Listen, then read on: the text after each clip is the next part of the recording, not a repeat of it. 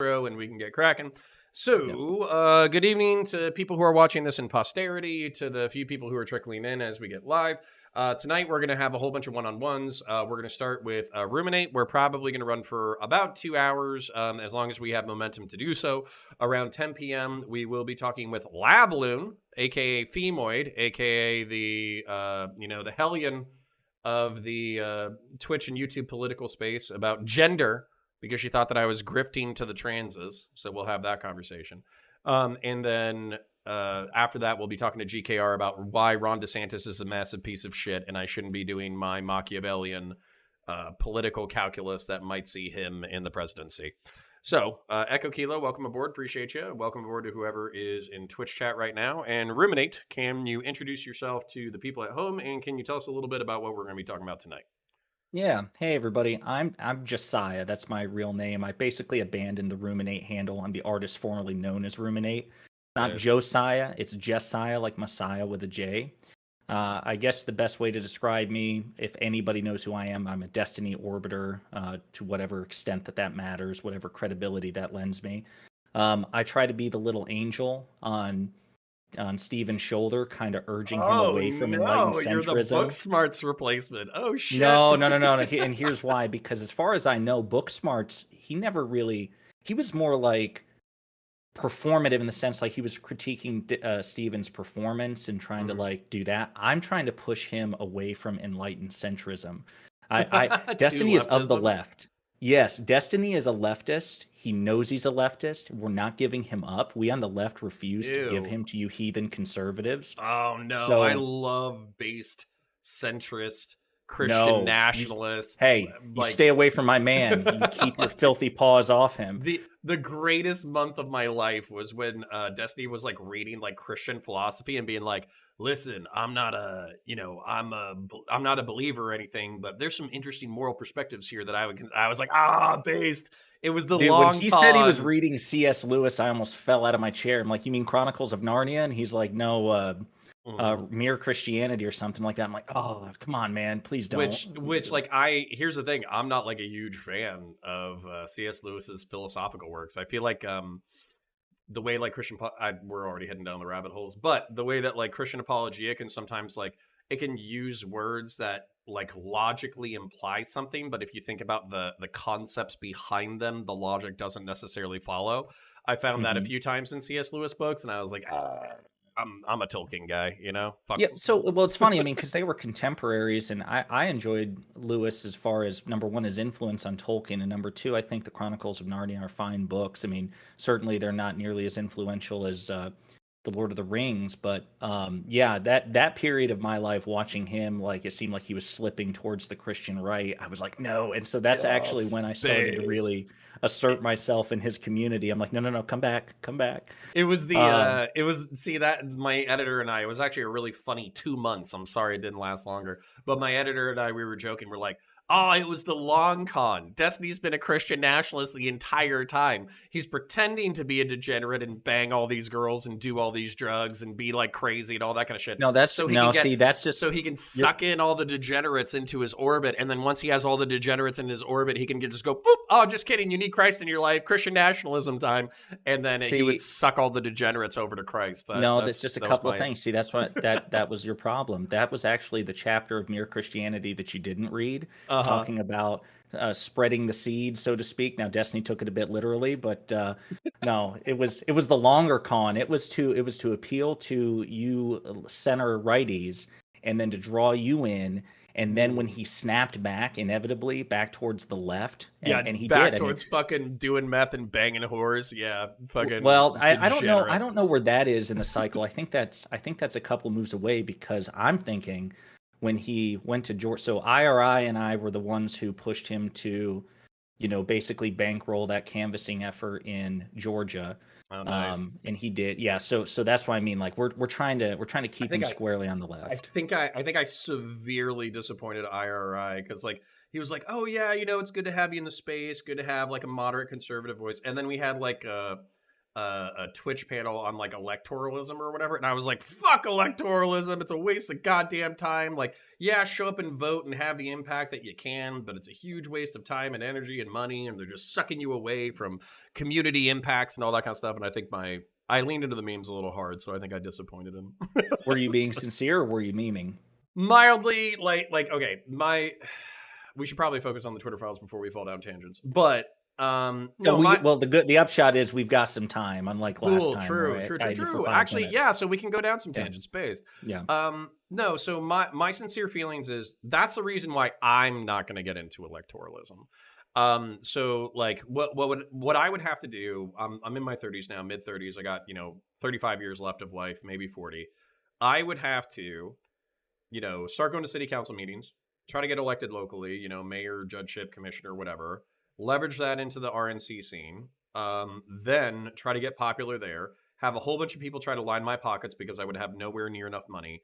By the time that I have enough money and clout within the RNC and the boomers and all that, because half the boomers are going to be dead, I'll be bought out, bought and paid for. So I'll be doing what every Republican does, which is vaguely gesture at all the things that Republicans care about. But then when it actually comes to electoralism, just pass tax breaks. And then by the time I'm like 40 or 50 or 60 and I'm actually in office, I probably won't give that much of a shit as long as I'm comfortable, right? Or at least that seems to be the pattern with our politicians. So then they get bought out. And then by the time you do it, you pass like a couple of watered down bills that are nowhere near what you wanted when you first started your fucking, your political journey. And then you're too old to die or give a shit. And you probably would have been better off spending time with your family. So I decided for me, electoralism is not the way. I will vote. Hang on real quick. That was a beautiful Sure. civics PSA from Connor, aka Counterpoints. Everybody, that's going to be taught at high schools everywhere. They're going to have to like cut it off. Don't try, kids. Oh my god, yeah. Don't try. You'll die disappointed. They're like, oh shit, that was the wrong video. Sorry, we were looking to encourage people. Oh, okay, my bad. Yeah. So no, so you being bought and paid for. Yeah, so I figured why instead of wasting all that time on all that stuff and being bought off and passing watered down bills and all that kind of shit, why don't we instead just try to leverage as much time, money, clout, and influence as we can in a parallel structure, make a dickload of money off of Warhammer, make a dickload of money hopefully eventually off of political shit, take 10% of that money and energy and dump it back into the community and try to encourage people to connect in their communities to build parallel structures to the electoral system so they handle shit outside of regular politics and they don't wait for a Bernie Sanders style messianic figure to save them from the evils of capitalism. That would be my game plan. I don't know if there's anybody who's been able to thread this needle. Because I'm okay. So, bit of background here. And I think I mentioned this last time we talked, but I came to this space very late. So I grew up like very politically interested. So I was a poli-sci major. I was obsessed. Like I'm one of those C-SPAN geeks, for example. Like I can watch a shit ton of C-SPAN. It's like porn for me. And that's actually one of the things that IRI have and I have in common. IRI and I have in common is we can watch a shit ton of C-SPAN and not get bored. Yeah. But as far as like this space is concerned, and the streaming, Twitch poll, stuff like that, I didn't know anything. What the hell is that? It's called a it's a Theracane. It stabs your nuts. And if I could just address somebody. I'm sorry, that's some sort of weird sex toy is what that is. No, it's a boomer thing, and you will learn soon. Also, I'm 31, man. I get it. Nice. Yeah. I see some tries there. Nice. So I'll address Sword and Revanstone real quick. It's funny that we're matching too. So the way you say that makes it sound, man. Yeah. Yeah. So the way you make that sound, it's more like a Republican problem than one of electoralism. Wrong. Can you look at like Democratic electoral politics and not tell me that those people are promising you the fucking world and then they pass the most watered down shit you've ever heard in your entire fucking life? Like, you can blame that on the Republicans, but no offense, I think there's plenty of fucking Democrats who basically get nice bought and paid for to be progressive enough to win elections, but not progressive enough to change things that much. Do me a favor. If you end up reading from chat, make sure you read like what they're saying because I don't see your chat right now. Chat usually distracts me. So for my recording. Yeah, so he said, exact quote, the way you say that makes it sound more like a Republican problem than one of electoralism. And no, I would say that Democrats are almost worst when it comes to being bought and paid for. I don't know about worse, but I mean, there's obviously a strain of corruption within the DNC corporate Democrats. I mean, as much Mm. as I respect Nancy Pelosi for her administrative skill and ability to whip votes, I mean, she's a great example of somebody who was an obstacle in trying to do like a congressional stock reform. The idea that there should be like a Oh barrier, yeah, stuff like that. perfect example. Like Right. No, she's like, it, wait, wait, now wait, wait, wait. You're trying to pass a bill that would limit my ability to take advantage of initial public offerings? Fuck you. The now veto. Get the fuck out of here. I will Uh, say to throw the Republicans under the bus, which is where they belong. I will say that for every one Democrat you hear about, there's usually 2 to 3 Republicans who get busted or investigated for the same shit. So I don't think it's 50-50, but it's also not insignificant yeah. among the Democratic Party. I'll cop to that. Well, And Nancy the Pelosi is arguably one of the worst examples because I can't remember what the magnitude of her wealth increases were over time. I think she was fairly wealthy when she started. I think she oh, was but like she was a at San like Francisco three. socialite. She was at like 3 to 5 million, but I think she like literally off of IPOs within like two Oh, that's decades. She went up to like counterpoints money. I see what you're saying. two. So she Yeah, was she went to like 200 million. right. So she went from counterpoints level 3 to 5 million, and then made her way up to Destiny level. I see what it Listen, is. we're trying to get to the fucking Nancy Pelosi back when we're trying to get to the initial level, okay? Like, Like we're that'd be not there yet. phenomenal. No, So, so mhm. so no, it's interesting because I'm starting to say I don't know if anybody has managed to thread those needles, but I almost wonder if they're like mutually exclusive. Like, Destiny has obviously been involved with real world canvassing operations. Vosh less so, but like he did that sort of sponsorship with Progressive Victory. Hassan, I don't think is much of an activist. I don't follow conservative commentary nearly as much, so I don't know Mhm. if on the conservative side of things, if you have like people who simultaneously stream their online personalities and they're also intimately involved with activism. But I wonder if like you could find a way to thread the needle. I don't feel I feel like No, it's that's what not I want to necessarily do. stream or active be an activist. Yeah, and exactly. So there's like this super famous Mike from PA clip where he's like, wait, wait, wait. Why would I do mutual aid on stream? That would get like a tenth of the views and I would, my stream would die. And then the person's like, you wouldn't do it 100% of the time, you fucking tool. You would like, you would do entertaining content like 90% of the time. And then 10% of the time, you would switch back to fucking like actually trying to do shit in the community. And Mike's like, nah. Like, and so that was, that's like, Your door's open behind you. Just want to make it's sure, like, dogs, not people. okay. So, I didn't want Mrs. Points to walk in like a negligee or something, and eh, you know, So, yeah, but the point being, like, yeah, that's what I want to do long term. I want yeah, to, like the YouTube stuff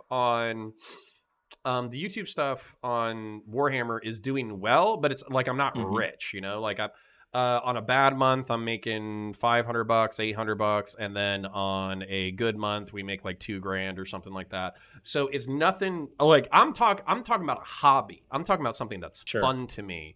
And people are watching enough to pay me ad revenue, and a few people are on Patreon and all that kind of stuff. So it's enough to help pay my bills and all that kind of stuff. But the obvious goal is to scale up to do full time, and then once you do full time, hopefully it snowballs into bigger and bigger shit, and then bigger and bigger.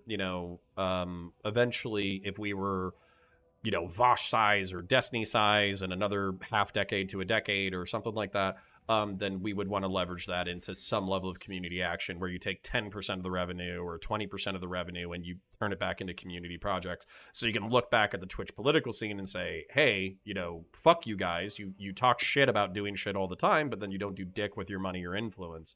So that's the long term goal, basically, is to shame leftists for being insufficiently left. Wow, I see how it is. So basically, Mhm. we're going to be in diametric opposition there. You're going to try to shame the left. I'm going to try to shame the right, and it's just going to be like it's a competition for the souls of America. Which is fine because I also want to shame the right. So there's a bunch of there's 2 major factions and both of them have problems. So the first faction I would say is kind of like the libertarian Reagan-esque, what laissez-faire group or whatever, who think that like if you put the word government in front of it, it automatically makes it bad, so you have to gut it. Like that's like literally all boomers pretty much. Right. And they kind of like like climbed out the ladder and then ripped it out behind them. So fuck them basically. Um, so those people, one, I hope they die off generationally, but then two, they're so self-interested in bootstrapping and all that kind of shit, they don't have like a realistic prescription on like what does it take to build a healthy, happy, well-constructed society that is sustainable and perpetuates itself. I'm not talking about like give every homeless person UBI and like all the heroin they've ever wanted to shoot up in the hopes that one day they come to your free rehab clinic. That's not what the fuck I'm talking about. I'm just talking about like decent schools and decent medical care, which unfortunately is politically controversial on the right. I'll stop Yeah, ranting in a second. real quick on the boomer thing. It's that's something that unfortunately outside of memes like "Okay Boomer," it's not very well articulated, because what you said is absolutely the case, and unfortunately, a lot of people, certainly on the right, but even some on the left, I don't think have a full appreciation for it. Like I remember watching last year, and the reason I'm speaking a bit softly is because in order for me to see one of the monitors down here, I have to have the mic close to my face, so I don't want to like blow your eardrums out. No, you're doing good. So I don't know. I don't know how I sound to you. I'm trying not to sound like NPR, but Chat said audio balance was okay, and then I'm playing video games, so I don't know if they're gonna object. That's fine. But I remember watching, I think it was a PBS documentary last year where they talk about like when OK Boomer was kind of at its peak as a meme, and one of the things that was said was like this generational battle, and one of the stats that they dropped, and it was really sobering.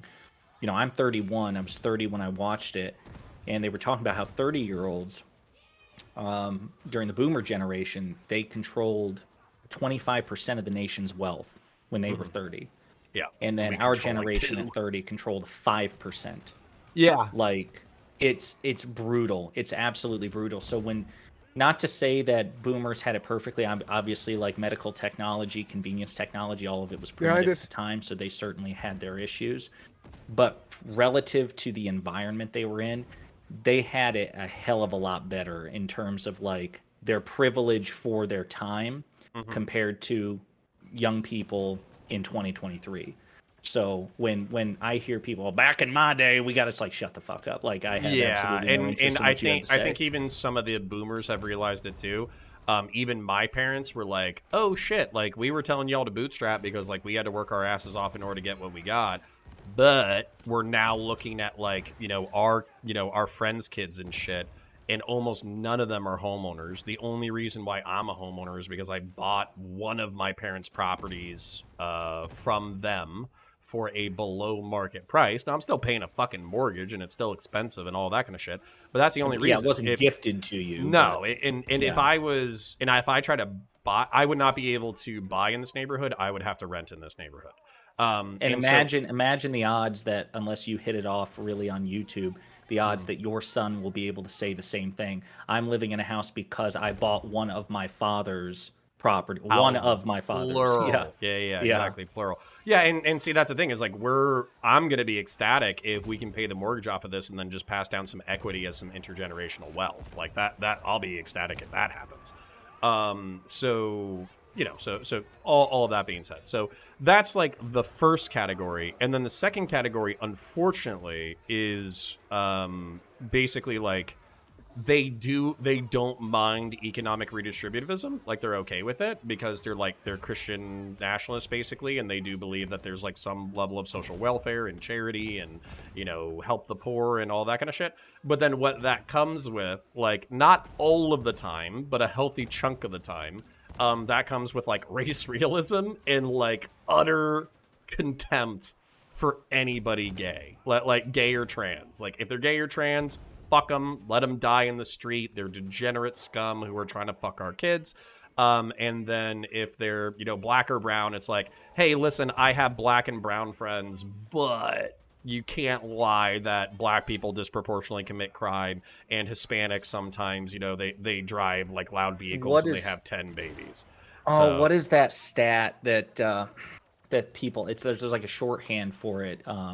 about 1350. the 1350. Yeah, there you go. That so that's kind of like that sort of thing where they're Yeah. citing stats. Like, yeah, okay, gotcha. Yeah, and Yeah. so in the Chris Nats and like the race realists and ethno nationalists and all that kind of stuff, it's not a 1-to-1. That's oftentimes what like a lot of like progressives and leftists and all that kind of stuff. That's what they mistake. They like hear somebody like mention the Jews one time and they're like, "Oh my god, they're fucking genocidal," and it's like, nah, that could be some like classic 1940s style anti-Semitism. It might not be genocidal.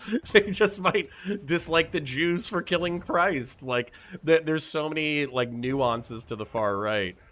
Still pretty anti-Semitic, right? And obviously should be pushed back on. I mean, I I've agree there are been degrees, but I've been swimming in these circles for too long. I'm the wrong person to ask. Like so, and by the way, like that's not because like I have like some hatred for Jewish people or some shit, but like the fact that you can't talk about like any ethnic conflict or any cultural issues or anything like that amongst any like divided ethno-religious group or language or whatever.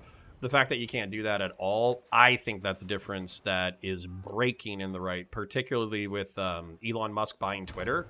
At this point, I think in 2016, it was the edgy, cool thing to do, you know, race realism and all that kind of shit. And then all the social media companies clamped down on it. But now that Elon kind of did what he did, I think the taboo's been lifted. I think people are going to be talking about the Jews and Hispanics and blacks and all that. I think it's going to no doubt that the taboo's better been than it's lifted worst. on Twitter. Like, there's no doubt about that. I mean, I can't remember the exact stat, but I remember that they said that the usage of the N-word after Elon Musk bought Twitter just like quadrupled. Like it went stratospheric, you know. Well, it'll So, probably be like a non-binary people. It'll shoot up through the roof exponentially when it's an interesting new thing to do, and then it'll probably die off a little bit and go back to 2016 levels. But is yeah, I'm saying not the N-word surprised. really a new interesting thing? sorry. Like you said, I mean, it's I mean, it's for something me, that yeah. edgy. No, like, the heel I don't know, I feel bang like- is right across the store. That's not true. Listen. You're a right winger who lives in Florida. Let's just be honest. Come on. No, real talk just for a second. The like N-word with the A or whatever, I couldn't give two shits less. I wish Destiny would fucking, you know, go hard on that shit. But I just know that the culture's not there, the so soul whatever, difficulty and level the has been taboo's still there, et unusually cetera, et high. cetera. And I know that there's people who are offended by it, This so does not I'm feel not like a going to standard do it. run. But like if you wanted to I've had say damnation ER runs is like a as bad as this. horrific historical On average. term that should never be used, and it's correlated with slavery, and it's like a painful word and all that kind of shit. Yeah, sure, whatever. So yeah. Anyways, I have very subtle opinions on ER versus A. I didn't realize it was such a soapbox issue for you. Now I'm is. learning. I'm Very learning more all the passionate. time. My God, it's going to be the beginning of a new video series on Counterpoints' third channel. I thought about it. No, for the love of God, don't do it. Do not do it, my man. Okay, Please, but no. what if I do like an academic study of it, but I do ER versus A, and I never say the word one time, you know? I'm just imagining you like sitting in a leather chair with a tweed jacket and a monocle or something like that, going over the etymology of. You keep you know. saying things like they're cringe, but they're. You're like, you know what? When you describe it like that sounds really awesome. All right, we'll add that to it. I'll get I don't know if you know T-Jump or whatever, but I'll still he's always like sitting in a lazy boy. So like I'll break out the lazy boy. I'll find a tweed jacket. I'll try to steal. Oh, and you got to have like a giant pipe, like one of those professorial, you know, pipes like Tolkien had. No, so it's funny. Like I'm not particularly conversant still, even to this day, in a lot of the space. Like number one, I avoid drama like the plague, and number two, outside of like political commentary, like a lot of the really popular. Like I'll be honest with you, I had no idea who somebody like Amaranth was until like I started seeing people cover her content on like over like her abuse scandal or stuff like. So like I'm still like a newborn in the world of. You know, Twitch. You have and so stuff much like suffering to do. I have no idea if I'm pissing off my own chat or not. But basically, like, I unfortunately have accepted the fact that I am now down in the muck, and I've been swimming in the bog for so long I don't know what side is up anymore. Like that's where I'm at. So I don't even try. Like I touch grass all the time, but I don't try to touch grass rhetorically in this space. It's not even possible for me at this point. What would that even look like? What do you mean? It would look like somebody says, I have a 10,000 page thesis about the difference between the N word with an ER and an A. And then somebody like clutches their chest and they go, huh, why? Why did you spend that much time thinking about something so stupid and offensive? I'm with you. And you're and like, that's almost inherent to the space, right? Yeah, like, I mean, my God. Yeah, it's like, of course I thought up a 10,000 word essay on the ER versus A dilemma and how we can bridge the gap. I remember, and we talked about this the first time we talked, because I'm a big Star Wars fan, and I know you are to one extent or another. But I remember when the Red Letter Media videos dropped, you know, dissecting the prequels, and of course they were game changers. But then somebody on a message board did like a Red Letter Media rebuttal in the form of like a 300 or like 45. It was something. It was like multiple. It was dozens of pages. A PDF file where he like time stamped the Red Letter Media videos and like had a rebuttal to basically every criticism. So it was massive. And I remember people in the comments section, a few of them, in the Red Letter Media video saying, wow, what a nerd who would do that. And then a bunch of people said that to the Red Letter Media rebuttal. And it's like, dude, we're arguing about stones a science in a glass house here. Like we're all on here watching shit or debating shit about Star Wars. There's nobody's pure here, you know. Well, it also, look at the physiognomy of the fucking Red Letter Media guys. They're like quintessential fucking nerds, right? So like you gotta deal with it, right? So, but I think they like helped lead a bit of a zeitgeist in like the criticism space. Like they made nerd critique really cool, I think, in a way that I hadn't seen before. I mean, I know that there was like the glasses guy. I see, that's what I'm saying. Like I'm so out of the space. It's some of the references. Jay and somebody else, and I forget everybody's name. No. I'm talking. I know who you're talking about, like Mike and Jay, the people part of Red Letter Media. But I mean, like, it seemed like they pioneered or helped like kick off an entire generation of online film critics and stuff like that. But now I have to bring up like the one time where I was like, I'm gonna watch everything Red Letter Media has on their channel, but I'm also gonna be horrified by it. Basically it was who's their like horrific character who is like a psychopath who like kidnaps people. Yeah, and shit? it's the guy that Mike Staklasa, Mr. something, and they're like Mr. stealing... P or something like that. Yeah, I forget his fucking name, but literally it's like a serial killer video where he's simultaneously breaking down like a TV thing. But he's also like talking about like kidnapping a woman, and then he talks about like basically like masturbating so hard that he like ejaculates, but then he ejaculates for like a full 3 minutes at a television until the television is a giant sparking mess that is destroyed by his projectile fucking whatever. And so that for me, I was like, this is the funniest and most horrifying shit I have ever seen in my entire life. And okay, so to Connor's chat and to anybody who's watching when I upload this to my channel, that's actually not a Red Letter Media thing. That is, what we just got was a snapshot into Connor's twisted psyche and his fetishes. Like, that was on a different website, if you know what I mean. Like, no, it's all Red Letter Media. I'm sure it ended in Tube, but it was not YouTube. He's like, oh, do you remember that Red Letter? No, I don't remember that, buddy. That's not a thing. I don't think that was a thing. Well, I mean, it's entirely possible that I've just like schizophrenically lost my mind. But if somebody wants to fact check me and make sure that I actually haven't lost my shit yet, whoever the serial killer guy is on their channel who like plays that character, it's one of those rants. No, Mike plays him, but I forget the guy's name. The guy has a name. It's one of it is. It's like something I keep thinking like Mr. Pig or something like. Dude, Google it real quick. You're recording. I'm fucking shooting people in the face over here. So anyway, but it's not necessarily fully relevant to the conversation. So getting relatively back on track, politics, kind of cringe. We're in a schizo space where people are fucking insane. Mr. Plinkett. Mr. Plinkett, thank you. There we go. So if you find a Mr. Plinkett video, that video does exist. But, you know, I'm not totally schizo posting. And how do we bring this back to something almost coherent and serious? No, well, I feel we can jump in at this point to the Twitter file stuff, but like, so I actually today I thought I was going to go in like super fresh, but today I actually took the time to listen to your video, first your delegations video, and then your most recent conversation with Destiny, and I don't know to what extent like we'll break any new ground, so it's entirely possible again that this could be a 45-minute conversation on the Twitter files or a 5-minute conversation.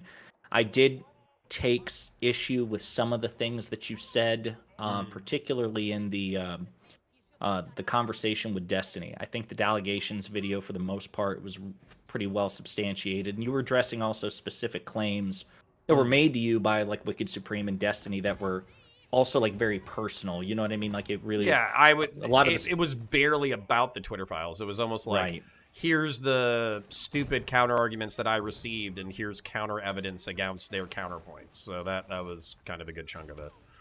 And for the longest time, I didn't know how I felt on the subject, because it was the weird thing about the Twitter files is they almost have anybody who's not eagerly or predisposed to take them at face value and their broadest implications.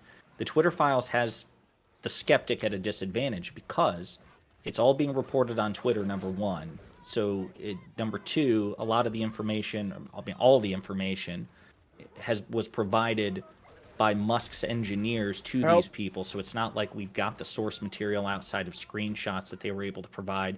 So it makes it really, really difficult, as well as the fact that they didn't see corroboration. So I remember when we first started talking about this on Destiny's stream, it was really hard to take a firm position on, because this was basically the only game in town, right? So like when the New York Times or the Washington Post or CNN or MSNBC or even Fox News, when they would cover it, it was secondhand. Like their reporters were not allowed to go in and verify and corroborate as well. So like I said, from the skeptic's perspective, it was just really hard to talk about. And now that the hearings, for example, in Congress have been going on, I feel like I feel more comfortable talking about it. So, it's almost worse, because the people who are like in Congress or whatever, they're politicizing it more than the files themselves. Like they're taking, at least when it came to Marjorie Taylor Greene, she's like grilling like a Twitter exec on like why she was personally banned, and it's like, bitch, shut the fuck up. Like you knew Lauren Boebert as well. You were shit posting hard to the fucking sun. They're progressives. They have their own terms of service. Blah blah blah. Like why are you making this like a personal bitch fest about you getting banned? That's fucking pussy shit. There's no question that the files, that the congressional hearings are politicized. There's no question about it. But the reason that I found them very instructive was because the witnesses in question, of course, are being questioned, right? Yeah. Right, they were right. So you had, obviously, the Republicans were very favorable to the Twitter files narrative, so they were able to ask leading questions in that respect. And then you had the Democrats who were looking to delegitimize the Twitter files. So it was a great back and forth. And there's like I think it's under either the Oversight Committee or under the Homeland Security Committee, but there's going to be a subcommittee about the weaponization of social media, and they are going to question, I think, Michael Schellenberger and Matt Taibbi. So those are the actual Twitter file authors, at least a few of them, are going to be before Congress in the next couple of weeks answering questions from, a certain number of Republicans and a certain number of Democrats. So I imagine that will also be pretty instructive as well. Well, yeah. So just to summarize for people who are like, they have no idea what the fuck we're talking about because they haven't been paying attention to fucking Spurg shit on the internet, which I'm just going to check on chat real quick, make sure they're doing okay. Yeah, they're doing okay. Basically what the Twitter files claimed to purport is that there was a entrenched interest between three-letter agencies, the fucking CIA and FBI and DOD and all that kind of stuff. DOD in particular, the accusations I think are perfectly fine, which is that the military and the industrial or intelligence agencies were tracking terrorist organizations and also spreading disinformation amongst terrorist organizations in order to disrupt their shit. They also might have had like some recruiting shit that was like pushed a little bit more virally than it would have been naturally. I don't give a shit. DoD should be able to do that. Blah blah blah. Then when it comes to like domestic shit for the FBI, I'll try to be as charitable as I can. In the wake of 2016, there was a concerted effort on their part to like combat quote unquote like disinformation, and basically like Russians and foreign intelligence services using non-grassroots basically like fabricating support for different shit. And so, sorry. Toss a grenade where I am or something. I mean, I have to help somebody. Basically, that was, and then, so there is like a legitimate reason for the FBI to be involved in social media, basically. One, to deal with foreign interference in elections, and then two, to fuck with like civic disinformation and all that kind of shit. But then what's kind of happened, what the Twitter files have purported to show, is that the FBI knowingly passed on information to Twitter of like small accounts that were like violating like civic misinformation shit in order to get those accounts banned. And because it's, basically a law enforcement agency snitching on people posting on Twitter, and this might be speech that the government doesn't necessarily like, including like satire and jokes and shit, is this not a spiritual violation of the First Amendment? That's kind of like the biggest contention. Then it gets a little bit more complicated when you have private institutions like Pfizer and also members in the Biden administration requesting specific like COVID disinformation to be taken down during the height of the pandemic. When some of this information, notice my was pertinent to the public discourse. So for instance, there was like a doctor who was like, hey, COVID's bad, but this is going to have like a horrific effect on kids by taking them out of school, and we're going to deal with these externalities, blah, blah, blah. He was basically visually filtered. And then there was another thing where like a Pfizer person requested to take down the article that said that natural immunity was better than the vaccines, which is technically true. But what he said is like, people are going to use that as an excuse to not get the vaccine, and as a result, we're going to cause more fatalities. So even though it's not technically misinformation, it's still going to result in more people killed. Can you please take this down? So then that kind of brings up a question of like, are we a free people who can make decisions based off of information in a public discourse, or are we controlled by a governmental tech and corporate oligopoly that is deciding what we see and when we see, and whether or not that's good or bad? So that's kind of the contention around it. So your mic was muted the entire time. No, just kidding. Don't make me say it again. I will. I'll fucking. You're like, okay. So what I was saying was no. Yeah. No, so like, I will not miss a beat. I'll say for my purposes, the thing I want to talk about is the Twitter file sections or the chapters pertaining to Hunter Biden's laptop, and the reason is I have not read any of the others, and the reason I haven't done that is, well, a couple of reasons. Number one, they're extremely boring, and I say that as somebody who will binge C-SPAN. Number two, again, just because of the methodological issues associated with the Twitter files, regardless if you take them at face value, the fact that comments have not been sought, the fact that the information is coming secondhand, and then corroborative reporting like from Washington Post and all these things. It's just I'm kind of waiting for more information. And can I say that's the second time you said that, and I just have to say this cuts both ways. So for instance, one of the things that's relatively like shady about the Twitter files in their first iteration was the fact that Jim Baker, the general counsel of the FBI, without like, prior authorization or direction from any higher ups, appointed himself as the person to check out like what was being disseminated to journalists. And he was one of the primary people who was like implicated as like a nefarious actor in the situation. As far as I know, though, I don't think there have been any allegations or any evidence provided that he in any way interfered. He was just scrutinizing what was being doled out to the reporters, that he didn't make any sort of interference, unless something's changed, right? Because I haven't been following it. But yeah, see, that's a thing where it's like having additional information would be better, because then we're reliant on Elon Musk is pissed because Jim Baker appointed himself to this role, which could technically be within the purview of his job as general counsel to not Sure. disseminate information of Twitter to other people. So is this just technically part of his job description that he assumed, or is this him trying to cover up the fact that he's basically one of the shady motherfuckers at Twitter? And we Right, don't and have that's a what I firm mean. answer on that. Where additional scrutiny from not just handpicked independent journalists, and that's another issue that I have with the Twitter files, especially since subsequent conversations have been had and going back into like, and really that kind of wraps around to my theses. So this is where I stand on the Twitter files. Well, let me just say this to kind of put a button in the why I just want to focus on the Hunter Biden stuff. So as a politics geek, that's kind of more my area of interest anyway, because this is the Twitter files as it pertains to Hunter Biden.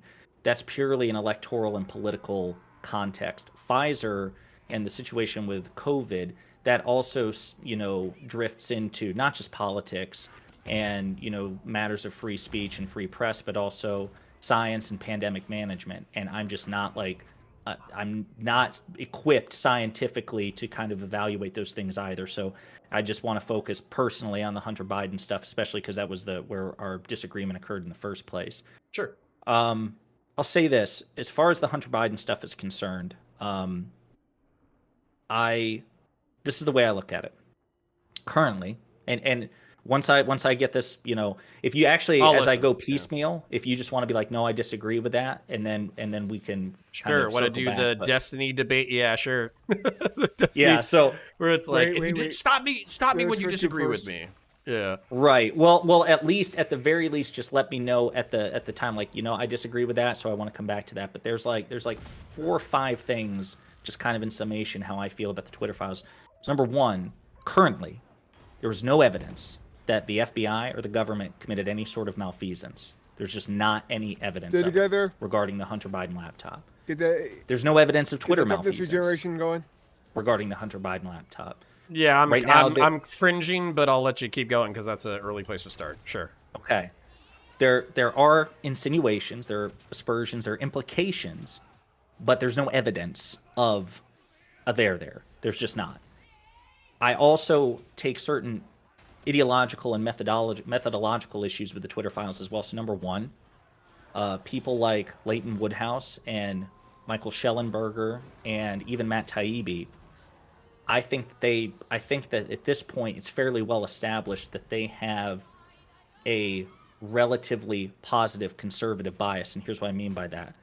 So I think Leighton Woodhouse, I had a Twitter conversation with him either after your conversation with me or before, I can't remember, but he and I went back and forth. This was the guy that Destiny argued with, and he's so biased towards the right wing. What started this conversation was he was bitching at Anderson Cooper for doing a cameo in the latest Black Panther movie. He was like, if you're doing cameos in Marvel movies, can you really even call yourself a journalist anymore? It's like, number one, what a vacuous thing to say. Number two, did you ever see Iron Man 2? Because Bill O'Reilly was in there too. So like, people do this. Like Fox News, CNN, MSNBC, like people do this shit all the time. And so then it kind of proceeded this long back and forth. And I'm like, dude, you say you're an independent journalist and you're nonpartisan and you're concerned about journalistic ethics and government overreach, and that's why you contributed to the Twitter files and helping your buddy Michael Schellenberger write up his draft. And I'm like, but we found out during the congressional hearings that the sitting president of the United States tried to get Twitter to silence citizens, and you haven't said shit about that. I looked at your Twitter. I did a search for Trump, Chrissy Teigen, whatever, and you haven't had shit to say. So you're focused on only when there's alleged or implied government interference, when it benefits one side, but when we know for a fact that the sitting president, the apex of the federal government, was actually trying to shut citizens up, you have nothing to say. So that to me suggests you have an ideological motive here, because if you were really concerned about government overreach, you'd be bitching about that too, and you haven't, so you're biased. Schellenberger authored this pathetic, almost like apologia of January 6th, where he's like, look, it really wasn't an attempted coup. There's extremism on both sides. Listen, if a president refused to accept the peaceful transfer of power and the results of a an election, the Supreme Court would order the military to remove him from office, even though the Supreme Court doesn't exist in the military chain of command and has no constitutional authority over the military in that respect to give operational orders. Just like all this shit. So to me, the Twitter file writers are biased. That's another problem. Say what? Or retarded?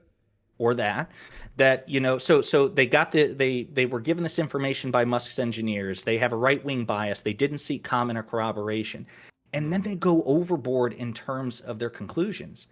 And I remember finding some, and I think Destiny even talked with you about them, where like even Jim Baker, for example, like Schellenberger's like Jim Baker forcibly pushed the narrative that and he's like, hey, this is my opinion on the burp-a-derp. Can you do burp-a-derp? Yeah, like it right. wasn't Well, and also burp-a-derp, like it may be hacked, and burp-a-derp, it may not be hacked. Like in every screenshot. Yeah, You might think he's full of shit, and fair enough, but Schellenberger is making an uncharitable inference that's not reflected in the text he's citing. That's bias. That's overstating the conclusion. So how much I want to let you get it out, but I also the last point. I don't want to lose what I have. No, it's fine. The last 2 points I'll say is that then besides the Twitter files, I'll say that right-wing commentators and Republicans have dishonestly weaponized them.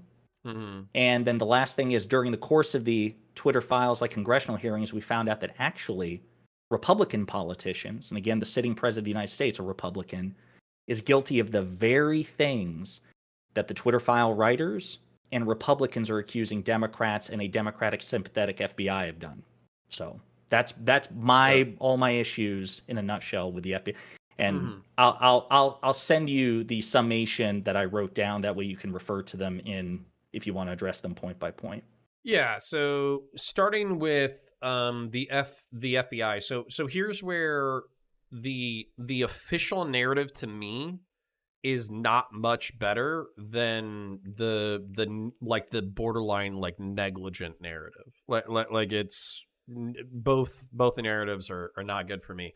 And if I sent you in DM just the list of the shit that I said, so you can refer to it point by point. Sure. And if I retreat to principle or the First Amendment or anything like that, please forgive me. I am I do have conservative and libertarian and constitutionalist sympathies. So and if you let me kind of go big with it, sure. You tell me when you're done. I'm going to mute myself. I'm just going to be paying attention. No, and we can go back and forth on some of these points. But basically, like the contention from a libertarian or conservative standpoint is that social media companies have a progressive or left-wing bent. I don't think they're leftist, but I think they're progressive, at minimum Democrat. And these institutions started out liberal.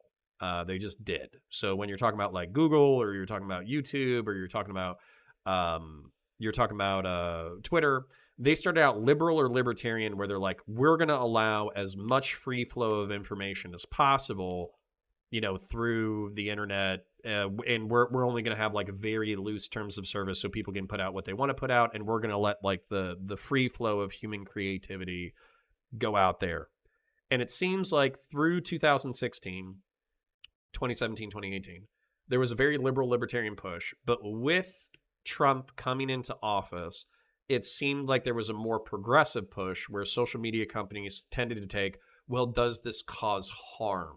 Or, are these people crypto fascist, or blah, blah, blah, blah, blah, blah. And they would come up with like all these ideological reasons that don't line up with with a liberal libertarian view of speech. It lines up with a progressive view of speech. And you can make an argument for that, but from liberals, libertarians, and conservatives, and people that I'm sympathetic to, it was a bridge too far when it came to speech and public information dissemination and all that kind of stuff. And that just because there's mass shootings or terrorist attacks or violent events or whatever, that doesn't stop the right of the American people to express fucked up viewpoints in public and to yell at each other and all that kind of shit, which is what social media basically is at this point. If you said that we can go back and forth on this, because I was taking notes, and I think you dropped like a really good, like a series of well-threaded points, like they led into one another. Sure. I just want to push back here in just a second. I while you're talking and while as we go on, I'm going to try to reflect on my memory of what social media was like back then too, because honestly, I wasn't on Twitter until the 2020 election, right? I would occasionally glance at it, but I didn't get it, right? So I'm kind of old. Like, there's a Def Leppard poster behind me here, which tells you everything you need to know. And Journey's my favorite band, and I've got a thing above that. So like, I'm Nice. very boomer style. Like, I didn't get into Instagram. What about I didn't YouTube? become YouTube, yes, okay, but YouTube So you and remember Facebook that, were the like, only. fucking Lauren Southern and Sargon of Akkad and fucking all these people? Oh, you weren't into the fucking So no, autist so internet space. what's Oh, interesting is no. I didn't know who Lauren Southern was. I didn't know who Sargon of Akkad was, but I did know Jordan Peterson. I did know Ben Oh. Shapiro, Steven Crowder, the Daily Wire, and stuff like that, because I went through a phase after See- President Trump was elected where I was kind of a left wing contrarian that was kind of standing for right wingers. I was a Based. steel manner for right wingers. It's Based. disgusting. No, The harm I your did talents, to your my inner talents are circle. well appreciated. Oh, it's Amazing. just it was. Yeah. I look back on that with such great shame. It was dirty. Be the alt-right pipeline Yeah. them to Yeah. me so I can get them to Jordan Peterson. So anyways, so Jordan Peterson was in cringe in 2016 to 2018. No, he wasn't. And then there were I'm trying to think of how to phrase this. Just to give you how close our worlds are aligned while you were like skimming the top or whatever, I was down in the mud. You know, Lauren Southern and Destiny and Sargon of Akkad, they've all been interacting since that time frame. And the original video of Jordan Peterson getting yelled at and called a Nazi and all that kind of shit, Lauren Southern shot that video. So that's the connection. And I did also, not know that. I didn't know it either. I literally talked to her and she's like, "Oh yeah, that's my footage." I was like, "Oh, what the fuck?" No, that's not true. She would have said, "That's my footage, eh?" Yeah, well, actually, she did. So, like, it's about time. It's about time that you gave me the proper attribution. Dude, whenever I hear somebody say the word "bury," I'm like, "You fucking Canuck, get the fuck out of here." But anyways, no. So if I remember correctly, her story, which I think is correct, is that was her footage. And that also, like, she's had a connection to the Peterson family since that time. So Peterson was like a relative small, like, local celebrity who did like the talk show circuit on like local TV in Canada, but he was not like a North Atlantic borderline household name. And so that video of him being called a Nazi and a fucking asshole and a transphobe and all that kind of shit, that's what exploded him. And her trajectory, while not identical, carried up with him because of her interactions with him, her interactions with whatever the Canadian fucking blaze is. I forget what, the Rebel TV or some shit. All that stuff just exploded her into the fucking stratosphere. So she always had these ins into the right-wing commentary space while maybe not being its most visible person. But she has, in my words, an attraction to dissidence and contrarianism and all that kind of stuff.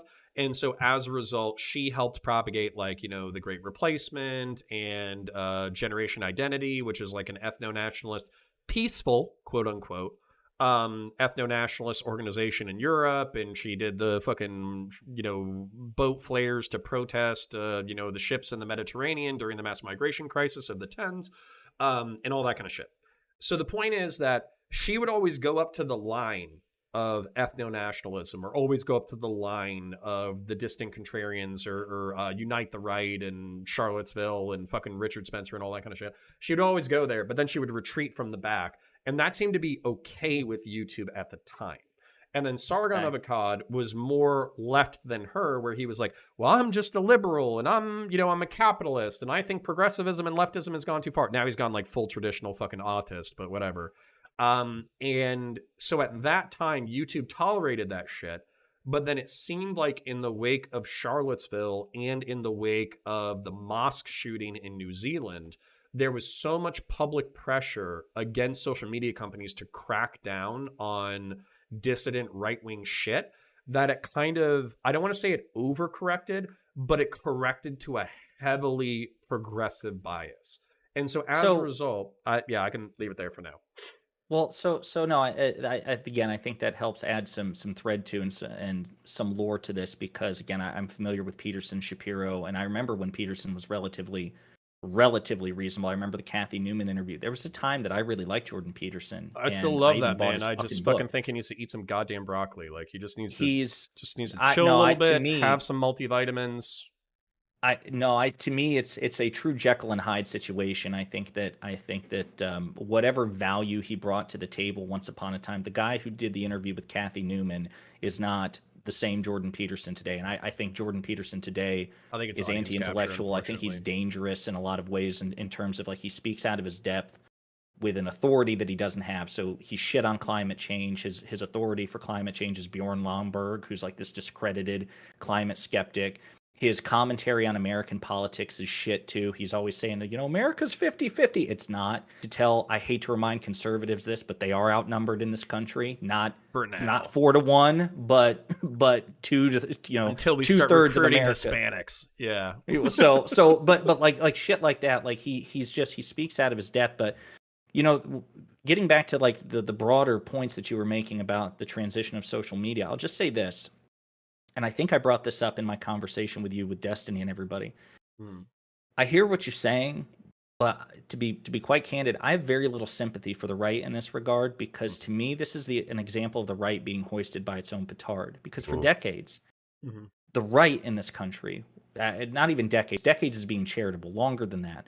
Decades, the right has been the party of laissez-faire capitalism and deregulating companies. Let them do whatever they want. If they want to bake a cake for a straight couple and not a gay couple, that's fine. If they want to enforce terms of service, hold on, I'm already seeing where you're going, so I want you to finish it so I can make a counter. If they want to rip the Dixie Chicks off the airwaves because the Dixie Chicks criticized President Bush, that's cool.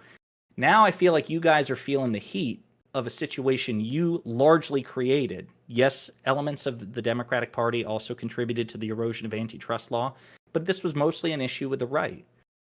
You're feeling the heat. You realize that censorship and the sector is a two-edged sword, and so it's kind of funny to me. Okay, so I have a funny thing. So I think that was a perfectly reasonable thing to say 4 years ago. So when the right wing, because we've always appealed to the market, we've always appealed to entrepreneurship, we've always appealed to, let the market solve all our problems and blah, blah, blah, and deregulate. And then what I think's happened, this is within the past 2 to 3 years, is that we realize that the market has incentives that go against conservatives, and conservatives at this point are dissidents in the country. When it comes to social media, it seems like the financial incentives are where nobody is really going to have their career tanked for being progressive. Like, they'll get shit talked on the internet or whatever, but they're not going to lose their their contracts, unless you're Colin Kaepernick, which, Kathy Griffin. No, she was effectively canceled by every meaningful definition. Well, when you stand with the president's severed head and all that kind of shit. Meanwhile, Paul Gosar, a Republican sitting member of Congress, let's not do appeals to hypocrisy. Let's not do appeals to hypocrisy, because basically we'll be here all fucking night. I know, but in the end, I'll be the last one standing because there's more hypocrisy on the right. Just point that out. Okay, we'll put a pin in that. So the point, but what I'm really trying to cut at is that those arguments worked on the right 4 years ago, but what the right realized is like, when you create a shittier Twitter doesn't like all of a sudden like migrate to the shittier Twitter. And on top of that, you're leaving the liberals and the progressives. I'm sorry, I don't understand that. Could you restate that? When Truth Social, when you create a shittier Twitter, gotcha. Volume and advertisers do not follow you to the new platform. Sure. So most moderates stay there. Dude, I haven't been banned. I think I got like a hate crime report from Germany like once. And that's because like Germany is uber cucked. But I haven't been banned. I haven't been suspended. And the only thing that I've avoided is saying the T slur, the N word, and threatening to kill people. And besides that, I've pretty much said everything that I've wanted to say. And so, like, you have been banned for those things? No, I haven't. I haven't been banned for those things. I'm saying like I've avoided saying the T slur. That was funny. I was like, the only thing I've been banned for is threatening to kill people and all. I was like, oh damn, Connor. Okay. No. So what I'm saying is, I have not threatened to kill. Yeah, I have not threatened to kill people. I have not said the N-word. I haven't said the T slur. and I've interacted with people of all stripes and colors with a modicum of respect, unless I'm being disrespected. And then usually I just call them the R slur, and that's like a variable enough insult that I can get away with it. You were pretty dexterous with the "see you next Tuesday" I during the. was, You are but you man. You've got some tools in your tool belt, man. It's not just yeah, but it's like I'm not my best when I'm fucking spurred out. But anyways, like I can dexterously use profanity, but whether or not I should be is a different question. You're almost like the Rosetta Stone. Like there should be like a Rosetta Stone Counterpoints edition where it's just pure profanity. And like again, you're in the tweed jacket and you've got the monocle on, and you're going I'll into do the it. various Quick side meme. So if you go on, I have a Native American friend, Samantha Banana. She's my booker for Heated Hippie. So if you haven't gotten onto Heated Hippie yet, blame her. She keeps fucking. Never mind. Anyways, she keeps booking like bigger names, and I keep asking her to get like people who are up and comers. But point being that I was trying to look up Native American slurs to call her, and I basically I go to Google and I start looking up like Native American slurs. And like the first like 20 results on Google are like, this is why you shouldn't use this term because it's offensive to Native Americans. Like literally like the top 20 results. And I'm like, this sucks. I'm going to Bing. So I go to Bing, and the first result is like the rsdb.org, which is the racial slur database. Oh wow.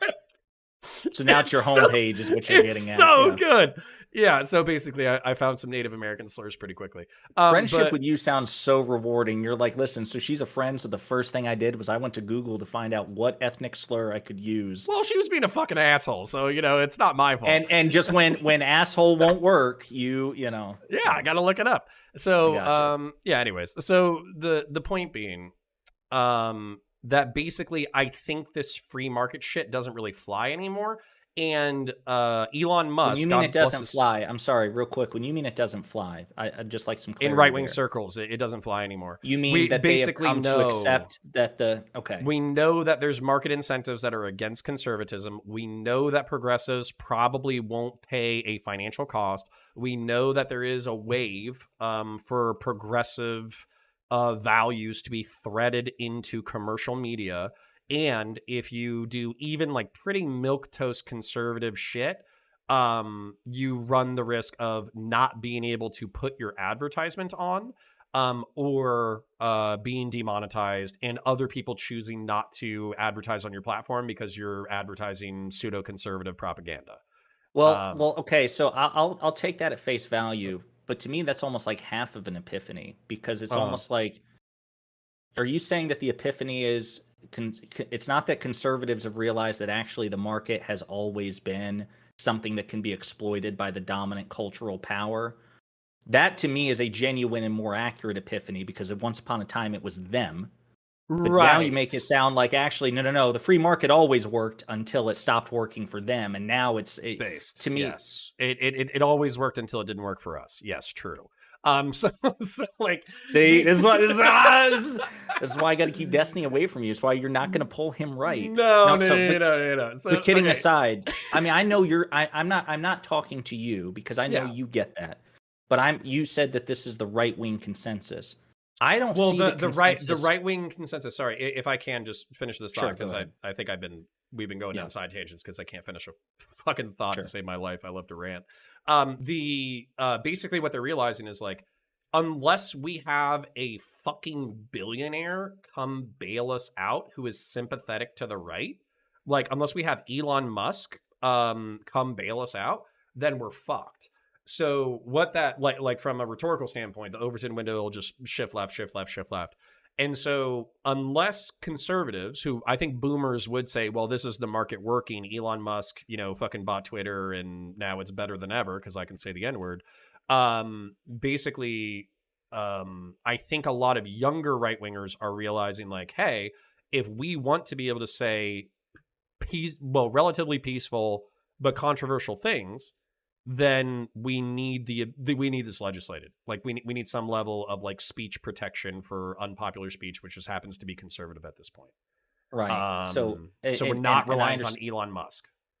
and I understand that, and I would certainly agree from a conservative perspective that that is the case. Now, I think That's why they always taking a talk about broader Section 230. That's why they always right, and talk I about think it. about I think taking a broader view, though, to me, it's like that's where I go back to the hoist the petard thing. I understand that that might not accrue much sympathy among conservatives now, but to me, it's still the case that the market has never worked the way the conservatives said it did. It's always been a flawed instrument, like every other instrument, including government. It's not been this Yeah, invisible, but if I just omniscient. concede that you're right now, then what? Because so for instance, like if I concede that like dissident speech or whatever, the market is not sufficient in order to protect unpopular speech in public, now what? Because basically the Well, no to offense, me, because the right wing has played a trump card, which is basically Elon Musk bought one of the most popular social media companies on the planet. As a result, you guys are fucked now, and there seems to be, at least I'm noticing it, an Overton shift where speech that was unthinkable on social media 6 months ago is now it's fucking open season. I think I number one, I don't know how much of a trump card it's going to be in the long term because right It now might not Twitter be. is not doing well from a financial perspective. Number one, number two, it's still like it's a fraction of the size of Instagram and Facebook. So to me, it's not. I see what you're saying right now. I agree with you. It's a at least in the short term, it's a terrain which has become more favorable to either dissident speech, trolls, right wingers, whatever, however you want to group that particular demographic. But I can tell you, like, if you look at my Twitter feed, at no Mhm. point have you ever will you find a tweet from me where I bitch about Elon Musk other than if Elon Musk does something that he says he wasn't going to do. So like for example, Elon Musk, I recognize Elon Musk has the right to kick anybody off Twitter for any reason or no reason whatsoever. Completely Mhm. understand that. The only time I complain about Elon Musk in that respect is when he'll say he's a free speech absolutist or that he's not going to ban Yeah, the but account that's he's tracking dropped his that plane. shit since then Right, no, because no, he I basically understand. realized how fucked he is if he actually Right. followed through So on his own right. So rhetoric. so other than that, I'm one of the lefties who has just like this is the way it is. He has the right to do it, and so I don't like clutch my pearls. Hmm. So when you say what's next, to me, the what's next is actually the potential that we're seeing in Congress right now because now you do have Republicans who are finally on board with Democrats, or at least some Democrats, in wanting to either re-examine 230, recontextualize 230, repeal 230, Hmm. and kind of restore a certain degree of government regulation and antitrust. So that's the what's next. To me, though, in order for it to be honest, it's like if I'm the representative of the left and you're the representative of the right, Hmm. I have to say, Connor, yeah, Twitter until recently has had a clear leftist bias in terms of its terms of service. Hmm. You're feeling the pinch for that. And then I would want you as the conservative to say, you know what, Josiah, that I appreciate you saying that. And the truth is, now we know that the free market has never worked the way that we thought it did. It was just working Hmm. in our favor. So now that Yeah. you've made your concession and I've made my concession, now we can move forward at least in the same general direction in Yeah. terms of So right. yeah. So then that would be my honest to God thing. If I could just like talk to conservatives for fucking 30 seconds, would be like, hey, this didn't work unless. Oh my God, a fucking dude threw me off the side of the mountain. He had it So coming. He was a unless good and you proud lefty. Yeah, he's a Nurgle cultist, so yeah, probably. So basically, I would appeal to Republicans right now and say, hey, the only reason why we had our bacon saved rhetorically, and you don't see this just like, gradual shift left from the Overton window, is because we had a billionaire fucking bail us out. That's why. So unless you want to rely on the billionaires, who Yeah, the by the largesse of way, the ultra rich. Yeah. yeah, who by the way, like they're not always going to side with us, by the way, because like immigration, multiculturalism, Well, and globalism, the global even the Twitter market. perspective, even Elon Mm. Musk as an example, that was him taking over Twitter. I think the vast majority of the consensus is that that was an irrational move from a fiduciary Oh, it was perspective. horrible. So Like, dude, you he not took only like a needed he bought it for 44 billion. It wasn't making Right. profit already, and then on Right. top of that, half the fucking advertisers dipped out because they were Right. scared of fucking trolls turning So it into what it is not only now. did it Yeah. require the largesse of a billionaire, it required the largesse of a particularly irrational billionaire who had an ideological motive. So yeah, to your point, now there's room to move forward together. But just like how the right wants the left to Holy crap. acknowledge that, hey, there was a progressive bent, it wasn't neutral terrain for us. The progressives want you all to acknowledge it was never a neutral terrain. There was just a time where you all were the ones benefiting from it. Now you're not. Yeah. So I feel like these two things are necessary for a good faith alliance between the right and left in terms of dealing with the Yeah, excesses of big but then tech. we talk about the next step, right? So the next step is we understand that there's going to be some level of bias in our institutions, whether we're talking about the FBI or the DoD or the CIA. They're going to have an institutionalist bent. They're going to be Right. pro institution, pro government because they're institutions and they are government. Then when it comes to social media, they're going to have a monetary bent. They're going to have the desire to protect their advertisers, make sure that the content is being created is something that an advertiser is not going to pull the rug out from them, so they have their interest. The government has an interest in basically denying speech. Like if you're a Democrat or a Republican, you are interested in accentuating and exaggerating the speech that helps you and basically disincentivizing or limiting the speech Minimizing, yeah. of What, the yeah. opponents. And then the American people have an incentive of liberty, which is if it's not illegal, if I'm not threatening anybody, if I'm not harassing anybody, if I'm not stalking, if I have an opinion, I should be able to share my shitty dog shit fucked up opinion online. And if people want to yell at me, they can yell at me, but I should be able to do that. So we have all these crossed incentives, and thank God we have a republic in which the Constitution gives us some level of guidance. And I think that legislatively deferring to the Constitution when it comes to free speech, but not free speech absolutism, is the way to go. So, for instance, I think like doxing, harassing, cyber stalking, all that kind of stuff should be punitive. I think, or punishable, criminally punishable, and like rarely punished, but punished. And then basically, we should have like some kind of Section 230. This is within the realms of American free speech. This is where it crosses the line into a criminal act. Once it crosses the line into a criminal act, we can have cross-jurisdictional cooperation between law enforcement agencies. And if you, for example, if you dox or cyber stalk somebody with the intent to harm them and their family or some shit, you could be hit with like a civil fine or even like a minimal jail sentence or some shit like that. And it's not because you shouldn't be able to say what you want to say. I want conservatives to be able to get on Twitter and be like, I don't think trans women are women, or, I don't think we should have the blacks or browns move into us. Or even Scott Adams the other week. He was just like, hey, 47% of black people disagree with the sentence, it's not okay to be white. That rubs me the wrong way. As a result, I'm moving away from black people, and I think all of you guys should do the same. So that to me, it's not inciting hatred. It's not inciting violence. It's not a specific call to action. It's not anything like that. That should be legally protected under the First Amendment, Section 230, et cetera, the Reform Section 230. But then if Scott Adams says 47% of black people don't like you, you should find the next black person in the street and beat their fucking ass. Then at that point, boom. Like if somebody does get their ass beat and it's like trackable back to him, or even just him uttering that phrase or some shit like that, he should be like civilly and criminally liable. Yeah, so it's interesting because I don't know. I've not looked into what legislative alternatives there are to 230 outside of repealing it. I will say that I'm pretty sure that there's a correlation between a robustly moderated social media platform and the financial health of that platform. I'm pretty sure that as the moderation has eroded, Twitter's finances have also eroded at a commensurate rate.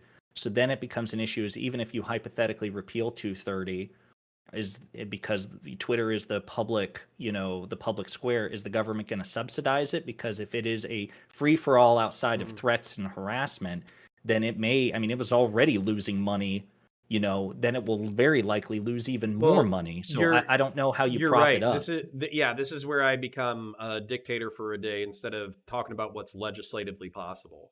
God Emperor So Connor. yeah, so my God Emperor solution is basically telling like saying like there's a class of platform that is like social media, and we are now viewing this as the digital public square.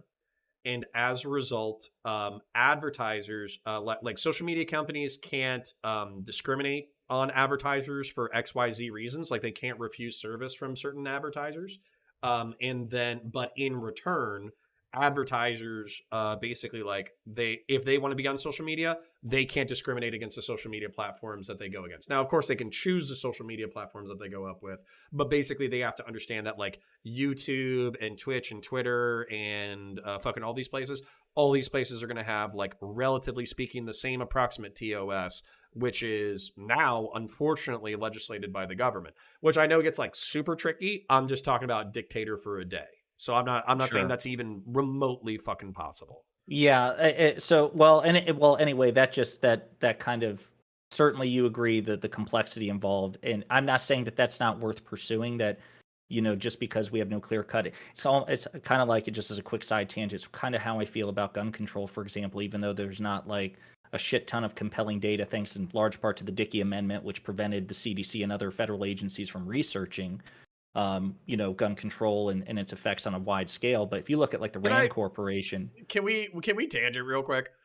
You know sure, why Republicans don't want fucking gun shit investigated? because they know what it's going to say. Because we know what it's going to say, which is Yeah, firearms ownership correlates with firearms deaths. That's right, all it's going to say. So like right. Republicans and Democrats Democrats, progressives, and leftists being like, well, you're just trying to hide the truth. It's like we already know the truth. We don't need the CDC coming out and saying that gun ownership is bad for your fucking health. We already You know know what that I would shit. do But it's like if I smoking I and would repeal the drinking Dickey and Amendment and I fucking would and all put that shit. I It's would bad for repeal you. We I get would it. repeal It's the still Dickey awesome. Amendment and I would put Dr. Fauci in charge of the Gun Control Investigation Task Force just to piss the right wing off. Fucking kill me. I would, yeah, What is nah, wrong with Doctor you? Doctor Fauci, right there. The Desert Eagle would be his new nickname, and he'd be Oh coming for all yours. No, god. but anyway, but like This is so horrific. like if you look at the Rand Corporation, which I think is like the biggest like meta analysis of the relevant gun control studies that we have, like the truth is, like especially in terms of mass shooting, the evidence is mixed. It's extremely mixed in Uh, terms of what could prevent mass shootings. Now, I'm of the opinion that just because we don't have a shit ton of evidence to support, like the government has an obligation to try to address complicated problems, even if it does so in a clumsy way. Like we can't wait until we have a foolproof system before we act. So to getting back, that's just an analogy. Getting back to what you were mm, saying about repealing Section 230, mm. I still think that even though there's not a perfect solution that we can come up with outside of potentially one of us becoming God Emperor for a day, government still has an incentive and an investment to try to address this problem, even if it would be imperfect and even if it needs revision along the way. So I'm sympathetic to where you're coming from. Well, and I saw a comment where it's like, well, what are you going to do when Section 230 is appealed? Are you going to subsidize? And it's like, no, like I think you would have to have a 230 protection where you would basically they were like, oh, social media companies will get sued into the ground for speech or whatever. I think in the new 230 you would have to put limits of liability. We have limits of liability for the gun Well, it's industry not and tobacco to your industry and all that kind commenter's of shit. question. To your commenter's question, I don't think he's just referring to lawsuit. I think he's also, just the idea that like if an advertiser is associated with a social media hellscape, Mhm. that it's not necessarily in terms of a lawsuit, but there might be boycotts, might be bad press, and that would incentivize advertisers to withdraw their support. So you would either have to Well, subsidize it or force them to stay an advertiser of the social media company, Well, even if but they see got that's the flack. thing. So if you had a almost universal fucking TOS where you said like uh advertisers can't withdraw from social media companies that they ideologically whatever, they have to have like a certain level of contracts, etc. And then basically like what the That's what I fuck? mean. But you're You saying the same thing. You would have yeah. to force a company to do business and to stay in business once they've started, as an advertiser with the social media platform. They would have to have like some other breach of contract. Oh, well, somebody tweeted an N-word at somebody who wanted to buy like brownie toilet paper in our commercial, and then somebody said they wouldn't buy from us. That wouldn't be sufficient to like withdraw the contract. So, and I think that was a fascinating little side tangent that we had there. And I'll say this because I know we only have about 45 minutes left in as far as the Hunter Biden stuff. Mm-hmm. I mean, I gave you my theses of where I stand with it. Like my overall consensus is or assessment is that there is no evidence. I mean, and even Taibbi himself flat out said that in his very first one. Can I hit that? Just sure. Again, I dropped the points in a private message if you want to go point by point. No, I have some level of short-term memory. So basically the reason why, if you want to say no malfeasance, it borders incompetence, because I feel like the incompetent narrative isn't that much better. So if I started the incompetent narrative, it's the FBI receives a laptop from the computer store. They don't know whether or not it's verified.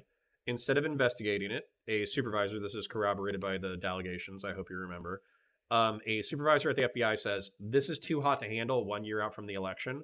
We got blamed for 2016 going to Trump. As a result, we're not touching it. This is too hot to handle. So they fucking bury it. So they bury it, and they don't tell anybody else about it, whoever was in that section.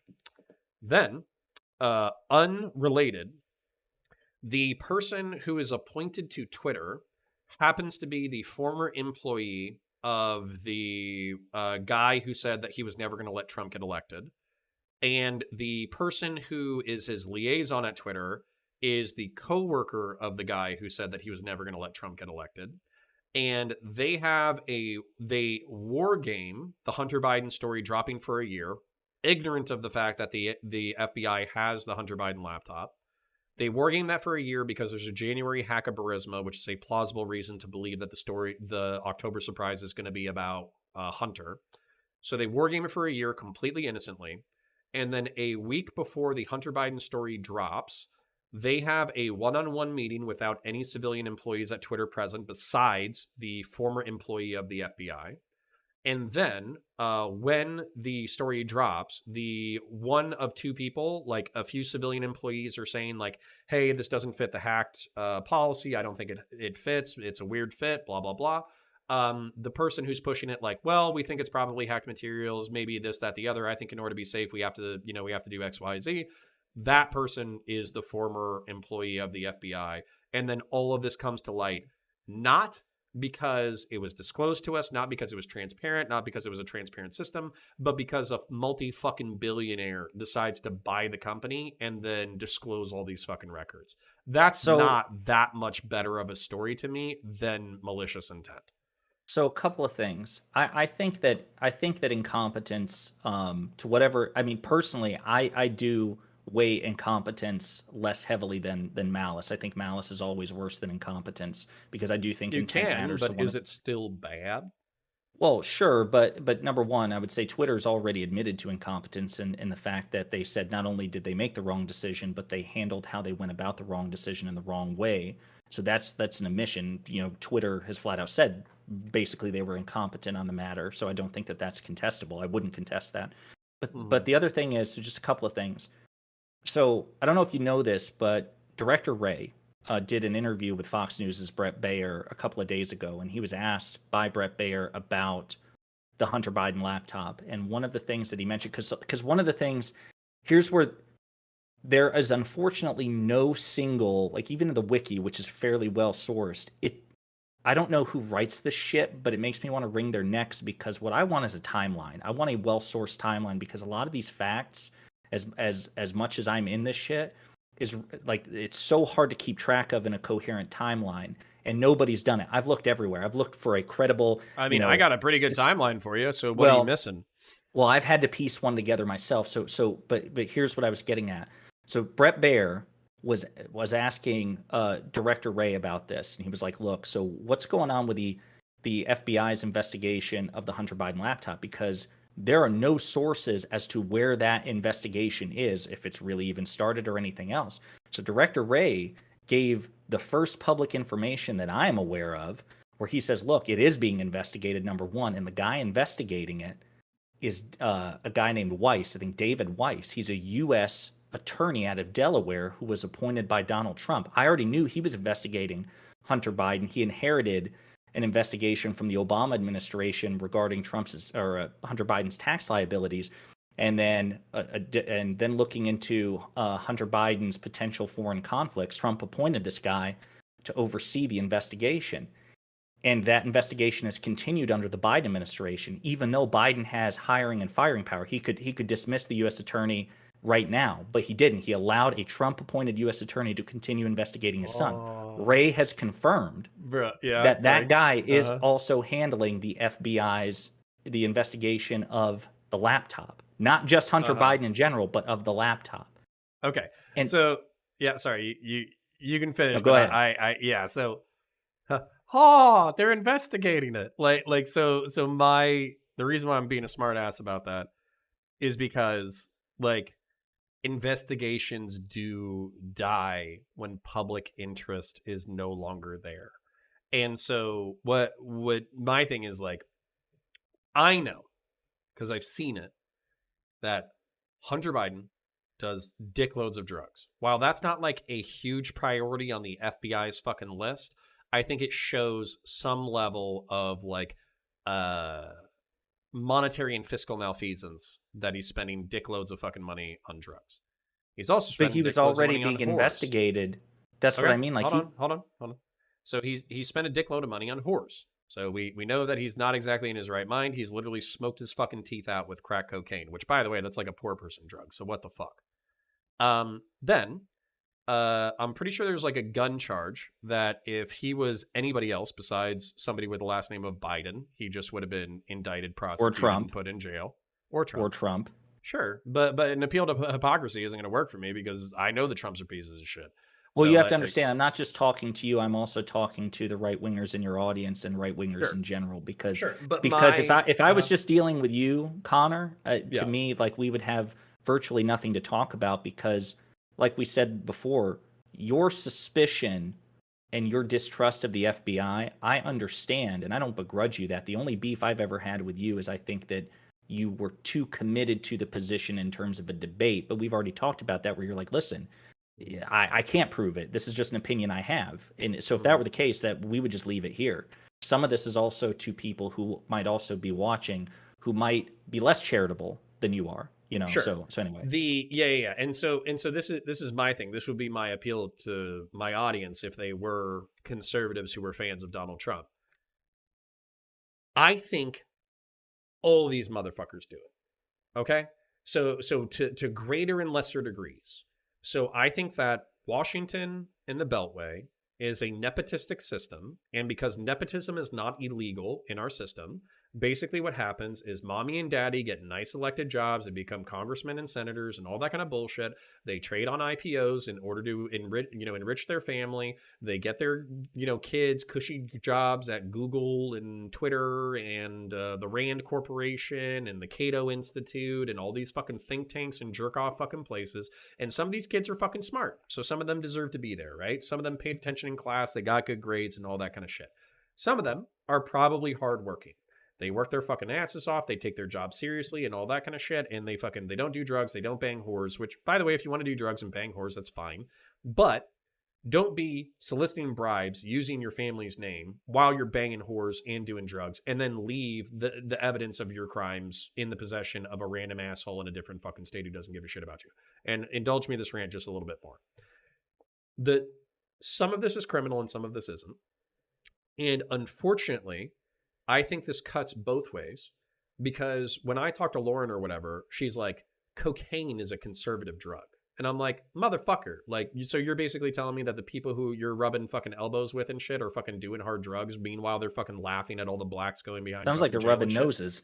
Right. Exactly.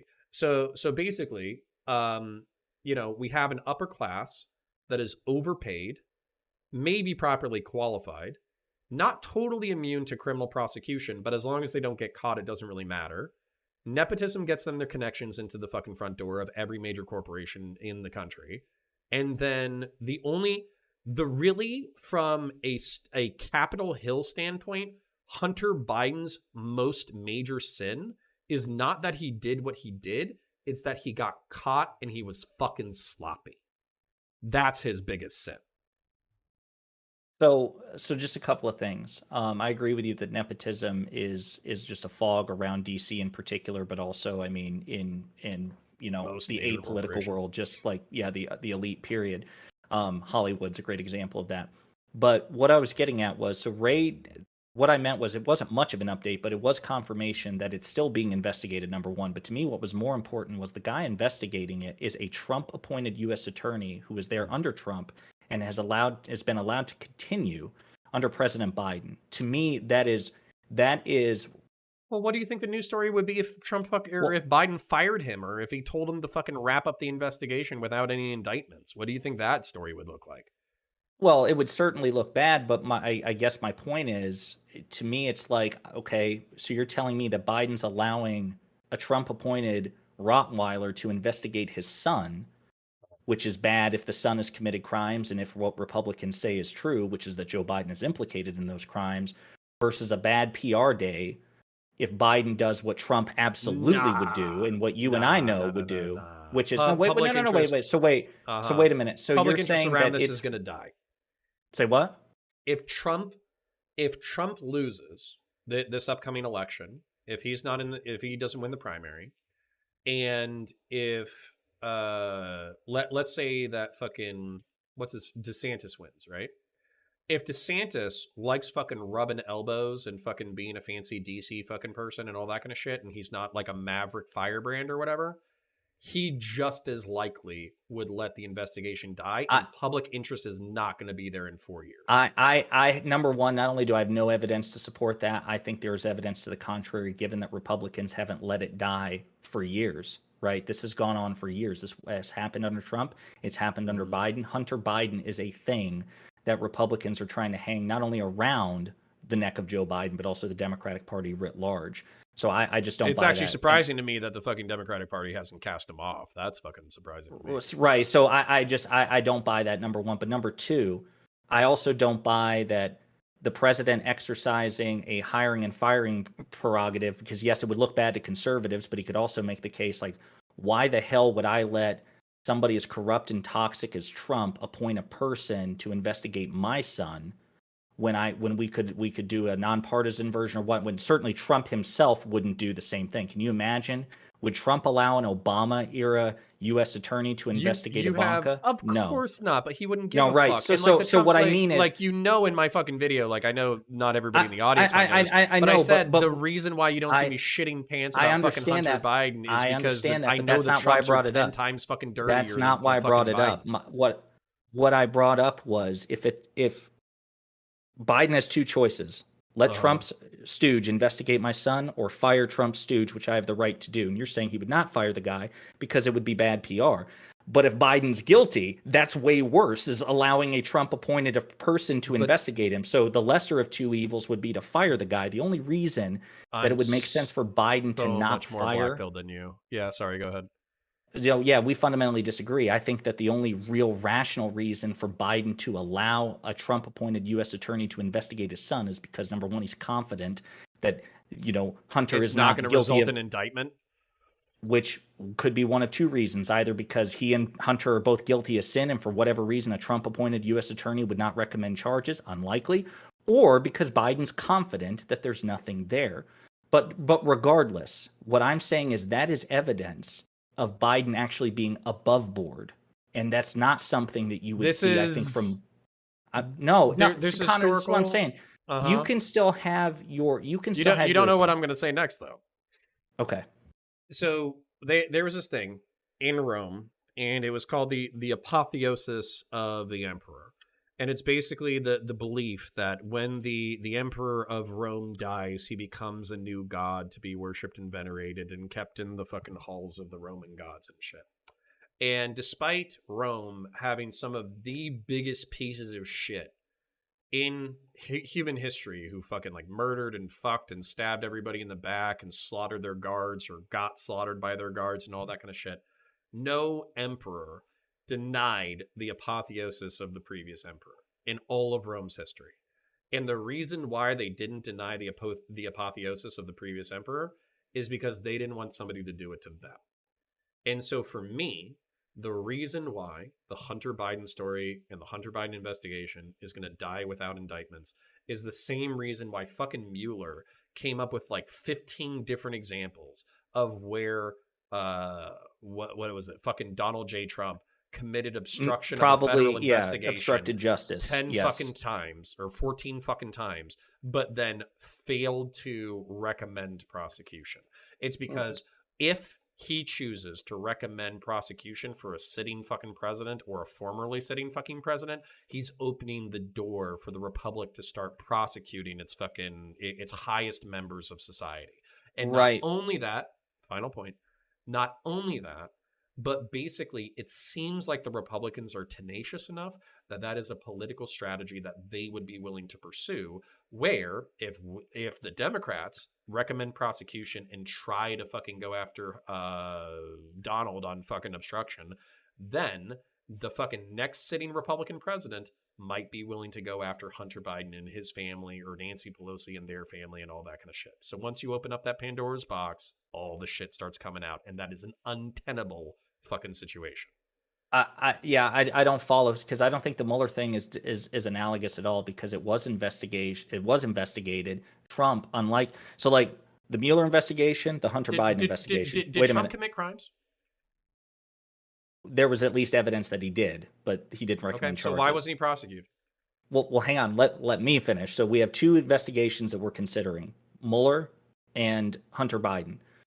The Mueller investigation was allowed to continue, and the conclusions were allowed to be publicly made available, and there was concluded evidence of wrongdoing, and Donald Trump attempted to interfere multiple times, at least according to Mueller. Now, on the flip side, Hunter Biden has been investigated multiple times. Joe Biden has allowed that investigation to continue, and there's no evidence that he attempted to interfere. So they're already disanalogous, and the investigation isn't over. Now, if the investigation would he interfere if he knew that if we're the going to keep rubbing shoulders? If the investigation concludes and they're like, yeah, we've got evidence that Hunter Biden and Joe Biden probably committed crimes, but we're not going to recommend charging a sitting president, then you will have a point. But we're not there yet, so I don't think you they're have a going point. to. I don't think Joe. I understand is that, but you're not an sloppy. oracle, and neither you're not an oracle, and neither am I. So we can only go based. I don't think Joe is that sloppy. I think that Hunter will be on his own when it comes to fucking soliciting bribes. I don't think Joe would have meeting minutes that said, met with Hunter today, discussed soliciting bribes from Chinese billionaire. Right. You know, money well donated to my 2401 checking account. Like, he's not going to have I understand those that. notes. It may very well be that Joe Biden committed crimes and was simply. This is what I'm saying. Where it's like it's to me, it's like this is where it does feel like conspiracism. It feels like we're indulging in. Like there's, I don't feel like there is a satisfactory. Can I highlight facts? Because you're saying that it's not satisfactory that, like, you know, I. Well, no, what I mean is you're already writing a narrative that no matter what the outcome is, you're just not going to trust it. No, if there's I will be happy to eat crow. Let me tell you how I would eat crow. I would be happy to eat crow if within the next 5 years, I'll pay you $100. Okay, I'm not a rich man, but I will find $100. I want one of your homes that you'll eventually get. Okay, sweet. Although I do have brothers, so I have to split the kingdom, so to speak. So the basically, I will bet you $100. You don't have to agree to the bet. I will just pay you out of the sake of like charity and fun and shit talking. If Hunter Biden is indicted for any crime, drug possession, the gun charge, bribery, extortion, improper fucking money handling, money laundering, being late on his fucking taxes. If he does anything besides pay a civil suit, like a civil fine, I will pay you $100. In the next half decade. If that happens, I'll pay you $100. And likewise, I will take the bet. So, but again, to me, that's the. I don't think anybody is contesting Hunter Biden himself, right? The Republicans are using Hunter Biden to get at Joe, number one. So they've overplayed their hand, at least based on the evidence now. He's already been investigated. But they can smear him. They don't need to result in a conviction of Joe. They can just smear him publicly. Let me wind it back, because I know that I hope you don't have to go in 15 minutes, but you may end up having to. But I like, do. so just a couple of things. So the laptop, again, we're looking at the facts as they are before us, not predicting what may very well be the case. And based on the facts before us, the laptop is being investigated and is being overseen by a Republican Trump appointee investigating the president's son. That is And I'm evidence saying to that me. I'm saying that doesn't impress me at all. I understand, but I feel like that's where I mean, if we're going to make predictions, my prediction is nothing will impress you in this regard. So the other thing that Director Ray says is, because Brett Baer brings up, hey, what about that whistleblower who said that the FBI should should sit on this for a while? Director Ray said he has no evidence that anybody forestalled the investigation of Hunter Biden's laptop for any sort of political advantage. Okay, he And I had know no that probably, evidence, but we wouldn't have the evidence. I understand that, Look, but what we've see this is but this is my point. At the end of the day, I think where I'm not trying to whatever color pill what evidence? Okay, persuade you on but this. so for instance, just think for a second. What evidence would the FBI leave behind that would show that the FBI investigation would, or excuse me, the FBI investigation into Hunter Biden was forestalled?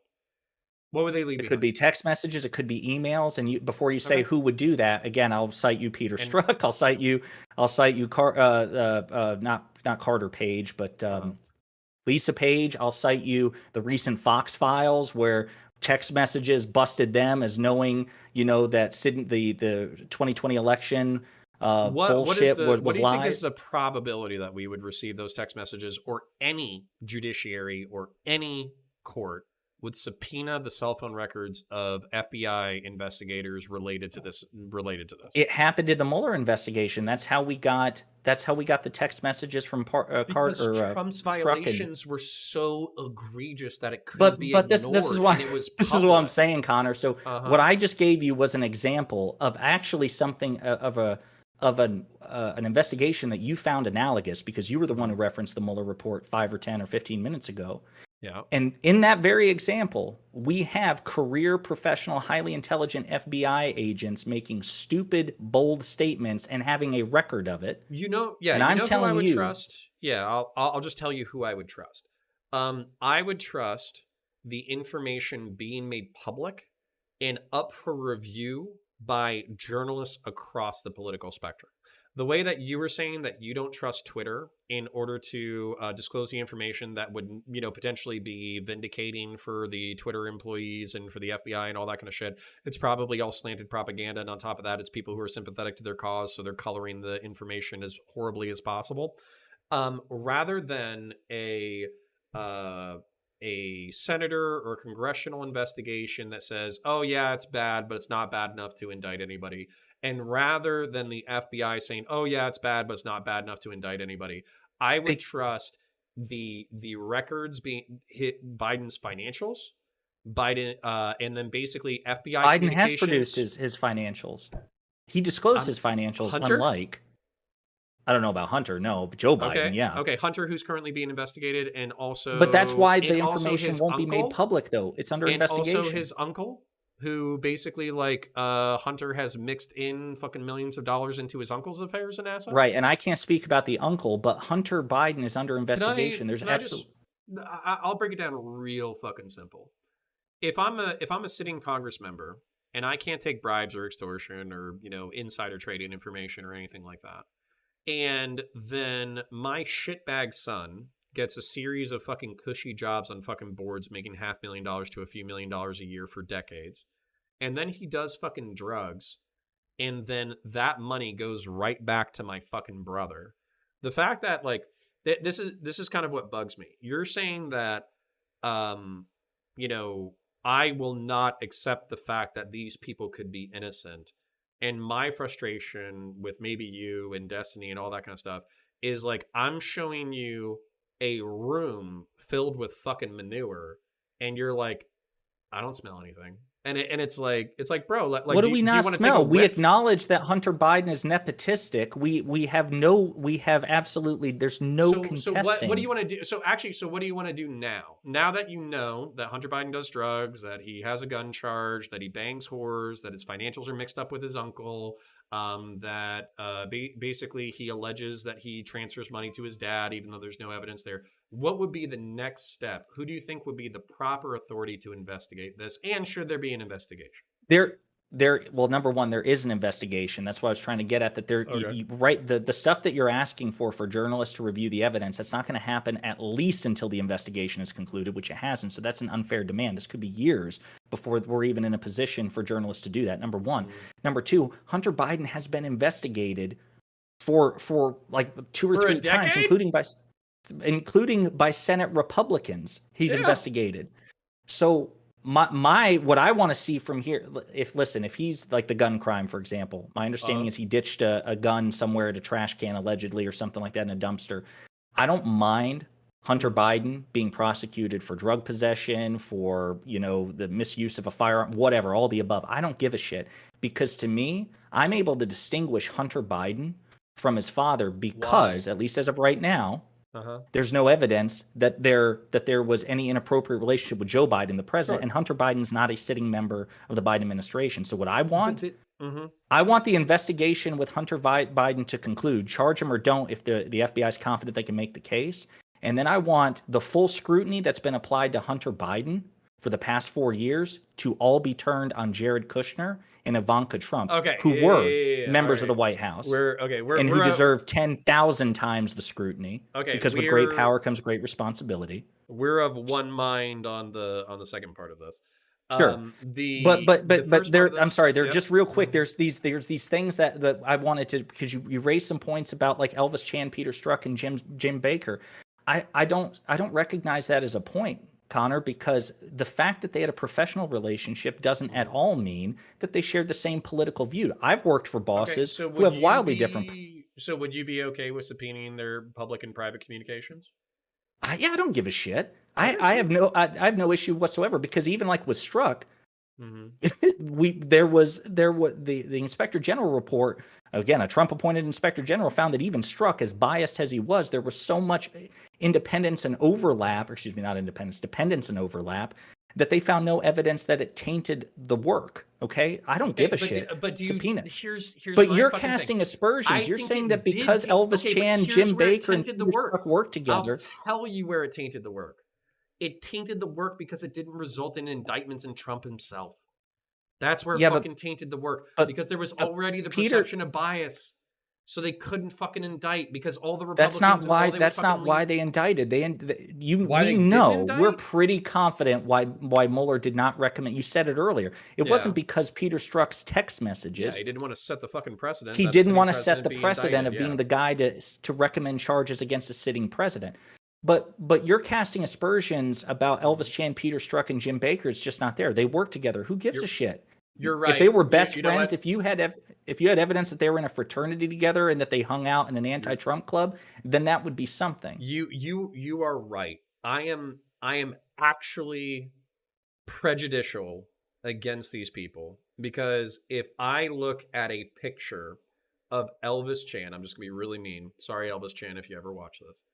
I see a dorky Asian tech bro with glasses and a fucking Hawaiian shirt who looks like he would fit in just That's as the standard well. FBI uniform. What are you Yep, talking he about? looks just like a fucking tech bro. He was just probably into law enforcement and Call of Duty in his teenage years, so he wanted to do something a little bit more hardcore than tech. So he picked the FBI instead. So him physiognomically, okay, studying his skull shape, I feel like he would have progressive sympathies. And then when I look at Jim Baker, I see a mousy, short, decently handsome face, good beard, but an overachieving fucking dork who cut his fucking teeth through academia, cut his teeth through fucking law, and cut his teeth through law enforcement in the private sector, and he's a fucking shark. That's what I fucking see when I look at him. So despite him being a fucking manlet, that dude is aggressive. And what I think that kind of lifestyle would lead is to him being an institutionalist and him being pro FBI, pro Twitter, pro Republic, pro everything that Donald Trump has taken a massive piss and shit on for the past fucking decade.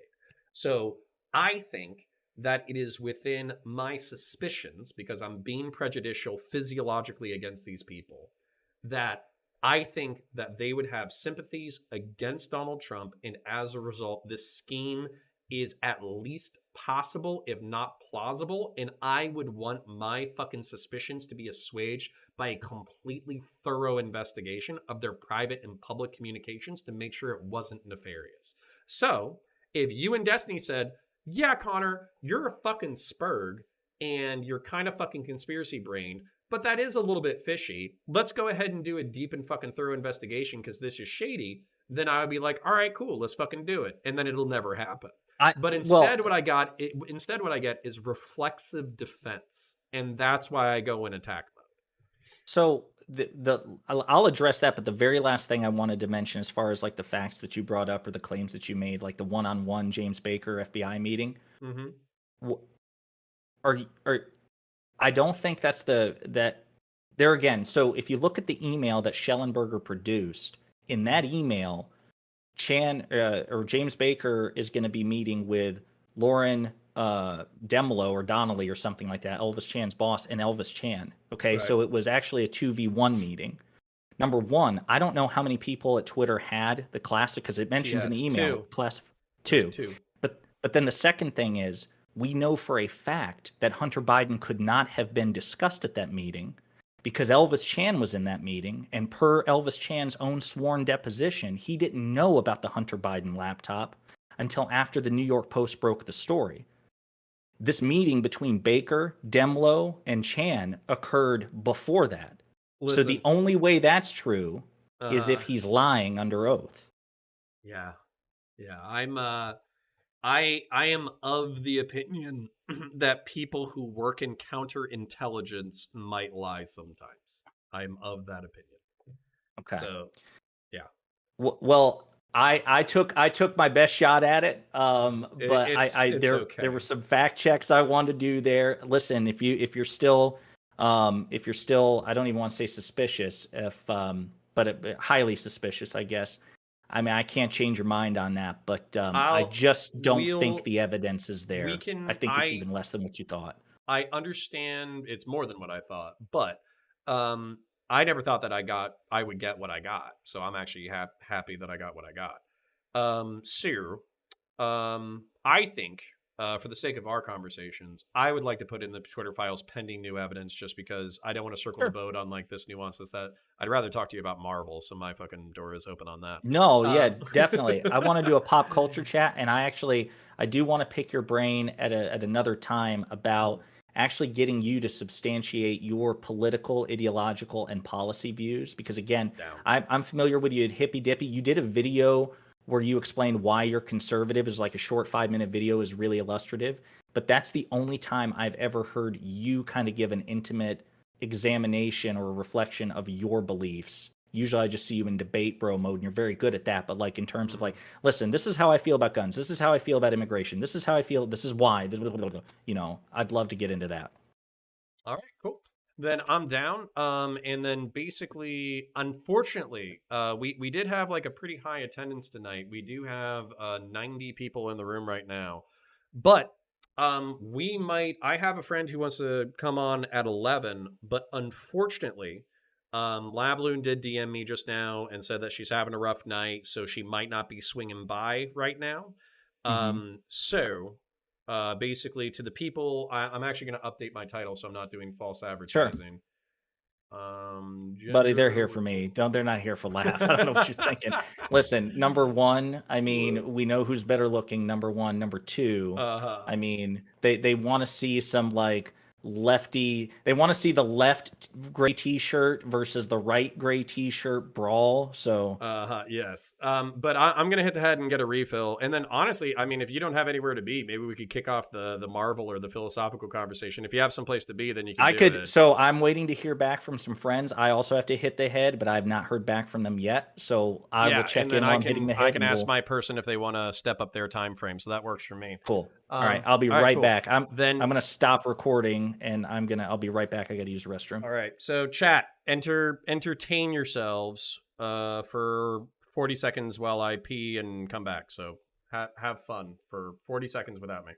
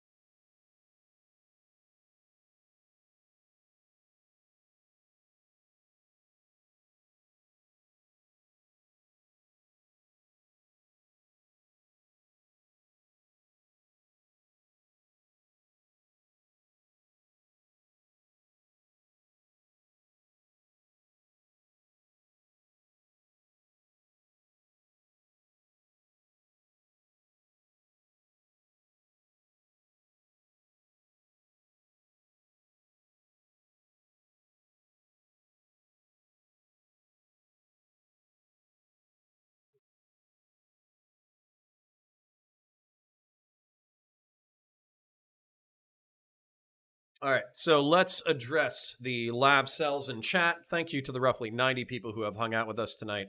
I'm 100% not here for lab. Okay, so I want to, before we move in, any questions or concerns over the. I was ignoring chat, I was playing video games. So, chat, if you have any questions or concerns for either myself or Ruminate, go ahead. And then I do want to address the lab cells or the people who are hoping that I would be crucifying lab. I actually don't want to do that.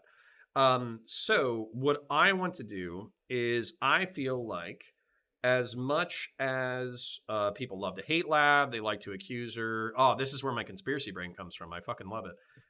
As much as people love to crucify her, love to talk shit about her, all that kind of shit, I think that there is a high Ashkenazi Jewish IQ in front of all her fucking shit. She's actually Jewish. All right. Anyways, so I think that she's a intelligent person. If somebody who's been through a lot of shit, who has really, rough defense mechanisms that get her into a lot of trouble and blah blah blah. And by the way, like before, I know like a lot of people have dismissed her allegations against Hassan Piker. I would, because I'm a conspiracy brain person, I would absolutely forensically investigate Hassan Piker and his alleged mistress, who I think I do know who it is, and I would check out the timelines for when they first started DMing and all that kind of shit. Because if the timeline is like, oh, they banged each other when they were 19, but they first started flirting when they were like 17 or some shit, then you might not have the entire allegation of like, oh, Hassan banged a 17-year-old, but you would have like, okay, well, is he grooming? Is this improper power imbalance? Does her pseudo celebrity status cancel out his pseudo celebrity status? You would have the fucking, age of consent discourse, which I know is fucking cringe.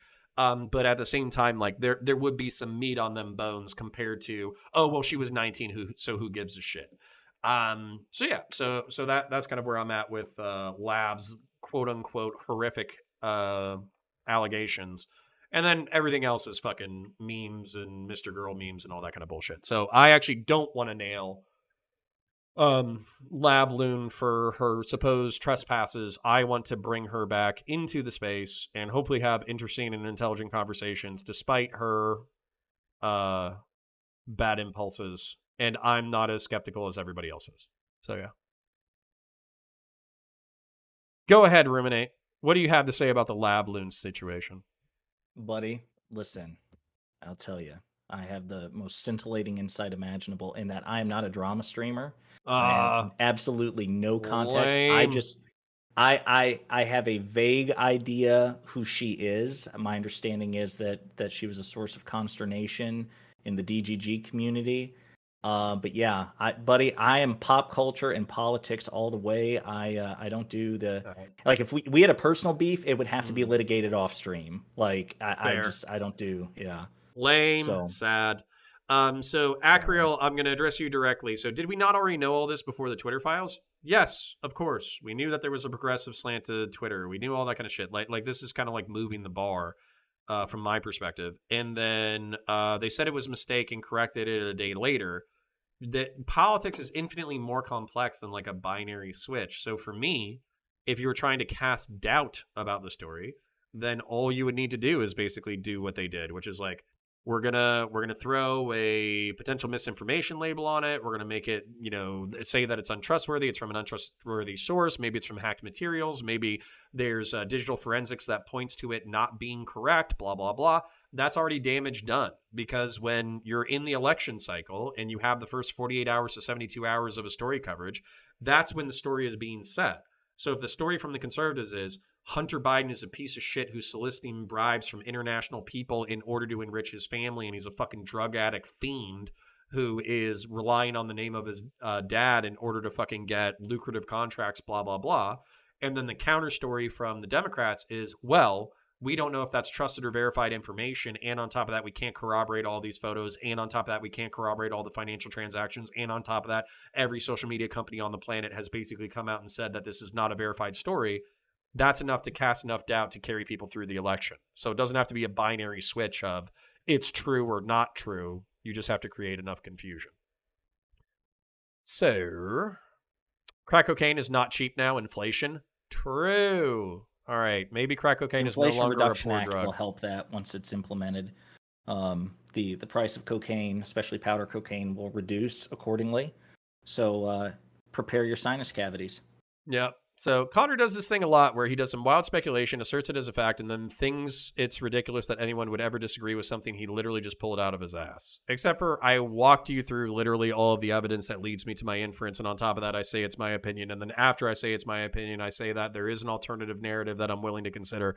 Yeah, so besides that, but besides me caveating to the other side, acknowledging that their story is plausible, acknowledging that their perspective is valid, and saying that I want additional information, except for all of that, you fucking nailed it.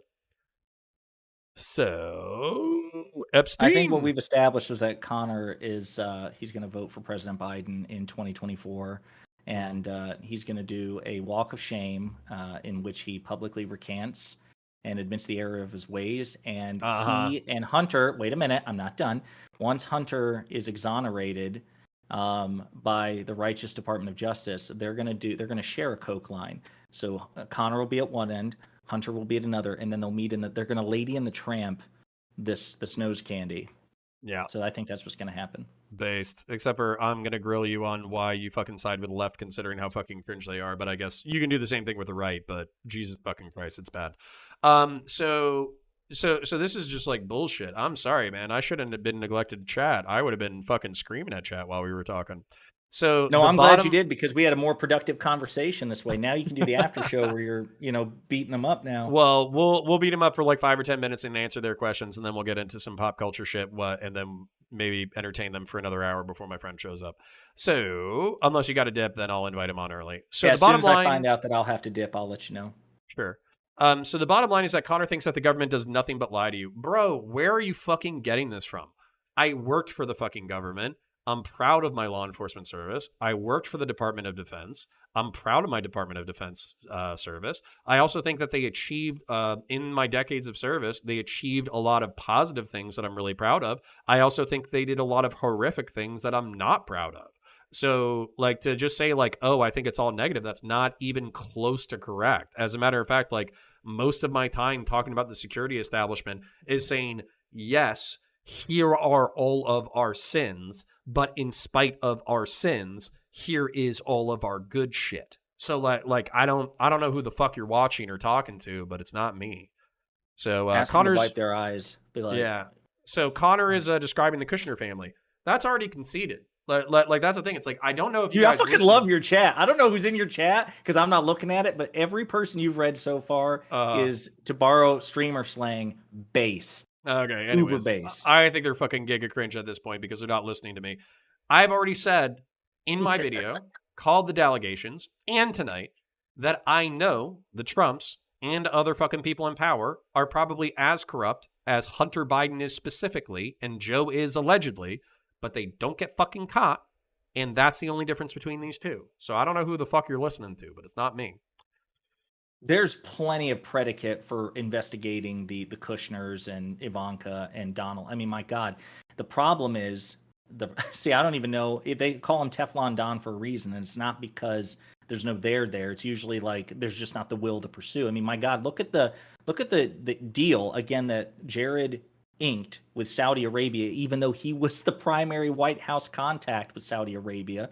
It wasn't just unethical. There may very well have been violations of the law there, him leveraging his position as a member of the federal government to get deals with Saudi Arabian interests after he leaves office. That'd be hella illegal. Republicans have absolutely no interest in investigating that. This is why YouTube chat is so much more fucking based than Twitch chat. Twitch chat, I have a fucking bunch of DGGers fucking shit in their pants. So, and then literally they said what you just said, and they said that it's one-sided. It's like, bro, who the fuck are you listening to? If I'm saying that it's fucking all of them, I don't want to repeat myself. I want you to acknowledge what I said, which is that I think that all of these motherfuckers do this shit. Notice how every time Connor's point gets proven wrong. Soren, I'm going to ban you unless you tell me something tonight that I said wrong. I'm going to ban you. Is this YouTube or Twitch? This is Twitch. So, Soren. Before please, you ban Soren, give me Soren's information because I'm going to start recruiting cultists. Okay, so Soren Riverstone, go over to fucking Rumin8te. He fucking loves you. He's your giga based. But by the time that I get to the bottom of my chat, I want to see a specific point that I got wrong. And if I don't see that, if I don't even see an attempt, you're fucking banned. I'm not putting up with this shit. I should also say, because I did a rebrand, so I'm Pondering Politics on YouTube, just FYI. It's at Pondering Politics, one word. I'll try to update my lexicon. It's just first impressions last for a while. No, it's okay. Rumin8te's what I'm most known for. It's still what I am on Twitter, just because whatever. But everyone was like, what's RUM1N number 8? And I'm like, it's supposed to be Rumin8te, guys. Based. I tried to be cool, but it failed me. All right. Scrolling. Who? He's saying that I think that you're lying. I don't think Rumin8te's lying about fucking anything. Rumin8te's one of the most... he's one of the best faith fucking people that I've ever met. What the fuck are you talking about? He thinks I'm lying, or he thinks you think I'm lying? He thinks that I think you're lying. What the fuck are you talking about? We just... Did you watch this conversation? We just had like a pretty normal adult disagreement based off of available evidence. What the fuck? He didn't call me a see you next Tuesday one time. No. Although there's still time. Cunt. There's still time. If I keep standing Sheev compared to the God Emperor of mankind, then the word might come. Yeah. God. All right. Blah, blah, blah. All right, she's actually dumb. Okay, we're almost caught up. Does Connor not believe in due process? What the fuck is this take? You understand, like, you can get warrants and subpoenas, right? Like, what the fuck are you talking about? Y'all are, like, making shit up in your head. Like, honestly, all right, sorry. I know I've been saying the same thing 5 times, but that's because I've been experiencing the same thing 5 times. Y'all don't make shit up that I haven't fucking said, or you quote back to me what I said, and I'll clarify. But... yeah, so Soren, you have to. Like, I know you said that you like my Warhammer shit or whatever. I kind of don't give a fuck. If you say I'm making things up or lying, or if you say that I'm moving the goalposts, You have to have one example by the time I reach to the bottom of chat, or you're fucking gone. So I'm sorry if everybody else is fucking waiting for me to catch up on Soren, but I'm fucking not dealing with that shit. Bro, the laptop was found by a guy that was Wait a legally minute, Connor, blind. I got a question for you Go real ahead. quick. I'm sorry. Do you think that maybe you just got to get Trump's dick out of your ear? Oh my god, fucking I want to see if KYS, you buddy. got the reference. KYS. Fucking Twitch, come at me, bro. All right. When you die, do you like to have your body interred in a dreadnought life-size statue instead of buried in a coffin? No, I want you to fucking, like, use my neurons and fucking throw them in formaldehyde and use them to actually pilot a fucking dreadnought. That's what I fucking want. Is there, like, an Imperium funeral, like, situation? Do they have, like, a tradition in terms of, like, how they, I don't know, kill their No, they turn you Primarchs into or whatever? food. They turn your corpse into fucking corpse starch. What? So, yeah, if you're like a normal imperial citizen, they just fucking grind up your bones and your meat. What if into you're a high meal and they feed ranking? it What to if other you're people. part of, like, the administratum? Yeah, they might cremate you or some shit. So Gotcha. Connor's clearly a Nikki we Haley could cremate you and would Hunter be. can snort you. Yep, based. All right, Froggy Style. How much do I have to donate to keep Rumin8te instead of Lav? Well, enough. $20 is sufficient because Lav fucking canceled. But there's no proof. There's just a willingness to believe that the politician must be corrupt. Oh my god, I'm gonna fucking lose it. All right, I'll try not to. Lucifer the Doberman. This guy should join a Slanesh cult in 2 seconds. True. All right, so Slanesh is the sex god. So we'll talk about that in a second. Why would I join the sex cult? Hunter more corrupt than Trump? What the fuck? I don't even think I said that. What are you doing? Does GKR have logical reasons why DeSantis sucks? We'll find out. Free speech? I need to get to the bottom. I had my answer like 20 years ago, but he skipped it because he got angry. Type it again or copy and paste. I know nothing about Warhammer, but like Total War, is that a good way? All right, Soren, I'm going to talk to Rumin8te right now. You have like 1 minute to type out a sentence of a thing that I moved on the goalpost on, or something where Rumin8te said something and I denied that it was true. You got fucking 1 minute. It's 10:16 right now. I can't hold up all. We'll be fair, okay? Free speech or whatever. I won't ban you, but I'm going to time you out. How about that shit? So, anyways, you fucking learn to behave yourself. Anyways, all right, so let's actually get back into content instead of just me fucking being pissed at Soren Rivenstone or whatever the fuck. Yeah, because I was making some like dime quips along the way. Talk about like cremating you and having Hunter snort you.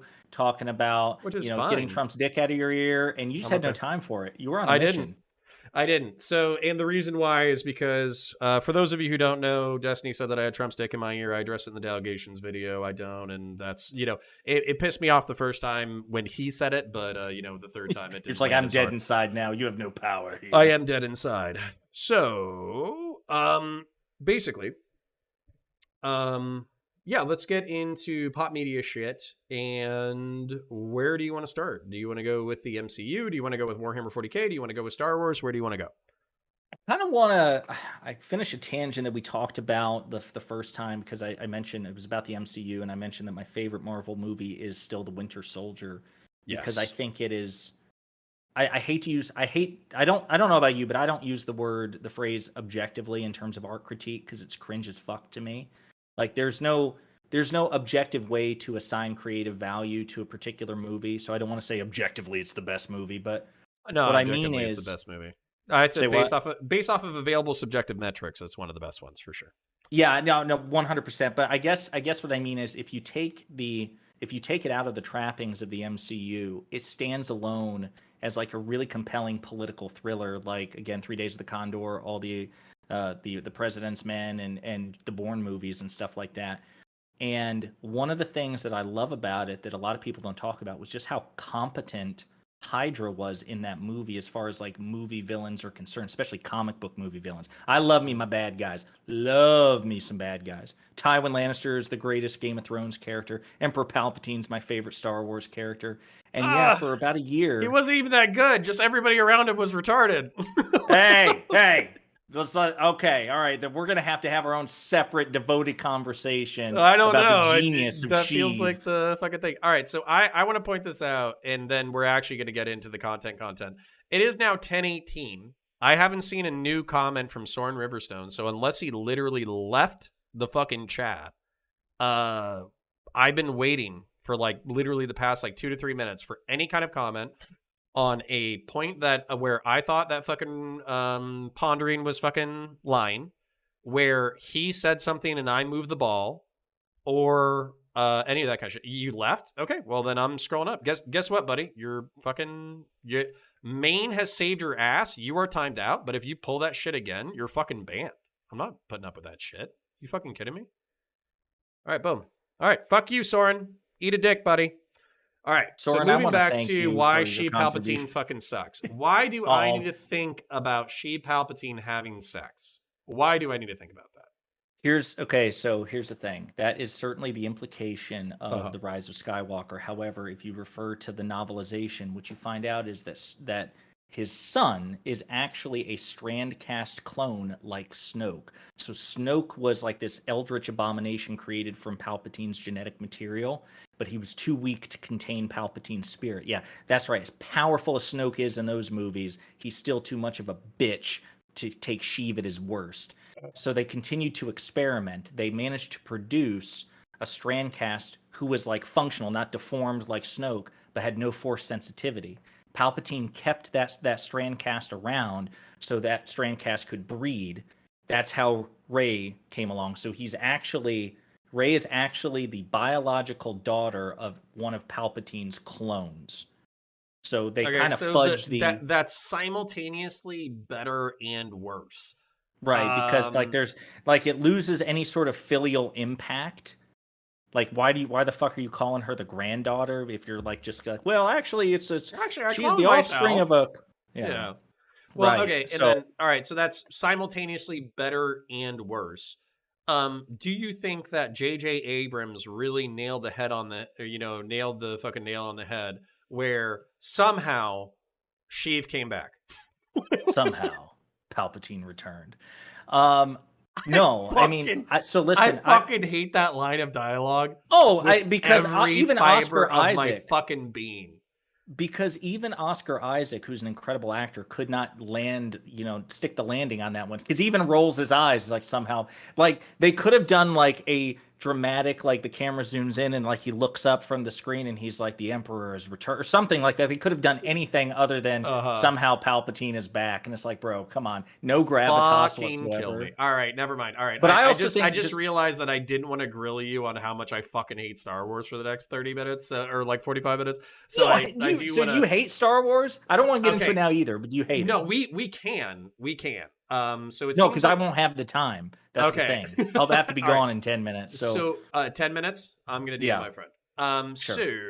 So basically, GKR. Let me find. He'll tell you that's for his back, guys. But I'm telling you, if you look, there are beads there that are clearly anal in purpose. What that is. I don't know how I would fit the curl into my butt. Listen, where there's a will, there's a way. Yeah. All right. We don't have time, but we're going to fight about it anyways. So, all right, I'll tell you my beef with Star Wars, okay? Obviously, I watched the originals when I was a kid. It was huge in my family. I thought the originals were pretty solid. I was actually so young that I did not realize that the Ewoks were supposed to suck. I actually kind of like the Ewoks because they're, fucking teddy bears murdering people with spears. That's still like metal in its own fucking way, right? Implied cannibals, which actually, like, when you look back on it, that's like a fucking horror show. Like, because then the Empire is like almost borderline like justified in wanting to murder the fuck out of these stupid Ewok teddy bears. So there's actually like some fucked up shit there that's actually worth considering. So the first series, I'm completely fucking Gucci with. It's weird. It's fucked up. It started the entire genre of space fantasy, at least in film. And then it was a colossal thing that inspired so many new properties. Whatever. All right. Mm-hmm. The sequels, I fucking. You mean the prequels? Or prequels? Yeah. The prequels. Did I kick my internet? No, I didn't.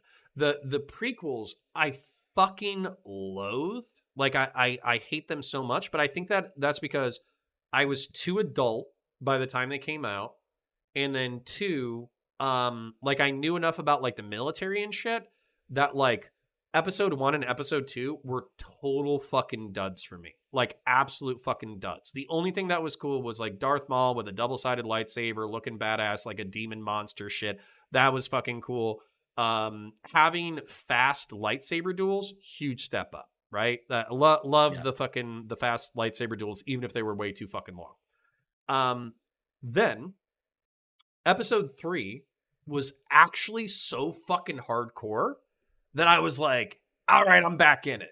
Like, you literally have, like, Anakin fucking slashing off Dooku's arms before beheading him, and, like, all the fucking, like, you know, the loyalist troopers getting fucking murdered left, right, and center while they're fighting the Confederate forces, and you have, like, the betrayal of the Jedi, which is one of the most, like, emotional and fucked up, like, you know, moments in the series. You have the kids getting fucking murdered. You have Obi-Wan and Anakin fighting each other, and, like, as much as like that duel was way too fucking long, and by the time they jumped onto the fucking lava, I just wanted it to fucking end.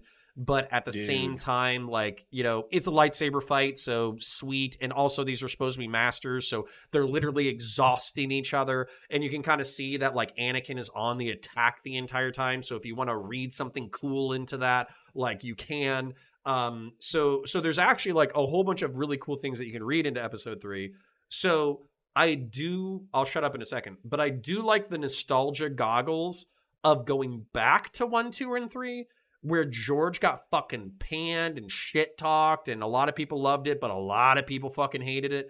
I like that there's a new love for it, and I also don't think that Hayden Christensen, Natalie Portman, or Ewan McGregor deserved any of the hate that they got.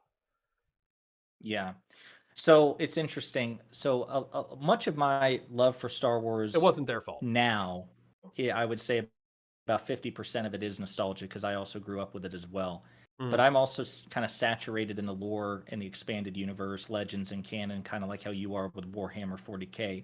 So for me, I don't think that the original trilogy is sacrosanct. I think that The Empire Strikes Back was excellent. I think A New Hope was excellent. I think parts of of Return of the Jedi, like when Return of the Jedi is at its best, like the final confrontation between Luke and Vader before the Emperor, that's better than anything, in my opinion, in the first, in A New Hope and The Empire Strikes Back. But then it's also much more childlike than I would like with Ewoks and the lack of sacrifice, the regurgitating the second Death Star, things like that. But overall, I think that the original trilogy is an exceptionally well executed but relatively simple story. It's like it's a well done PB&J sandwich. You know, it's just a fucking PB&J sandwich, but man, it's delicious. The prequel trilogy to me tried something much more interesting and ambitious, but the execution was much more uneven, right? The dialogue sucked. There were too many plot holes. Like, you can track some of this shit, but it's too much inference, too much implication. You got to refer to this book and that book. And then it's like, oh my God, this all fits together brilliantly, but not enough of it is on screen. I was So going that to to me say, is a comment from a chatter was that Anakin breaks bad for no reason. He actually doesn't. Like, so if you think that no, he's traumatized, he's a slave, sure, he joins the Jedi Order in order to become something greater than himself. He's mentored. His mentor's mentor is killed. And then he's kind of raised in this like hyper protected state, but he very clearly has like anger issues and lustful impulses, and he's a part of this monastic order that tells him to tamp down his feelings and has no offerings to sure, him when he's going through tribulations. And then his mom dies, and it just reminds him of all the injustice that is tolerated by the Jedi Order. And then you have, you know, he fears death, he fears loss, and let's face it, he's like fucking 19 or some shit at the time. So he yeah, fears losing his young wife, who he's desperately in love with. And the Jedi offer no solace to him. They offer no guidance, no leadership. They can't even tell him, like, they basically would tell him that his relationship was illegal and to stop it, even if if he had sure. a kid. Forbidden And then, attachments, yeah. and then, You'll and be then expelled. basically, They say in episode 2, if he, when they were pursuing Dooku and Padme falls out of the ship and Anakin's like, turn it around, let's go back, and that was before they got married. Obi-Wan yeah. says, you will be expelled from the Jedi Order if you just go back to save her, right? Yep. So to Connor's point, let alone marry her, impregnate her, and keep it secret for years, he'd be, oh yeah, they Right. give him the boot. Right. And then And then on of top, course manipulation by Palpatine too. and then yeah, and then Sheev basically coming in and saying like, "Hey, I can save your wife. I can teach you the dark powers of, you know, immortality, all of that kind of stuff. I can do all this shit." And then that so you could go back and reshoot the entire thing and have Anakin with Obi-Wan struggling against Obi-Wan to go free some slaves or right some kind of injustice in the galaxy, and the Jedi holding him back from doing any of Sure. that kind of shit, and him having that conflict with his personal fucked up life, and then eventually him saying like, fuck these guys, I'm going to be a fucking Right. authoritarian, totalitarian fascist, and fucking, but through fascism, I will achieve a greater justice. And the problem with that is that he does not achieve a greater justice in any of the fucking episodes that follow. So it's a weird character arc. And then basically like his one in soul focus in hatred is hunting down the Jedi instead of creating the new empire. And so I think that's where the prequels don't do enough justice to what could have been, and then the single-minded killing machine that he is in the originals is not fully justified by what technically motivated him.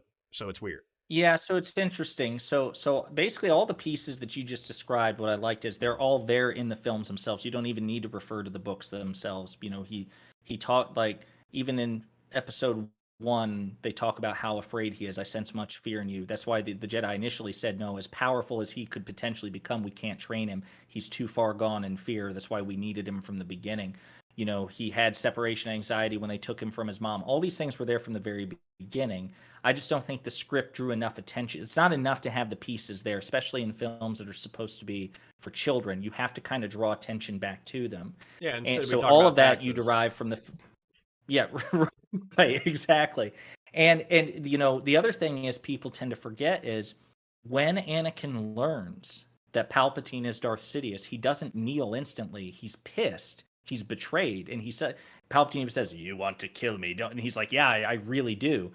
But he's like, instead, I'm going to do what I should have done with Dooku, and I'm going to turn you in. And so he does. He actually follows through on his oath. And what happens is it's when Palpatine basically puts himself in a position to force Anakin's hand. When he's fighting Mace Windu and the Jedi, as soon as Anakin approaches, that happens to suspiciously be the time that Mace gets the upper hand. And so basically Palpatine's like, hey, look, I said that I could save the one you love. You know the Jedi can't. I might be able to. I'm going to put myself in a position where you have to intervene. And so Mace Windu's Which is initially going to ballsy. take him prisoner. Let's admit it, it's kind of ballsy. If you don't know very. if you don't know the clone Sure. shit, or he's got different vessels Sure. and all that kind of But shit, he does it. It's a ballsy He does move. it. He does it. That's the thing. That's the other thing that's cool. It's part of the reason why I like Palpatine so much as a villain, is because he's not this omniscient chess master. He's brilliant, but if you look at the prequels, he's constantly reshuffling his plans because shit goes left on him all the time. And even in Revenge of the Sith, he uses himself as bait multiple times at the very beginning. Yeah. He arranges for his own kidnapping so he can evaluate Dooku and Anakin, see which one's stronger at this point. And he's left on the fucking ship to crash and burn by General Grievous. General Grievous doesn't realize he just ditched his boss. General Grievous is like, fuck that guy. Yeah. And then afterwards, he's probably like, Grievous, what the fuck, man? Yeah. Like, but he uses himself as bait. Base Grievous, who, by the way, was a compelling villain because he was fucking terrifying. That dude and then was they ruined scary him. as shit. Yeah. Hold on. Then they ruined him. Yeah. So that's the sad thing. Well, okay, so I want to describe the potential because this is exactly what happens. I know you got to go in a couple of minutes, and I'm not sure if my friend is available yet, but I could probably bullshit with chat for a little bit. So GKR 10 minutes or early or in 10 minutes? Now-ish question Yeah, mark? you can bring him in now. Her, him. Yeah, so I do want to share this before you go, though. So sure. I love the potential of Star Wars, but I don't like its execution because I feel like they fumble the execution left, right, and fucking center. So the story, so for instance, like Mandalorian or whatever, it has some weird fumbles, but it also has really cool fucking moments. Have you And watched Andor? I love Andor. So I haven't watched Andor, but I've watched the reason why I didn't watch Andor Rogue is One. because I thought I was gonna get fucking post traumatic stress flashbacks because it was gonna be too real, which I probably will when I eventually watch it. But I watched Rogue One, and Rogue One was my absolutely favorite fucking Star Wars media ever. It's just so fucking excellent. I love, and this is what I was gonna say. Star Wars now, instead of trying to dig up the corpse of the nostalgia of the original series and the prequels and all that kind of stuff, and just trying to reiterate the fucking Jedi Knights versus the Rebels Sith versus over and over Empire again, and shit like over and that. fucking Yeah. over again, tell old stories in a new universe. Because if you look at Mandalorian, it's the gunslinger, it's the spaghetti western, it's Yes. the quick draw, it's the bounty hunter, it's the redeemed gunslinger where he finds like a It's new a spaghetti connection. western It's for the all intents and yeah, purposes. Yeah. it's also like the tribalism of Mandalore and like all that kind of stuff, and like this religious cult and the conflict between his principles and what reality demands of him and all that kind of stuff. You can tell old narrative stories, like if you take Gilgamesh or Jesus Christ or Western movies or heist films, which by the way, I actually liked Solo. Like I didn't think Solo was great. When a fucking giant monster came out of the black hole, I was like, fellas, you could have just gone with The one Summa thing. Verminoth. Yeah. Yeah, you could have just gone with one thing, dragging them into the black hole. You didn't need both. Hey, I got to interrupt you right there. Yeah. I'm so sorry. So the Summa Verminoth in Solo, there's this cool Vader comic after The Rise of Skywalker came out, but it's set in between The Empire Strikes Back and Return of the Jedi. There is an arc in the Darth Vader comics where he goes rogue. And essentially like he's trying to swing his dick around with the Emperor. He's finally like, okay, I will teach the Emperor fear. And so he finds his way to Exegol, the Sith planet in the Rise of Skywalker. And how he gets there is he uses the Force to ensnare the mind of one of those creatures that feeds on a black hole. Yeah, and makes it his mount. He shows up on Exegol riding it. I'm not kidding. Based. And so to challenge the Emperor. And what's hilarious is, of course, it's a comic, and it's like I don't mind comics, but it's like, damn, I'm imagining either a movie or a TV show or something. And so what's cool is like the Emperor sends like these abominations to attack it. This thing makes quick work of it. And so Vader starts to talk shit. And then the Emperor forces this octopus, the Summa Verminoth, to squeeze itself to death. That's just how it ends. He's like, yes, beast, end it all. And he makes it give it a lethal hug, and it kills itself. And it's like done in like 2 panels. It's like stupid shit like that. But see, so that's the thing where there's potential here. There's plot potential, and there's interesting stories to be told and all that kind of shit. But that's where I feel like the red letter media criticism of Rogue One was simultaneously like prescient, where they understood where Star Wars was going, but then also because they knew where Star Wars was going, they were actually surprisingly wrong when it came to Rogue One, when it came to Andor, when it came to Mandalorian. What they said is that the Star Wars is surprisingly shallow. You have to have the Jedi and lightsabers and ATSTs and TIE fighters and all this kind of crap, or else people are going to tune out because they just want fan service, and that's all the corporate stooges want to give them.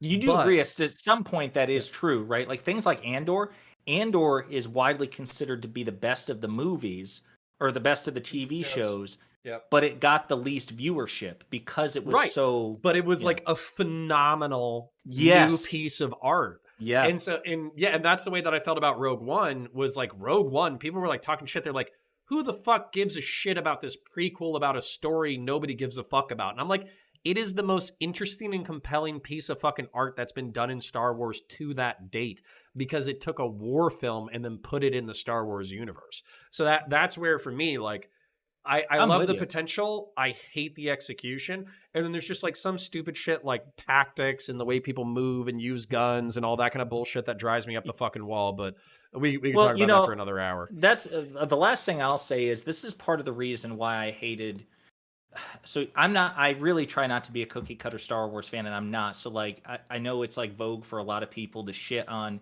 anything Disney does and lionize what was done pre-Disney, but actually most of the expanded universe, what's now called Legends, most of it was crap. It really Hmm. was. Like, you had some true diamonds in the rough, but most of it was I was about to shit say to you're begin with. shitting on a different kind of Star Wars fan. Interesting. Yeah, but I also have major beef with a lot of what Disney's done, and one of the examples is the sequel trilogy, because I think it was set up for failure for precisely the reason that you just said. My least favorite sequel is not The Last Jedi or The Rise of Skywalker; it's The Force Awakens, Oh, fuck because you. no, that movie is the Set it very up beat for embodiment of beat for everything the you fan just said. service. Yeah. Yes, it's But it just a was well rehash. executed. It was well No executed. doubt, no doubt, no doubt. But it's just it's a cowardly reboot. Like, if they had gone and said, you know what, we want to bring Star Wars from 1977 to 2015, so Uh, we're literally rebooting the franchise, I'd be cool with it. Instead, they half-assed it. They're like, listen, it's going to be a sequel, but it's basically going to be the type of sequel that everything that happened before it means shit. Han is the same at 85 fucking thousand years old as he was at 35. The Empire's back, but we're calling it the oh First yeah, Order. yeah, yeah. Okay, You know, there was plenty of I, cringe. yeah, Yes, yes, yes. As a matter of fact, yeah. So that's what I mean. as you're mentioning the cringe, it actually drives me crazy because like having a fucking super weapon or Darth Vader get defeated in the first episode or like their version of Darth Vader or for instance like the rebellion turns into the resistance despite winning the previous fucking thing or whatever. Like dude, I wanted to fucking Yeah. when it opened with like we're gonna follow a ragtag bunch of rebels as they go up against the force that is way overwhelming. I'm like, wait, didn't you motherfuckers win the last one? Like, as a matter of fact, like, actually, okay, god damn it, you're fucking right, and it pisses me off. So what pisses Just me off ugh. is watching the rebellion turn into a state that has to exert authority in a less authoritarian and totalitarian way than the empire, but still contend with outlaws, slavers, all Terrorist that kind of shit. groups, Imperial That could have been remnants. Yeah. an awesome story about like the limits of statism and military power and law enforcement power and what is justice and do you kill more people in order to affect a better good in the And instead, galaxy? JJ was like, nope, nope, reboot, reboot, Ah, reboot. fucking Yeah. kill me. All right, But actually, here's the I thing about the hate Force. you're right. No, but here's the thing about the Force Awakens, though. To your point, I vividly remember watching it December 2015, and I Mm. remember loving it until about 5 minutes after I walked out of the theater. And you're like, ah, fuck. It puts a spell on you. It's like I made it to my car and I was with some friends, and I'm like, actually, that movie was kind of shitty, but not because of the execution, but like it pulled a fast one on you. It Yeah. dazzles you with the storm, like the very opening scene where you see the silhouette of the new Star Destroyer cross over the moon and black it out, and then you Oh, see it's the stormtroopers beautiful. in the flickering lights. Yeah, it's Yeah, beautiful. you're like, Yeah. yeah, man. And then it's like, oh shit, okay. All right. But, Christian dude, we'll definitely have Valeris. to talk about this. Yeah, we will. And last thing before I let you go, Christian Valeris unfortunately says that Adam Driver is overrated. And Christian Valeris is like one of my most loyal watchers. And I have to say, nothing you have said upsets me more. I really like Adam Driver. I think he's talented. No, Adam So, Driver was the shit. yeah. Adam Driver was the shit. I thought he It's just carried that Kylo, shit. unfortunately, was too much of a wimp in the first Whiny movie. piss I don't. baby. I don't. Yeah, like you said, getting his ass kicked and whatever. Like, it just. Yeah, you. I don't know.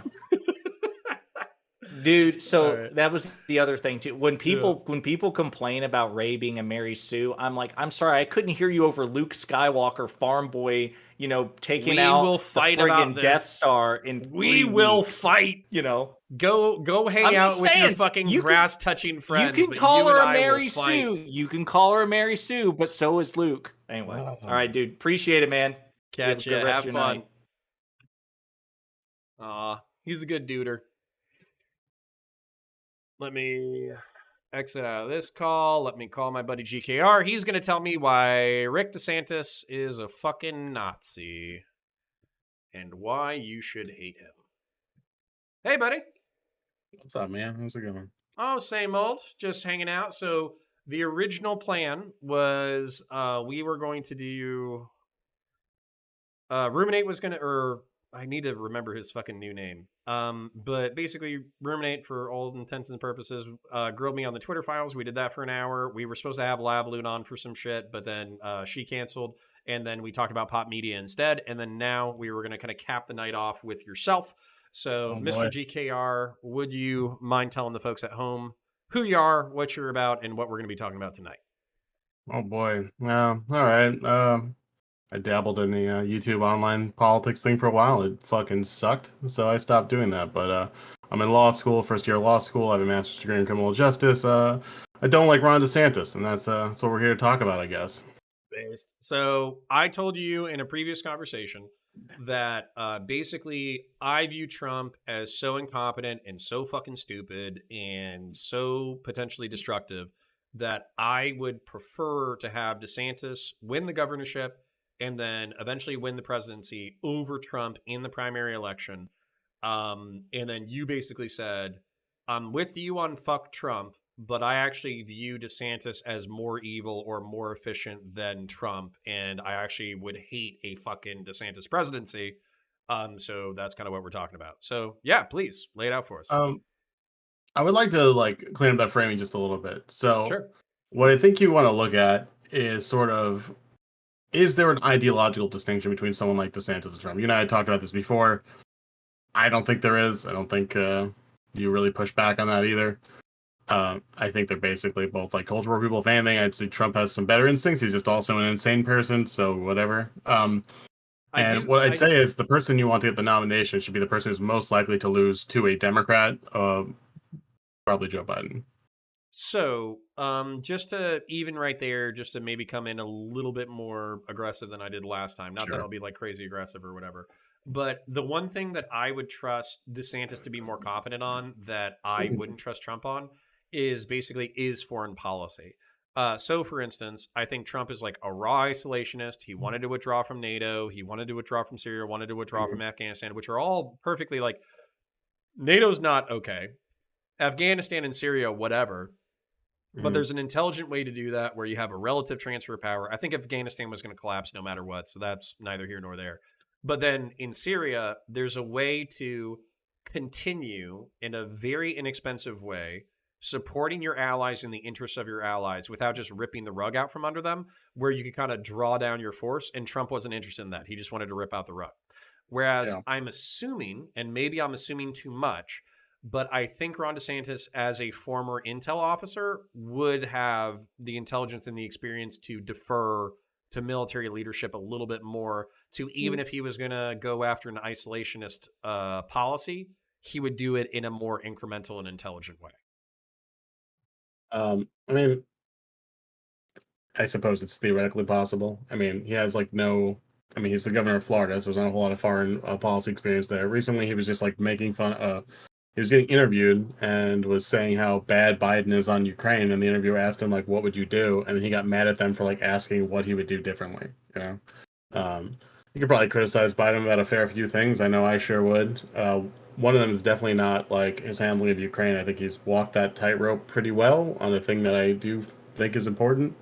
And DeSantis apparently was all about criticism and had no actual thing to say. You could have just literally repeated what Biden's doing, but I'm not even convinced that he knows what Biden's doing. So that would make it very hard for you to Was it supposed to be a softball cogent. interview? Was it like an MSNBC reporter, or was it a Fox News reporter? I think it was a Times of, for some reason in my head it's popping in Times of England. Yeah, DeSantis, so we don't have to get into nitty gritty, but Power Rich said the same thing you did, where he's like, Connor assumes this about DeSantis, but he's a black box. He's never clarified his foreign policy. And then what scares me? Times of London. Well, there's an article about it. It's not the actual video or anything. What scares me about what you just said is that means that he's not ready for the public stage. That scares me more because he's going to be on a stage in like a year or two with fucking Trump, and they're going to ask him what his foreign policy objectives are, and he's going to ask him, why is Biden a fucking asshole on Ukraine, and what are you going to do different? If he's not ready for that answer now, I don't know if he's looking at the presidency. I mean, he's definitely looking at the presidency, and I assume at that point in time he'll probably have some sort of canned answer. You know, you just need a 30-second response, and it's not really a back and forth in a debate environment. So, right. Um, Well, Vlad the Kebabber says that you're a Fed and you work for the ADL, and Vlad the Kebabber, you are the most aggressive fucking shitpost fucking chatter in my chat, and I talk to Jews. I don't suspect them of being evil, nefarious people. I don't even know if GKR is Jewish. GKR, are you Jewish? no, Do you work for Italian, the Irish, ADL? Ukrainian. I actually almost worked for the ADL, but I interviewed with them. Damn, They did not Vlad. accept me. What's your what is your intel, Vlad? Maybe you're FBI. Anyways, though, getting into it. So, one of the, and I'm not trying to frame, I'm just trying to, get into the meat, Sure. I guess.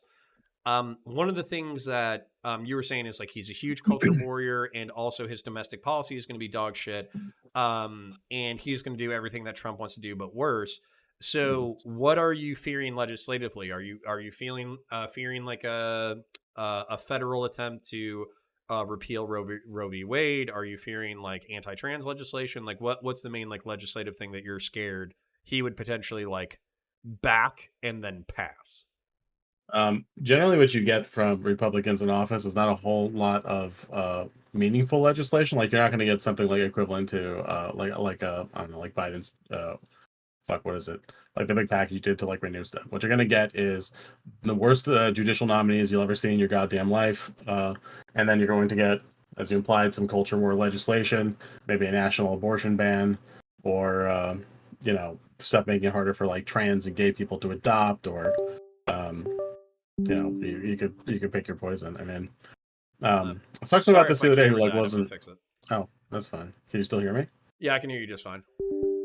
Yeah. So I wasn't aware of this. Like, what effect does like the president of the United States have on like abortion access across the world? It's like there's this thing called like the Mexico City policy, where literally every time a Republican's in office, they just like basically stop any NGO that receives government funds from like suggesting or offering abortion services in developing countries. And every time a Democrat's in office, they like repeal that and they offer, birth control, abortion related services, and or recommending that people get them. So there's constant like flux of limbo, even in that like little way. Yeah. But, sorry if this motherfucking thing, man. I swear to God, I didn't do shit to my fucking camera. I have no idea why it's fucking up, but it is. You can still hear me though, okay, right? Yeah, I'm gonna yell at one of your chat people. A national abortion ban. LOL. Good luck. Why the fuck do you think that couldn't happen? Are you stupid? There's no Roe v. Wade as an obstacle. There's fucking all you have is like maybe a filibuster, but you think like the pro-life contingency, the most sane group of people who like are known for like bombing abortion clinics and shit, you think they're gonna like all of a sudden like rest on the rolls? Like, well, the filibuster exists. Like, we better not get rid of that for the sake of the baby genocide that's occurring. Get the fuck out of here, you fucking dork. Well, so to be fair, the main thing that GKR kind of, caught me a little flat-footed on was basically the fact that, like, Florida has appointed, like, pretty conservative justices. They've gerrymandered the fuck out of the state, and as a result of gerrymandering the fuck out of the state, and when it went up to the Supreme Court justices or whatever, they just supported the gerrymandering like a motherfucker. So as a result, you still have like the old guard Republicans, MAGA, laissez-faire multimillionaires and billionaires basically being able to do whatever the fuck they want, not because it's like politically popular or because it's even necessarily popular with the base, but just because they rigged the political infrastructure in order to continue their messaging without having to adapt their rhetoric or policy to be popular amongst even the Republican base. So that was kind of the interesting point. I think if you want, so we're pretty soon we're just gonna have to get into like the is democracy good or bad thing, but just to push it off for a few minutes longer. a lot of people freak out when I say like I don't know how much of like America's a backsliding democracy, certainly, as are many democracies across the developed world. Um, Now the question is like how far have we backslidden, right? And I think like you need to start like a definition of democracy. And what is a democracy if it doesn't mean that people when they vote get representation that roughly conforms to the people whom they vote for or the party that they vote for, right? And what happens with gerrymandering is you make it so that the people who are in charge are not meaningfully democratically accounting for. There's a disconnect between those two things. The worst example in this country is probably Wisconsin right now, where the 2018 example is probably the best one. I believe Democrats won about 52% of the vote, and Republicans got 67% of the state legislature. So you won the majority, and your opposition, majority of the vote, and your opposition got a super majority in the legislature, right? And that's probably the most extreme example, but you know, you're completely democratically unaccountable way before you're at that point. Yeah, and that's what you see in a lot of these states that like do like extremely aggressive gerrymandering. Ohio, Florida, there's a bunch more, but I don't need to go down the list. No, and then I think I was kind of in meme territory, and I think I wasn't ready for a debate at that point. But basically, I was like, well, I don't fucking like normally fucking voters anyways, and they're all a bunch of stupid fucks to begin with, and burp a derp. But to actually kind of contend with what you're saying, no, I don't think that's good. And my concern wouldn't necessarily be like democratic and accountability because I want fucking Democrats to win. My fear would be you wouldn't have democratic accountability when it comes to like even Republican policy. So I feel like there's like a new generation of Republicans, younger people on, you know, millennials and all that kind of stuff, who aren't viscerally opposed to some level of like economic redistribution or higher quality of education or access to healthcare and like all that kind of shit, like the things that like, you know, basically get us by. I'm seeing like less and less hostility, like the younger and younger you get. Maybe it's just because I'm on Twitch and YouTube politics, but even on the right wing, I'm seeing less Reagan, neoliberal, laissez-faire, you know, fuck redistribution, trickle down economics. And so my fear wouldn't be whether or not it was Democratic or Republican. My fear is that you would basically have a bunch of rich dickheads who are, you know, swimming on the coattails of fucking Reagan. They're no longer democratically accountable. So as a result, they just fucking buy off, you know, elected representatives in order to run them in the elections and gerrymandered districts and all that kind of shit. And then as a result, you can't meaningfully pass any kind of policy that might actually, like, I don't know, prevent a potential rebellion against the government of the United States when shit gets really fucking bad. So that's my fear. Well, I agree with you in large part. I mean, as far as like the young Republicans go, I was sort of curious about that too, because like that's the whole like I don't know the 1980s grift, I guess we'll call it the is it fusionism? Is that the word I'm looking for? Fusionism, I think, is what somebody said was like Christian conservatism mixed with laissez-faire capitalism. Free market. Yes, correct. Yeah, yeah, like the fusionism we got through like Reagan in like the 1980s or whatever. Where you had that like grifty culture war shit that was running alongside like capitalism. And the capitalism was clearly like leading with that, right? And right now you have like the culture war crazies who like took over like the Republican Party. Where like if I were to actually expect to see stuff like you're talking about, where you get like the populist people in there wanting to do like some populist things while still being a culture warrior, like it blows my mind that they're like basically proposing like, oh, we took over the House, let's like get rid of what's it called?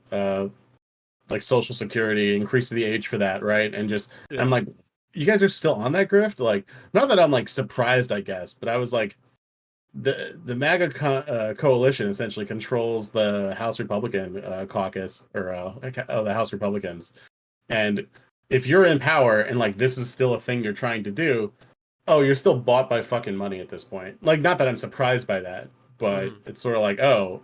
Well, but if that's that like dream was ever going to come to pass. This is where like I want to, you know, I know the conservatives might not want to fucking hear this, the few that are in the fucking audience or whatever, but this is what I want you to pay attention to when you're looking at like alternative media pundits, because basically when it comes to alternative media pundits, if you have somebody who is doing exclusively culture war shit, but when it comes to political advocacy, it's all bootstraps, it's all laissez-faire, it's all trickle down.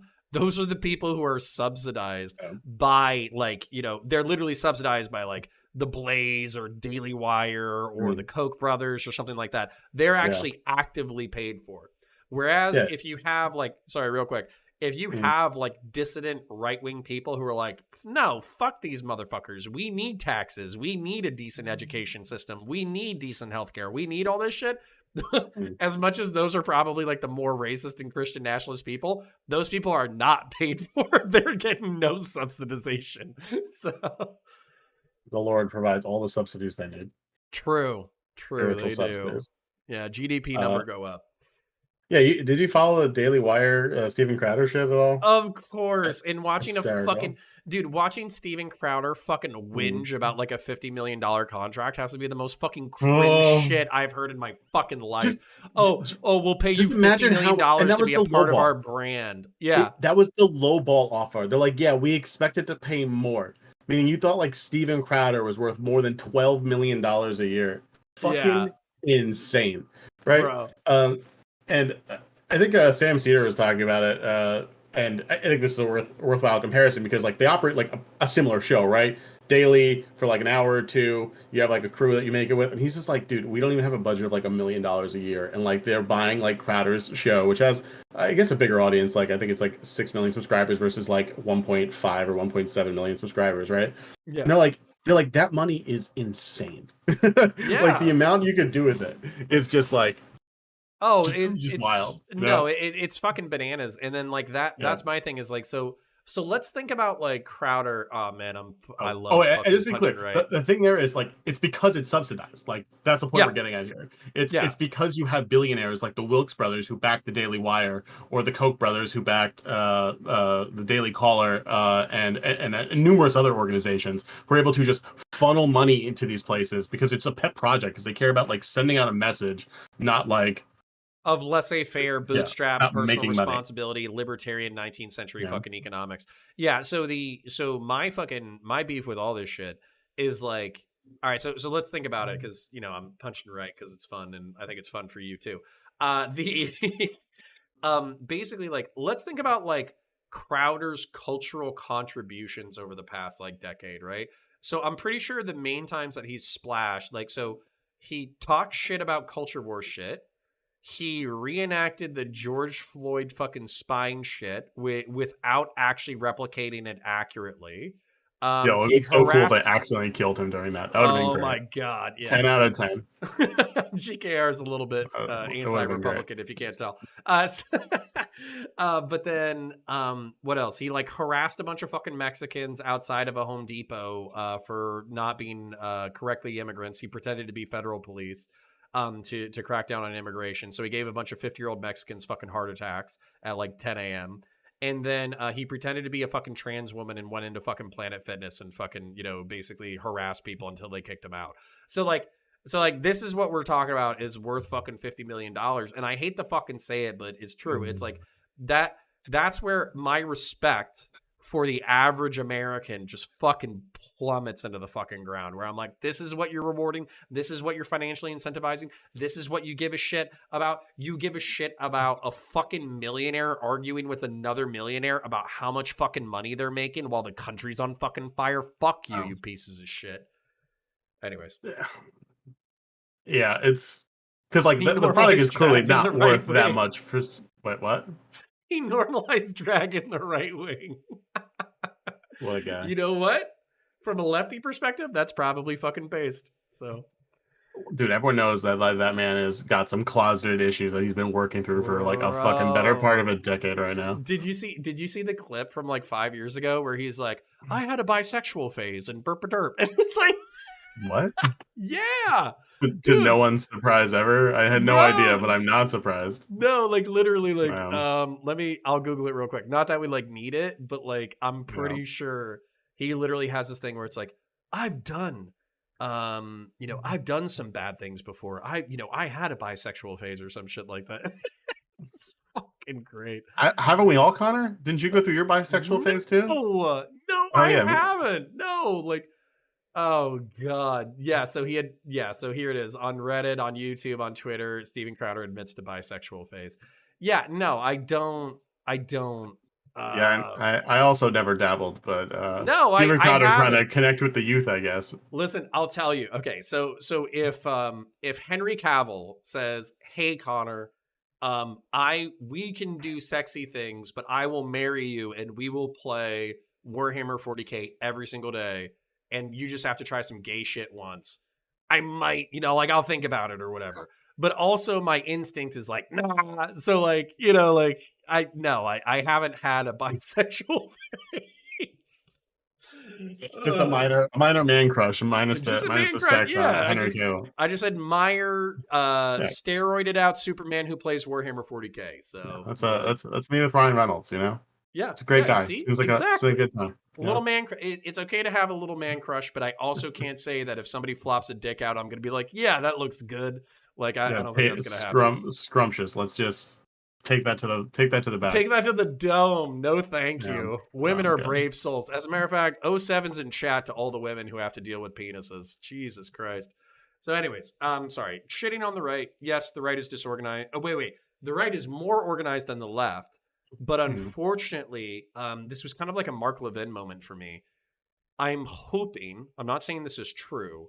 I'm hoping that enough people in Crowder's audience saw when he was arguing about a $12 to $50 million contract and see that he hasn't had any kind of cultural impact whatsoever besides culture war bullshit. I hope that they see that as rich people complaining and it turns off a whole bunch of them. Um, because that happened to me with like Mark Levin or something like that. He was talking about going to like a $300,000 a night fucking or a plate fucking donation charity thing, and he was just like mentioning that on air, and I was like, yeah, that really fucking connects with the fucking oil worker who's making 60 grand this year, busting ass Yep. 60-hour weeks is your fucking charity for 300 grand a plate. Fuck you. The Man of the People grift was probably most popularized by like Bill O'Reilly, and then Tucker Carlson just took that helm. It's like, dude, like Bill O'Reilly looks like some like fucking angry Irish immigrant, Like, sure, he's worth like tens of millions of dollars. Then you get to Tucker Carlson, who just looks like a human being, just born of wealth. His middle name is of Magnus or Purell something. fucking moisturizer. Yeah, the softest man in the world. Okay, He's but his I sweat will is the source of defend like him. lubricant. I will defend him momentarily, not because I think that, his policies are good or whatever the fuck. Or him like talking about like Twitter femboys is a great way to take the direction of his program. So when it comes to Tucker, there was one clip that I actually really like that felt ballsy from a conservative. And it was basically he was talking to some other conservative pundit and he was like, "Oh, don't you believe in the free market? Don't you love the free market? Blah blah blah." And Tucker like looks him in the eyeballs and he's like, "I worship God, not capitalism. So if you create a system in which my children can't afford to get married or have children, I will happily burn your fucking system to the ground." And that to me was like, that is such a philosophical breach of normal discourse in conservative circles because of the fusionism, where all you have rhetorically is bootstraps and laissez-faire capitalism. That to have a mainstream Republican pundit make that comment to a conservative audience and to another conservative pundit, I actually think is pretty fucking ballsy. No, I mean, he does that a lot. I just don't think it matters or changes anything for Sure. Like it's just a giant fucking. Fuck. Okay. One last detour. Did you see the Fox News like Dominion shit that's been going around recently? What, where like all of them had to admit that they basically knew they were full of shit and they fucking let the Yeah, pillow guy I on want because to he take. I donated want lots to of take a money. victory lap. And okay. And hold on. Last comment because I think it's great is Rupert Murdoch or whatever saying like Fox News isn't red or blue, it's green. It's like, what a fucking quote. That is amazing. Here's the victory lap we're taking. When I fucking say like they do this because they know better and they're doing it because they're racist or bigoted or monetarily incentivized, and I get accused by random dipshit like small brain fucks is like, oh, you're a mind reader? You know what people think? No, bro, I have a fucking brain, and I can see that like you have too many resources to be this dumb, okay? You have all the tools necessary to be informed, and your monetary interest is aligned with not being informed or fucking actively lying, okay? And then you can't let like stupidity be like an excuse for things that are like horribly wrong when like them being malicious liars is a completely viable fucking answer, okay? Okay, well, be careful because Oh I had a few God. skeptics in the audience earlier today who were criticizing my inferences based off of available information. So so basically, be careful not to have like the exact text messages of Fox staff saying exactly what you just said. Like to each other. It's text Yeah. between Laura Ingraham and like Tucker Carlson saying like, yo, these people are crazy. No, Like, I love I think there was this like story where I forget what it was, but somebody was like, "Oh yeah, this is so fucked up." Tucker Carlson called somebody who came on his show retarded, and I was like, "Wait, that's supposed to make me not like Tucker? That makes me like him more." Like if he's like texting his boys where he's like, "Oh yeah, like this and this is true, but this is bullshit, and this guy's a fucking retard." Like that makes me like him more, not like him less. Jesus Christ. yeah, So, I don't know, just like after like I don't know years of accusing like random Republic. So to be clear, we say like I hate Republicans. I hate Republican politicians and like pundits. Republican pundits. Okay, And the half of the average voting base population. Republican. I mean, they fucking irritate me. I don't hate them. I don't think they're actively malicious the way I do like every single Republican politician and every single like fucking Fox News host. Like Yeah. and like here's exhibit fucking A in the Dominion lawsuit of like, guys, we're losing our audience. Let's just lie about democracy. What could go wrong here? Like Oh, I fucking fuck you. love it. Oh, I Oh fucking my love it. god. Just Hold like on. the Let amount of me. times I've had some sneery little bitch just tell me like, "Oh, you're a mind reader," for making like, yes, I think Tucker Carlson's a liar. Look at his career. Oh no, the Oh my god. anorexic girl who's fucking killing herself on YouTube is now live on Twitch. That's That's unfortunate. good. Yeah, it's okay. I'm gonna click away from it and pretend that it's not happening. And I Does was she just have going to the my super creator narrow dashboard. webcam to barely capture her Oh, existence? it's rough. That's quality. So somebody did some gifted subs or whatever. Azurai, thank you for the resubscription. Jade Salamander, thank you for the resubscription. Shazon Michael, thank you for the Prime subscription. And then somebody did a gifted sub. I can't see it yet for whatever reason, but thank you for doing the gifted.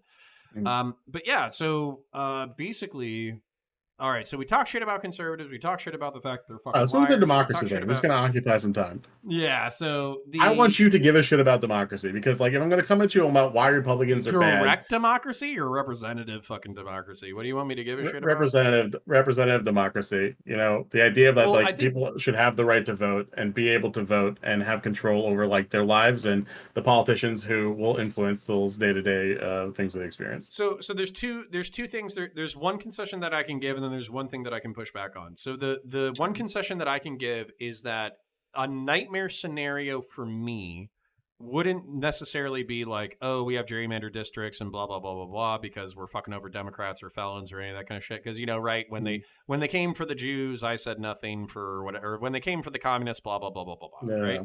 Right. But what my fear of Republican gerrymandering would be is that the party would be bought and paid for by the billionaires and the millionaires and all that kind of shit who just want to keep taxes low and they don't give a shit and they use fucking the culture war as a distraction.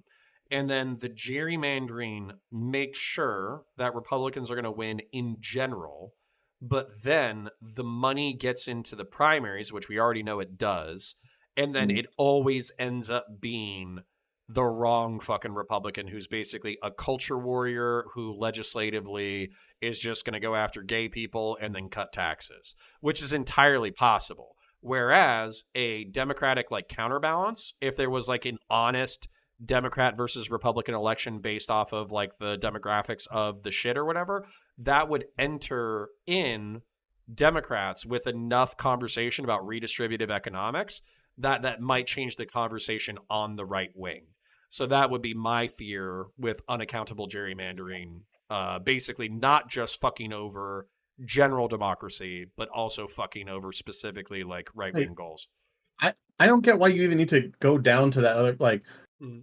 I just like democracy. Or sorry, and when I say I like democracy, I want to do that more than democracy good. Like I can go further than that, I assure you, okay?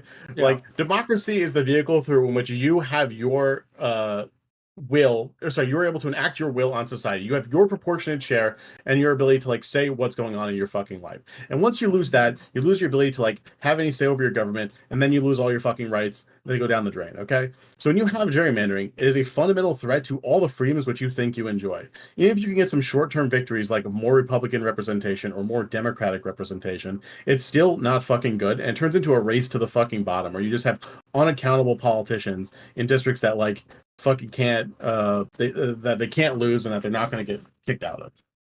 Yeah, so I guess I have a little bit more faith in like constitutionalism and republicanism in general, because I feel like because I don't hate the Constitution, um, I feel like there are Implying that I hate the Constitution? I no, don't no, hate no. the Well, Constitution. some Oh, people they just talk about like, the Constitution's like a living document and we should be able to interpret it however we want, and they're just progressive when it comes to interpretation and blah blah blah blah blah, and for the greater good we should do X Y Z A B C.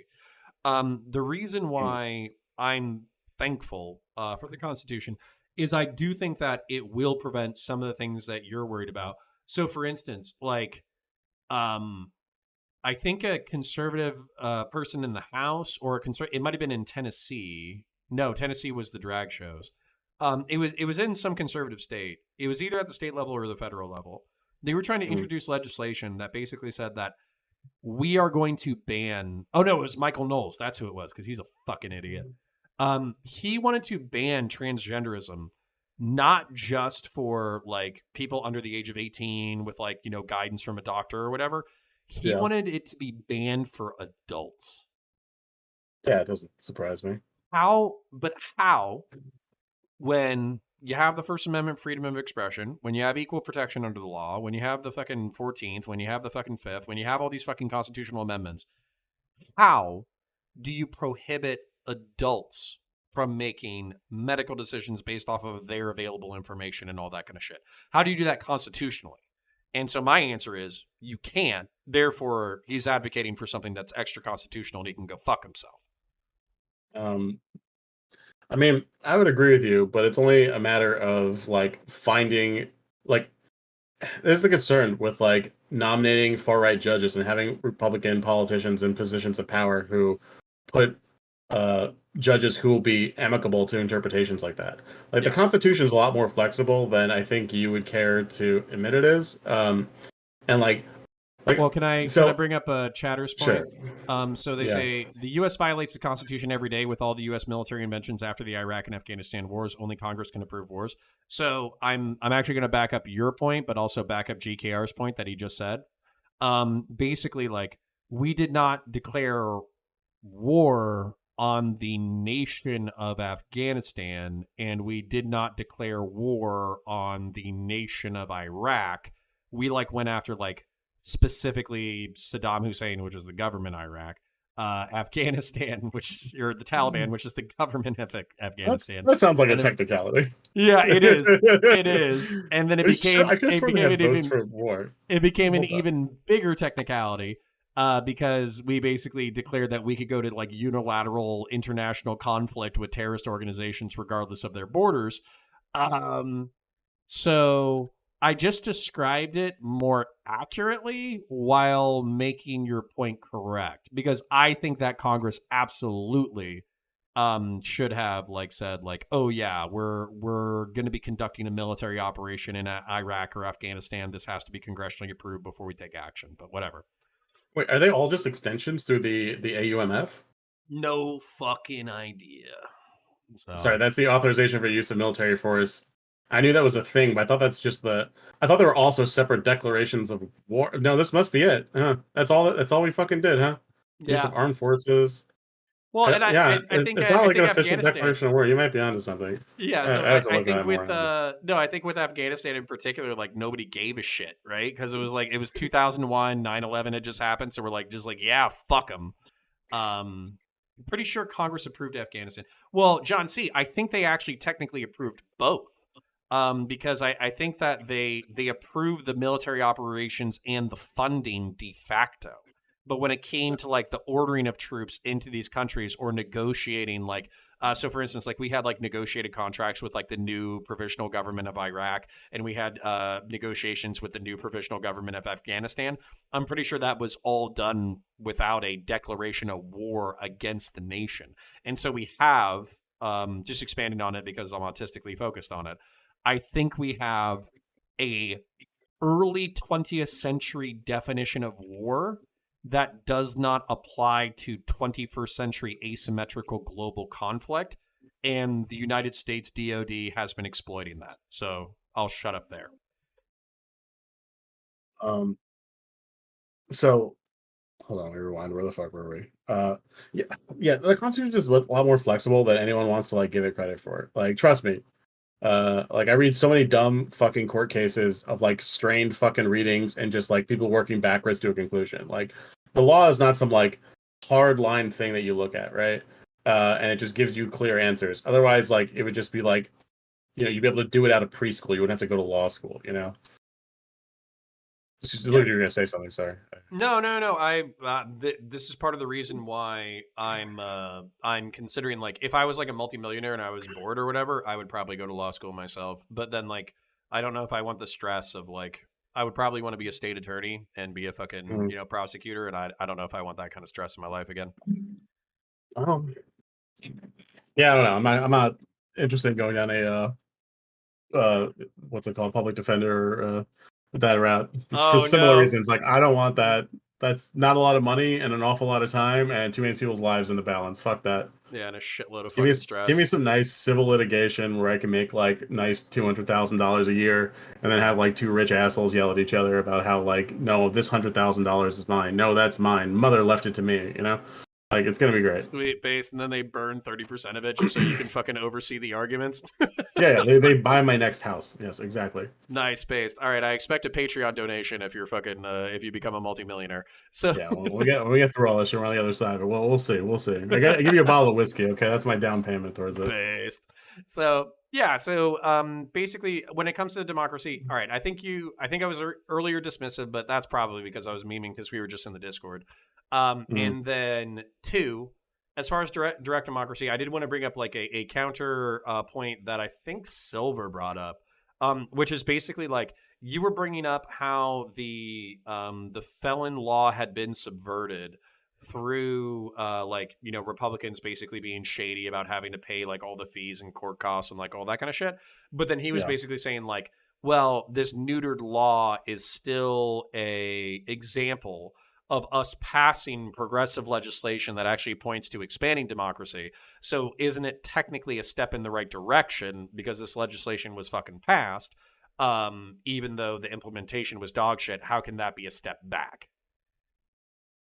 Uh, well, it's weird to phrase it as a step forward or a step backwards, but like what it very clearly is an overt attack on like the democratic process, right?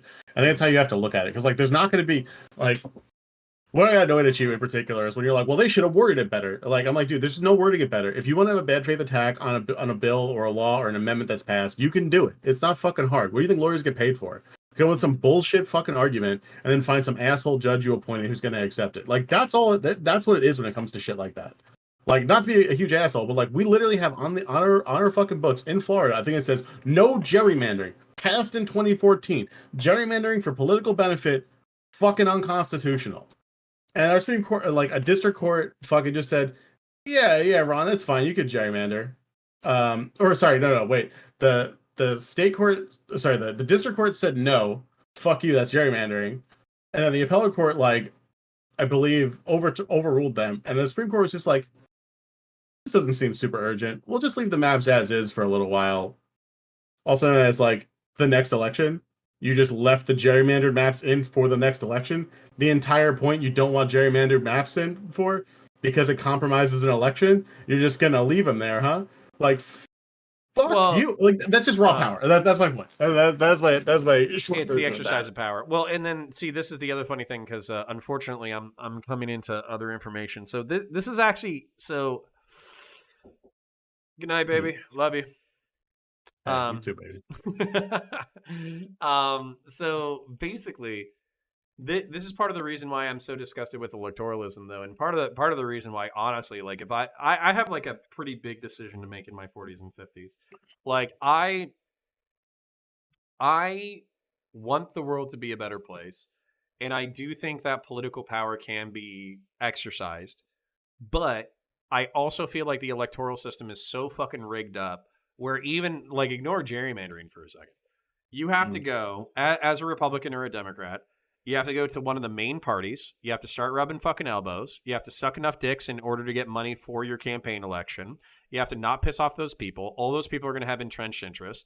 If they're, Democrats, they probably care about like, rolling back police a little bit, decriminalization of drugs, expanding the franchise, pro-abortion rights, all that kind of shit. Which, while you can have all your fucking reasons for why you think those are good things, those are things that I either don't give a shit about, or those are things that I'm actually technically opposed to for XYZ variety of reasons. Women close your legs, people stop shooting each other and dealing drugs, fucking stop being whores, stop being bad people, et cetera, et cetera. Pull yourself up by your bootstraps. But when it comes to Republicans, hold on. I promise you'll like where I go in a second. Republicans, basically what that means is selling out your fucking soul. Because even if you get to talk about like culture war shit or whatever, at the end of the day, everybody who bankrolls a Republican, they just want them to cut taxes. That's all the fuck they want.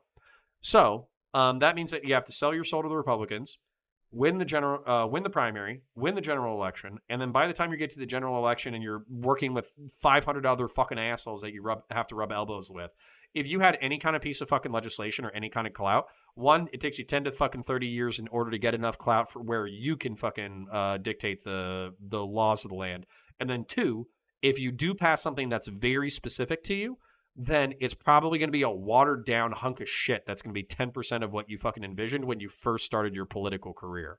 So for me, it's like, do I spend the next 30 years of my life like loving my family, paying my bills, trying to get a balance between work and life? Or do I spend it on this upward fucking political journey that's almost doomed to fail before it even starts?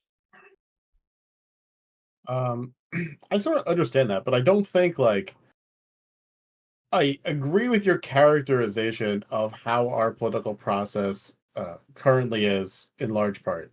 Now, what I push back on is like that's not inevitable, right? You can have stuff that doesn't like the fact all of our fucking the majority of our politicians spend so much time just talking to donors, and like they're not talking to you or me who donate like $50, $100, $200. They're talking to people who can max out the donation to like 10, 15, 20 different people, which is like $2,600 or $5,200 per couple per politician or whatever, right? Like that's who they're making this fucking call time to. But like it doesn't have to be like that. But like to go Where back is to it like, not? what do you mean? Why does it have to Globally. be like that?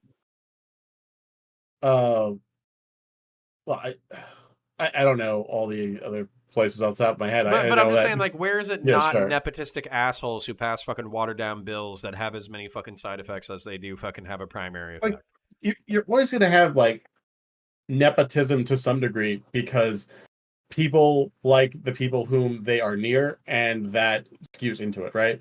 But you can have structures that allow like you to run for office and for us to provide like public funding to your campaign that will give you like some degree of parity with whoever you're running against, where you can say this person fucking sucks and I am good, and here's why I am good. And they can't just flood the airwaves with money.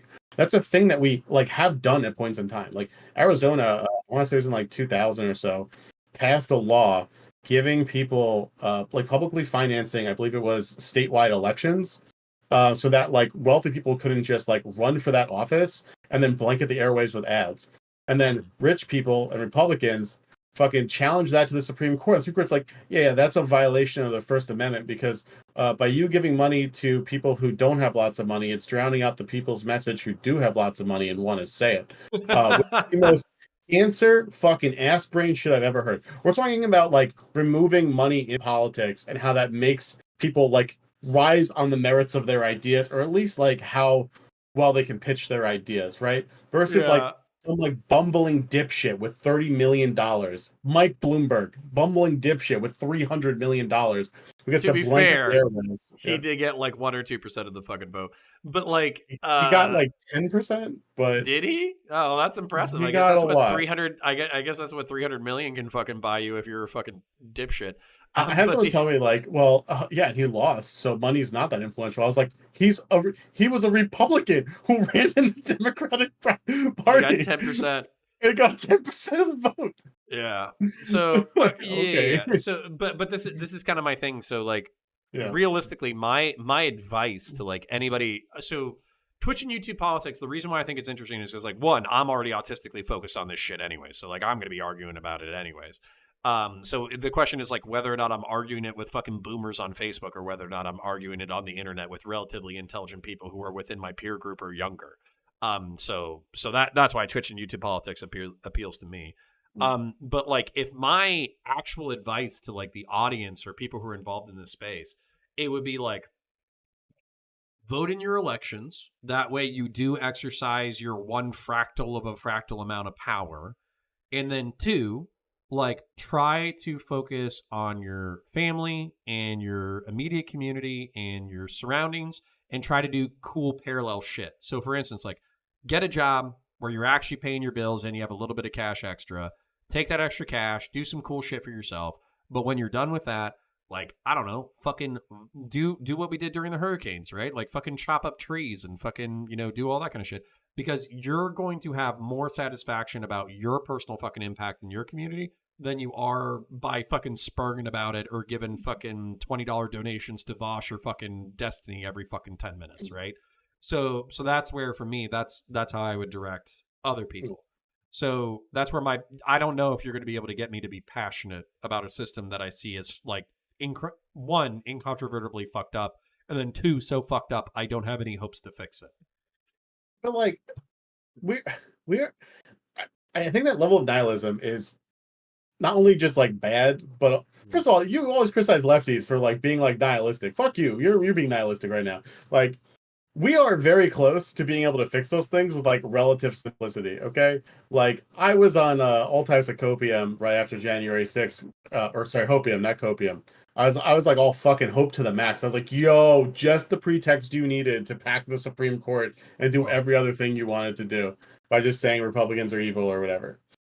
Because like one of the first bill that they proposed was like HR1, like the Voting Rights Act, which would like ban gerrymandering nationwide, um, like make automatic registration mandatory, and did a whole bunch of stuff to like streamline the voting process, make it more accessible and better overall, and getting rid of like gerrymandering across the whole country. Right now, here's the thing: the Supreme Court would strike that down, right? So you'd have to like you could do that in the short term. It might last for a little while and do something, but it's immediately going to get challenged, and then eventually it'll go to the Supreme Court, and they'll probably strike it down because like that hurts Republicans. The other conversation that we had was basically how like the conservatives got like a super majority in the fucking or a majority in the fucking Supreme Court of the United States, and half of them are like fucking Christian evangelical fucking like Christian nationalist cultists. That was the other conversation that we fucking had. So like Yeah, so they're the same. where's the hopium? I'm sorry, like you were like you had the hopium and then you killed it. So like where's the hopium? Well, the hopium's like what did I ultimately just say there? Like you said that you could pass something, you could challenge it in the courts, it would last for sorry, a little bit. That was a rhetorical question. I knew what I know what I asked. I was like ultimately like what I said was pass one bill, and like do court reform. And like court reform could also come with like Clarence Thomas just dying, and like one of the other old people just dying and getting replaced by like a Democrat, like is there appetite for like packing the court right now? I don't know, probably not. But there's so much stuff you can do besides that to like reform the court that isn't just directly adding Supreme Court justices. But like ultimately what we're talking about is passing like one or two bills increasing our democratic accountability and like modifying our judiciary so it's less like corrupt and fucking insane. And okay, if that's going to make like enormous changes across our democratic process, that's not hard. That's like get 52 Democratic senators, bare minimum in the House, and make a carve out to the filibuster or turn it into a talking filibuster. Done. Well, and you could do that. Okay, so I don't think the will is there. And here's the thing: it's like I fucking Rumin8te. What is his fucking new name, man? I fucking forget. This is the problem with branding. As soon as somebody has a brand, it fucking sticks in your head. Populous pros. I don't fucking know. I'll figure your shit out and I'll DM him. Just keep calling him But Rumin8te. It's fine. but basically, like his point was like he was like, oh yeah, there's like corruption on the Democrat side, but like the corruption on the Republican side is so much worse because it's just open. And so for like the Democrats or whatever, that's my thing. It's like I don't have any hope because I always feel like there's going to be like a Joe Manchin or a Kristen Sinema or a fucking Nancy Pelosi or some shit like that. Like I always feel like there's going to be, you know, these people who pondering politics. Thank you, Common Cure. Appreciate you. Um, so basically, like I always have this thing where it's like even if Democrats get like a slim majority or even a majority in the House and the Senate and shit, I always feel like there's going to be just enough motherfuckers to pull the rug out on you motherfuckers because like it's going, you know, they just don't really want it to happen. You know what I'm saying? Like they don't actually want this shit because it benefits all of them. Real paganism has never been tried. So hold on real quick. So, and then CSP was arguing at me, hey, there's these two nonpartisan veterans organizations that will help you create and run campaigns, which like I would probably just want to go and talk to them about it, just to kind of see like how deep their fucking treasure chests are and how fucking interested they would be in me fucking, you know, calling people cunts on, you know, actual debate stages. But, my fear again would just be it would be like a lot of energy wasted. So do you think the path forward, if you were in my specific shoes of not hating gay people, having some criticisms of like drag queen story hour and all that kind of shit, not really hating black people or Hispanic people, but also not wanting open borders, and then wanting some level of economic redistributivism, but not perverse incentive fucking welfare shit. Do you think that it would be more politically viable or efficacious to run as a progressive Republican or as a conservative Democrat? Conservative. The problem is if you were like completely forthright with that, I don't think you can get through a Republican primary because they're dictated by MAGA, the basically. base, and the base is not friendly towards those things who you don't want to be mean to. They want you to talk about how trans story hour is fucking ruining everything. Oh look, Connor said like we should maybe like have better immigration courts to process the illegals who are here, and that's amnesty. Because Connor hates America. You know, like that's what you're gonna get. Yeah, but then I'm the kind of person on the debate stage who would be like, listen, El Salvador needs to fix its own shit. Look at that fucking base president fucking locking up MS-13 and kicking them right in the dick. What a great American. You know, like that kind of shit. So, and Democrats would fucking hate that. I guess shit. that being I'd said, love it. like in Florida, I think you'd be fucked anyway because of all the gerrymandering. They're all like safe districts. So the problem with that is like your primaries are also stacked in that similar way. You know what's funny is I'm technically in a district where we have like a really progressive Democrat, but she's just like down to earth enough that she keeps winning. What's that? I thought you were in Maxwell Frost district, but I think you might be a little further south. No, well, maybe we're in Frost. I was talking about maybe I'm thinking of the State House. I'm probably thinking of the State House. I'm thinking of Anna Eskamani. So yeah, I think that sounds State. like else. Yeah, and I think we are in Frost. And isn't Frost like fucking 27 or some shit? God damn it. All right, you know what? Actually, you just convinced me I should run against Frost. Yeah, because he's a fucking, oh man, now I'd be talking mad shit because he's a fucking kid, man. What the fuck do you know at 26? Like, I'm happy he got elected, but Jesus Christ. What the fuck? Yeah, I'm pretty sure. Well, the gerrymandering works sort of both ways. You're going to have safe Republican and safe Democratic seats. So if you won, odds are that seat's not competitive. But that's like the fucked part, right? Like, I would say like find a district that's going to go, because like being the moderate Republican in a seat that's going blue anyway, like what the fuck does that do? Like the point is to get elected and for you not to be insane. So you'd have to like run as a Republican and then like, I don't know, Jedi mind trick them. No, here's the new plan, okay? I want you to just go full grifter mode. I want you to just fucking lie, pretend you hate every trans person, get elected, and then just go, I'm just kidding, they're all right. I'm just kidding. You know what? I actually met some of them. They're pretty nice people. You know, turns out they are human. Listen, they're sending their gays who are doing the dances. They're doing the dances in front of the kids. That's bad. But I met some of the transes, and some of them are nice people. Yeah, just go for it. I honestly thought about that. Like, should I just like run as like I'm white? I can pass for a Republican. You know? Yeah. Just lie about everything, and then just like get elected. Just like kill Nancy. Yeah, you're breaking up a little bit. I don't know if your mic or your internet connection passed, but Basically, what Mm. iCal Rich is saying is he's saying, conservative Democrat is infinitely easier than progressive Republican. So I guess that makes sense. And then I would have to see if it's a new political landscape. So of course, like having Maxwell Frost, a 26-year-old fucking congressman or whatever the fuck, that's actually probably an easy shot to run against. But we'd have to see whether or not Central Florida would tolerate a candidate who screamed at a mixed race person, screamed the word cunt at them like 15 times in a 20-minute debate.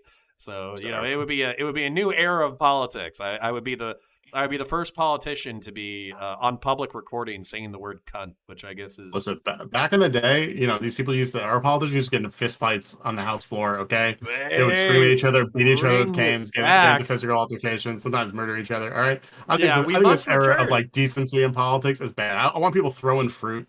You ever see how the UK does politics, where they'll say something disagreeable in Parliament and they'll just start screaming? Yeah. I want that. I want to bring it back. When people are like, oh, Marley Taylor Greene, look how uncivil she is. Like, no. Everyone needs to do this. Everyone should just start screaming. I don't like this veil of civility on top of our politics. I want the raw animal to be out in the open, just screaming like banshees. That's what I want. All right, y'all It'll be convinced great. me. I'll call we'll call the nonpartisan veterans electoral thing. We'll run against Maxwell Frost. We'll try to convince some Republican millionaires and billionaires that at some point there has to be some level of redistributive economics, and then we'll convince all of the progressives to stop dancing in front of fucking kids. And if you stop dancing in front of the kids all sexy, we'll protect your rights, okay? That'll be the slogan. And then John C. says, quote unquote, vote for me, you cunts. Banger slogan. Oh, all right, let's get back to the democracy bullshit for a little bit. Listen, if I win, I'll start backing democracy, okay? But so when you say you don't have faith in the system and you don't have faith, whatever, what's the alternative? Because the thing you gave me was well, hopefully it gets gerrymandered in a way where money's just not the biggest deal, and then some of the okayish Republicans win. What the fuck world is that? That's just no, No. See, I agreed with you. I think that basically the gerrymandering is a double-edged sword, where you couldn't necessarily get me to care about fucking felons voting. I literally voted against that bill.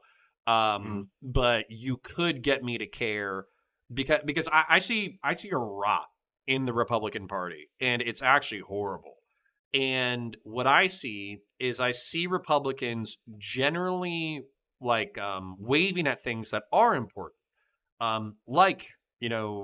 family values, taking care of your family, working hard, paying your taxes, being a good citizen, serving in the military, serving in law enforcement, looking out for your neighbors, blah, blah, blah, blah, blah. I get that's technically not all Republican, but if you look at their talking points, that's what their talking parts are, is we're the people who pay our bills. We're the people who handle our shit. We're not addicted to drugs. We make this country work. And we're the responsible ones in the fucking room. Democrats just want to take all the worst aspects of our country, drug addicts and gays and fucking immigrants and all that kind of shit. They want to take your hard-earned money and your hard-earned efforts, and they want to redistribute it to people who don't deserve it. That's Republican messaging. So, wait, but do you agree with that last part? Or wait, no, I don't agree with accurate it. characterization of Democrats? No, I think this is just Republican rhetoric. Yeah, okay. But what I'm saying is good?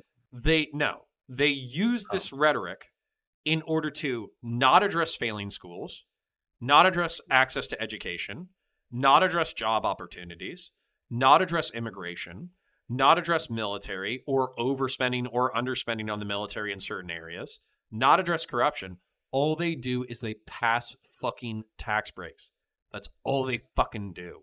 And so I wish that the right wing would get its fucking shit together and actually hold their politicians to account. But the truth is that they fucking won't. They'll just hear that rhetoric and they'll fucking vote for it. Well, because that's what they're all wired up on, the culture war shit.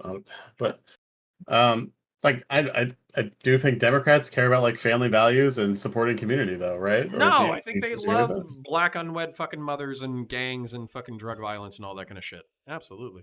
I can't tell that's a meme right now. Are you joking? Or are you serious? I'm kind of serious.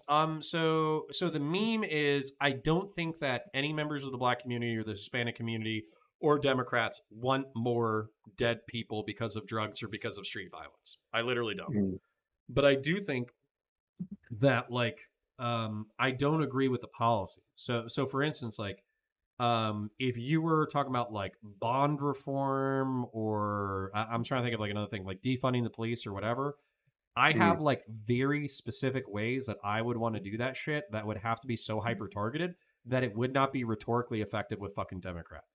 I'm not I'm not progressive enough when it comes to the reforms that you want. I'm just fucking not at all. like you said bail reform and Yeah, defunding the police? so for instance, like I That's would have to see bail reform. I would actually legitimately have to see the stats in a controlled environment between two similar cities, one with fucking cash bail and one that like keeps people in for longer, and one with bail reform. And I would literally have to do like side by side fucking analyses. And if the bail reform state, if it had like a takeoff in crime, even if it wasn't violent crime, even if it was like property crime and fucking cost of quality of life and fucking homeless mm, people and all that kind of shit, I wouldn't fucking vote for it. I wouldn't. I wouldn't. it just has to be like a pure good in terms of crimes being committed. Yeah. I mean, I feel like you're just you talk about unconstitutional bullshit. Like this is literally like locking people up before like without due process. Like that's what you're You talking have about, due right? process. You have your first arraignment. You check your shit out. You see Well, whether or not you can fucking bond out. If you can bond out, you bond out. If you don't bond out, you don't bond out. like in practice, that's not how that works. People But yeah, just end in up spending practice, it fucks over like homeless people. months, not just homeless people, like any people who are like of lower income status. Like you either like if you could afford like the bail or whatever, or the bail bondsman or whatever, you just lose 10% straight up. If Yeah, you can't, so you're just stuck in there if it's like too much. And then like your life goes to shit because you're just stuck in like Rikers Island or some other piece of shit underfunded jail sure, where like you and can't work, lose your job, your kids fucking lose their house, whatever.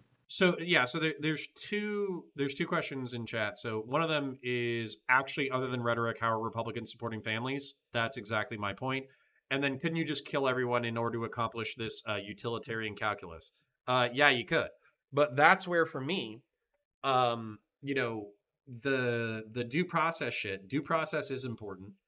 But when I look at like the El Salvadoran president, who's in a fucking like in a legitimate fucking hellhole with like the highest murder rate on the fucking planet, with like MS-13 and the 18th Street Gang like fucking running havoc, and him literally just rounding up everybody who has fucking gang tattoos from those institutions and organizations and just putting them in like a supermax, highly organized, air conditioned fucking prison and saying if you're affiliated with these fucking gangs, you're going to fucking prison and I don't give a shit. We're Mm. not going to fucking execute you, but we are going to fucking like you're off the street. Fuck you. Sometimes that kind of shit is like necessary. And so when it comes to like homeless people getting fucked over by bond or whatever, one, they typically have like indigent shit, so people bond out I'm not even anyways. just saying homeless people to be clear. Yeah. Like many homeless people like Oh go yeah, to working class people. Working class people. So with working class or people, lower I income. There's working like a class gulf people, in between like poor and but I feel like that would have to be reformed like very targeted. Where specifically if you're like, do you have a job? Are you working 40 hours a week? Are you paying your bills otherwise, et cetera, et cetera, et cetera? Okay, we're gonna absolutely 100% fucking work with you. We're gonna make sure that you can go to work. We're gonna make sure that you can pay your bills. We're gonna make sure that the court fines aren't excessive to the point that you have to choose between going to jail and continuing to work your job. We're gonna make sure that you stay like a relatively happy, healthy, productive citizen despite whatever your fucking violation is. I'm 100% down with that. What I'm not down with is blanket across the board saying like, "Hey, you fucked up. You committed a crime. We're doing no penalty to you besides administration. Have a good day." wait, why would that be a thing? I mean, that's what you're fucking talking about. If you're talking about no cash fucking bond, you're talking about only locking up people who have violent offenses. Uh, well, yeah, who like fall under a category of being like high risk for like victimizing people again or something like that. Okay, yeah. Or So doing as violent a matter of crime. fact, well, you're right, but I think that's not far enough. I don't think you just need to have Well, violent crime. I just think you need to have recidivism in general. this doesn't even make sense. Like, okay, let's say like you're homeless. Like homeless people obviously have very high recidivism rates, whatever, right? But they're doing Yeah. like petty bullshit, like stealing a candy bar or like being a nuisance and like trespassing and like nonsense like that. Okay, and like if I take what you're saying, I have to be like that person, keep them in jail forever, or then No, into I prison would or say whatever. if first offense or whatever, yeah, sure, whatever. You can fucking bond out. Oh, We'll second, see. third, fifth offense. Like we're talking about people who like Yeah, I don't know, like, but exactly. Fifth the offense, problem is sixth like offense, 10th offense. Fuck yeah. the point I was trying to get across here is that the choice to keep them in costs money, a lot of fucking money to keep people Yeah, in jail, and you can put that money towards like more productive things. Like there's a cost benefit analysis you have to do here because like criminal justice shit is done at the state level or local level. That's not, you don't have the infinite federal money cannon firing at you. So like when you look at a place like, I'll just use New York City's example, their jail system costs like I think it's like $800 million a fucking year to just maintain like Rikers Island in the New York City jail. That number might be a little high now. I'm thinking about it. It's in the hundreds of millions. sure.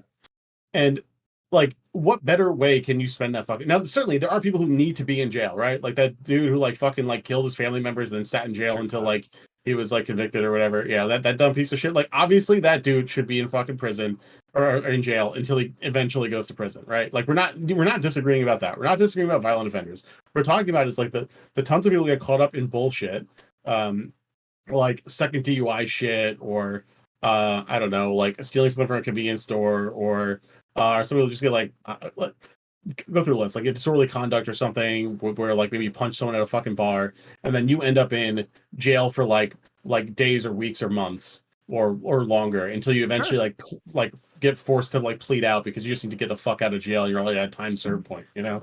Yeah. Actually, so CSP is saying DUI should be no release. I think that's the one you should be releasing the most. Jesus fucking Christ, you're bananas. Most people get DUIs or should get And like DUIs. I don't know, and we release people like we also like I have a friend of mine who works for the jail local what's up whatever, she works for the local sheriff's office and she does like monitors people who are on like release programs. And we hit like $20 a day fees for like ankle monitors. What the fuck? How do you expect people who just got out of jail or fucking prison or whatever to be able to afford a $20 a day fucking ankle monitoring? Okay, What are we doing? How I do you expect gotta, people I to gotta, succeed in like that? yeah, I gotta fight people real quick. But I promise Like, I'll address what you said. So, Abaddon, 666. School teachers get DUIs. Cops get DUIs. Construction workers get DUIs. Lawyers get DUIs. Everybody gets fucking DUIs. As a matter of fact, if you've had a couple of beers and driven, you probably should have gotten a fucking DUI. Okay? So basically, what you're talking about is you're taking about an otherwise productive citizen of the country who works their job, pays their bills, pays their taxes, takes care of their family, and all that kind of shit. And you're talking about leaving them in jail to what end? That's fuck that. Not everyone get DUIs. Dude, at this point, I'm assuming that like you have like a personal family member who got fucking killed in a DUI or some shit because like your passion for this does not merit what's being said. So, anyways, I yeah, it's mean, an incredible thing to avoid. DUIs at one point were like killing I think tens of Sure. thousands of people a year. I don't know what the number is today. I know like I'm the not talking 80s when about we're whether doing or not Cold it's a War and serious principles. offense, but what we're trying to get. Well, number one, let's not pretend that catching a fucking DUI is going to be easy while you're working. While you're working, if you want to drive, you're going to have to buy a fucking breathalyzer shit in order to be able to drive. You're going to have to get a hardship license so you can only go to work and only go home. Then on top of that, your fucking civil fees, paying your lawyer, all that kind of shit. DUIs cost tens of thousands of fucking dollars. So just because you're out there like going to work and shit doesn't mean that you're out there fucking throwing back shots with the fucking boys. Well, You have a I think you're guillotine making hanging over your fucking head that costs tens of thousands of dollars for the better part of 2 years, depending on whether or not you choose to fight it. And if you don't fight it, you can't drive, which means you can't work. I can't I think think you're of like a more you- commonly committed crime that has as aggravated as consequences. I think you're inadvertently supporting like my position though, right? Like I agree with you about all of that, but my problem is like DUIs kill people, a lot of people every year, right? This is Sure. like a very bad social offense.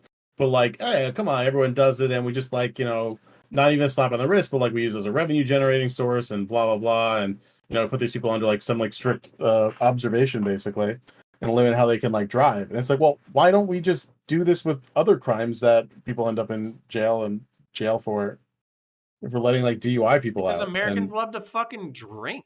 What are we comparing like methamphetamine and crack cocaine to fucking alcohol? Or you're, are we you're making a comparing harm like reduction argument before. what? Like, sorry, you're making an argument before about how like, well, if I let any of these people out, then the crime better not increase. We know, like, if you let drunkards out, that they're probably gonna drunk drive again, right? Dude, if a second person fucking drunk drives, they pretty much have like a permanent license revocation. What the fuck are you talking about? Well, yeah, but if they killed someone at that point, then who cares? But that's my point, though. Like, I am fine with the world you're positing. I just think you should expand that out to I'm like describing it as the way world more as crimes. is. So Well, hold on. You're describing like what we why do would for I lax the DUIs. I'm saying this is punishments? a I'm huge. gonna Abaddon. I don't know if you're hearing what the fuck I'm saying. I'm not saying reducing the criminal consequences for DUI. I'm saying that normies who get a DUI should be able to bond out and keep working their jobs pending court.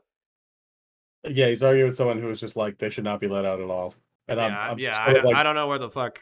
I don't know what the fuck that is. Well, I Anyways, feel like bolstering that point where I'm like, I want you to apply like this framework. Like, I get you're describing how things no, are. But I'm I'm saying like okay. in terms of By the societal way, risk here. I'm okay. I'm perfectly okay with fucking applying the logic. What you said. As a matter of fact, I might have to go watch fucking CSP's video because if he addresses all of my fucking counter arguments, then maybe I could be persuaded. But the way that bond reform is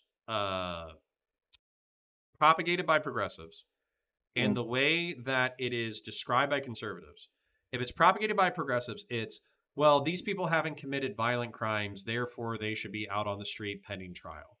There are plenty of fucking crimes that I want fucking people in jail for. If somebody's fucking jerking off, running around, fucking screaming schizo shit, and fucking fist fighting people in the fuck, well, I guess fist fighting is violent. That you But need if to they're fucking medicate them for because they have right, mental so illness. But I'll take your point. right, yeah. So trespassing or pissing on somebody's fucking leg or some shit. There's plenty of theft, vandalism, all that kind of bullshit. There's plenty of non-violent shit that I still want people fucking locked up for. And if they're financially indigent, drug addicted, or insane, then I don't. Sorry, I just had to burp real quick. I want them fucking locked up. Whereas if you're saying apply the logic of they're not likely to recidivize, they have their shit together, they got bills to pay, family to take care of. Yeah, I don't give a fuck. Let them out. If it's like if it's a fuck up, sure, whatever.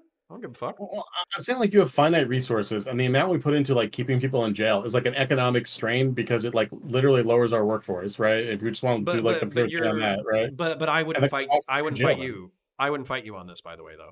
So, Uh, for instance, like the state of Florida gives once a month free antipsychotic medication to homeless people. So it's a shot.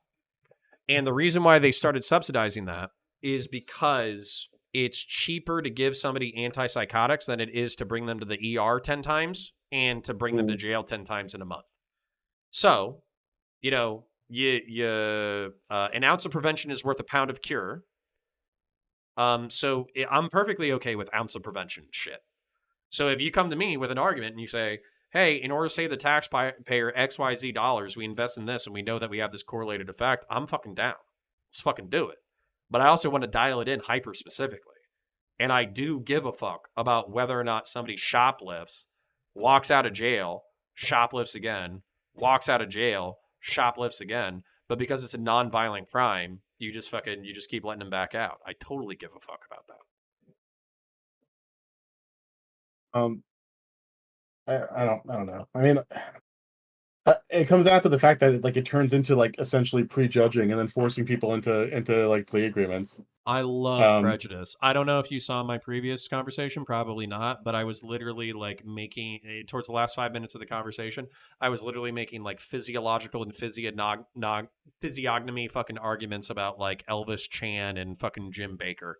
So I'm perfectly fine with prejudice as long as it's like properly applied and then vetted after the fact.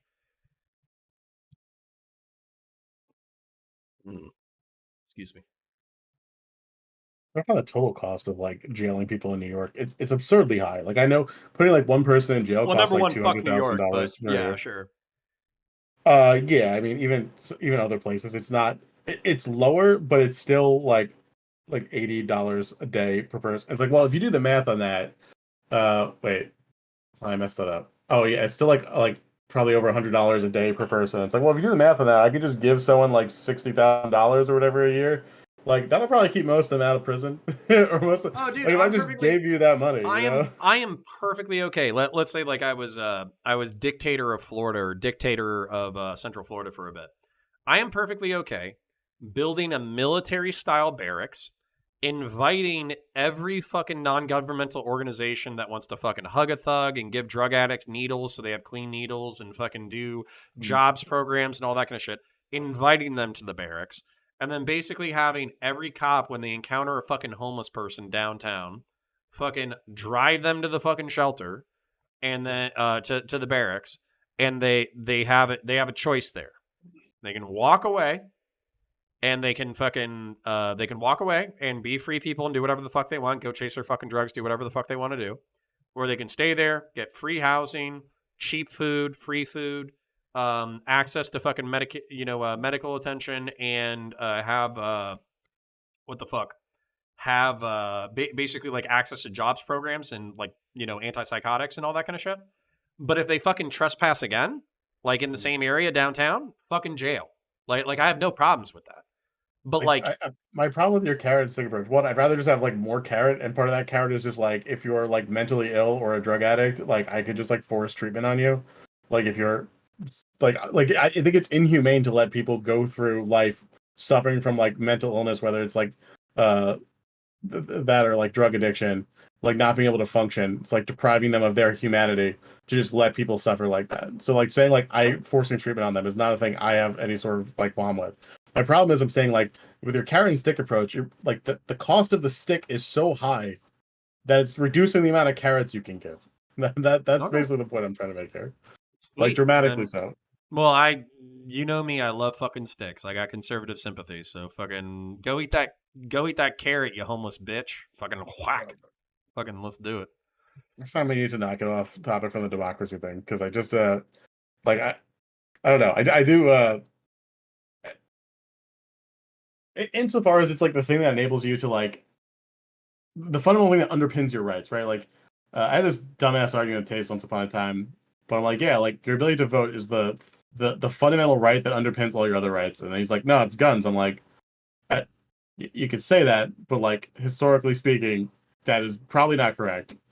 And two, like if you're valuing guns over democracy, then like what are you doing anyway? Because like the Republican Party, like I really support like unrestricted access to guns, and like it's like I don't give a fuck about guns really either way.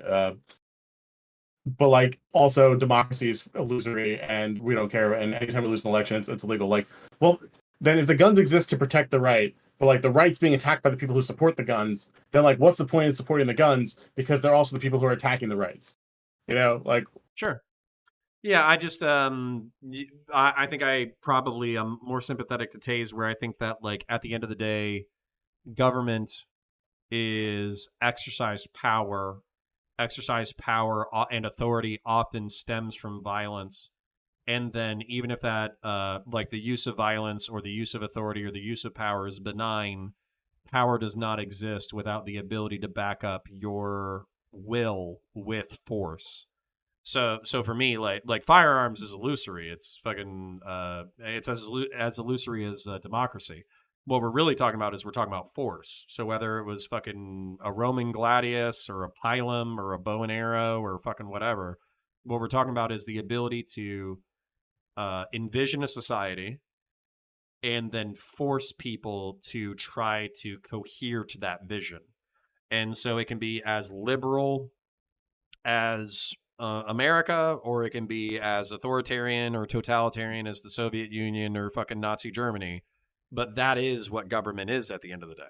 wait, but that's the whole point of like the democratic element of that. The difference between like a democracy and an authoritarian state, they both have like you listen to what we say at the end of a gun. The difference is like random assholes who you had no fucking say in saying do this at the point of a gun, or random assholes who like maybe I didn't vote for you, but like democracy willed out, and like me saying that taxes shouldn't exist at all failed, and now I have to pay taxes. Like I had a say in that, and that in True. and of itself is meaningful. And like that distinction is like I feel like you're just like wiping away. Like, well, it's all force at the end of the day. It's like, well, yes, but like the way in which you use force in self-defense or in aggression is like fundamentally different. And like that's what we're talking No, about. I'm with you there. And then like I think I've thrown this Churchill quote in your face a few times, which is just like, democracy is the worst form of government except for all the other ones. So Yeah. like, it's messy and it's disgusting, and we have 1,000 different tribes fighting for 1,000 different priorities, and it's argumentative and it's inefficient and this, that, the other. But at the end of the day, arguing about the vision that we have for society openly as free people, and then trying to implement that vision through a peaceful process that involves the consultation of both the powerful and the powerless, that is a better system than just whoever has the fucking guns gets to make the decisions. So yeah, like in principle, I totally agree that republicanism or democracy is infinitely better than authoritarianism. But there's also some people that I don't like, that I don't respect, that I don't think are smart enough to make decisions about society. And then, unfortunately for me, I think the people who are smart enough to make decisions about society are often self-interested, manipulative cunts. So yeah. So it's kind of like rock in a hard place. So no more Starship Troopers.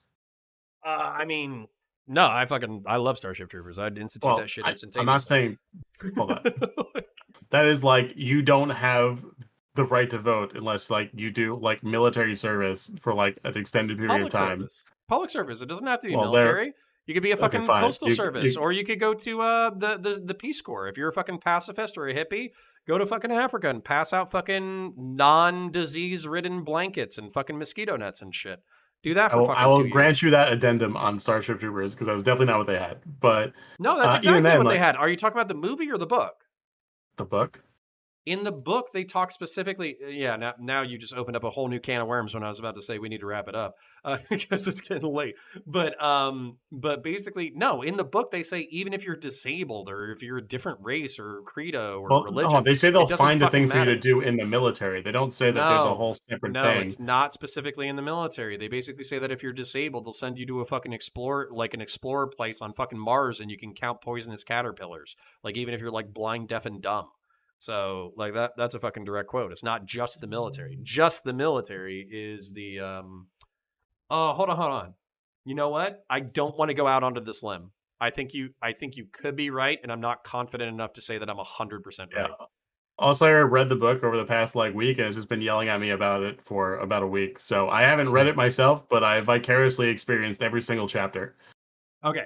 So I mixed up my vision for the world with Starship Troopers. You're right. My bad. All right. Legend of Strider. Before you yell at me in chat anymore, okay? You're right. You're right. The fucking in the book and in the movies, it was the military. Although you could be a pogue, and if you were blind, deaf, and dumb, they would still have you counting fucking caterpillars on fucking Mars or some shit. So you guys are fucking right.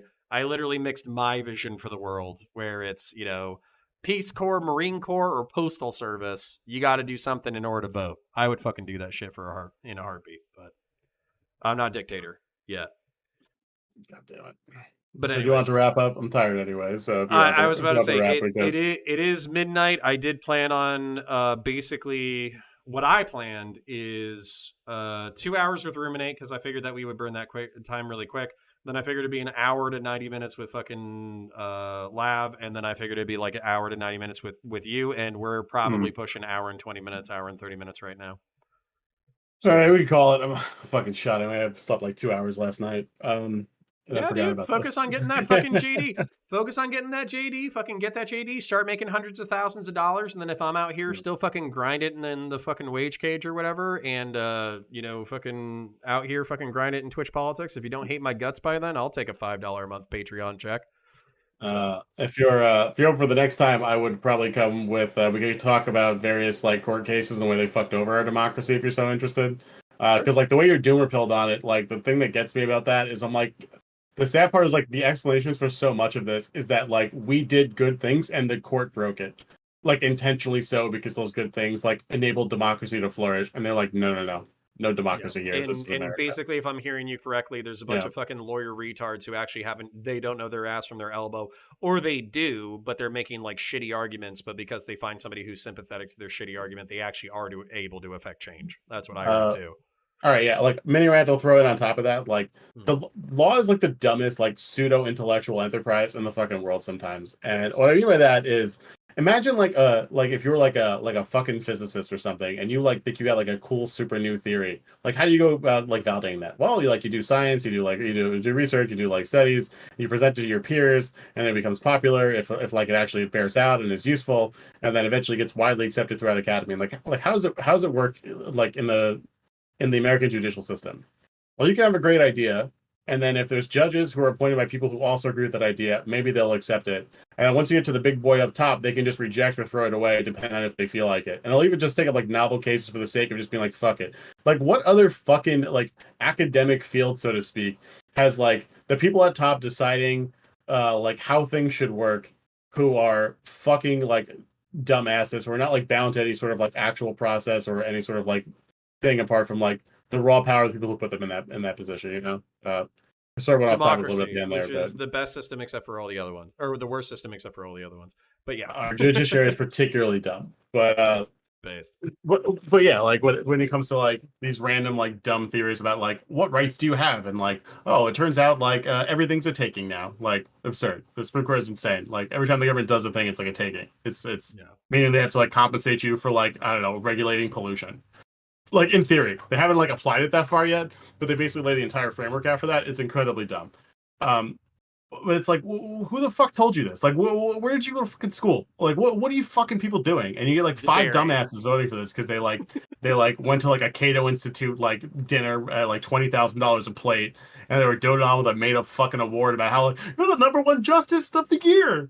And then like they get their dicks sucked and jerked off by a whole bunch of other old fucks, and then they just go like, you know what? I see Cato or whoever the fuck is Americans for Prosperity is signed on as a friend of the court here. I guess I'll side with those fucking people. It's a whole very dumb, corrupt process, like compared to something like academia, and it's just so absurd. I'll just say you But have not white pilled me. But do you have any shout outs, anything that you care about, any social media that you want people to follow, or anything that you're passionate about that you want people to track?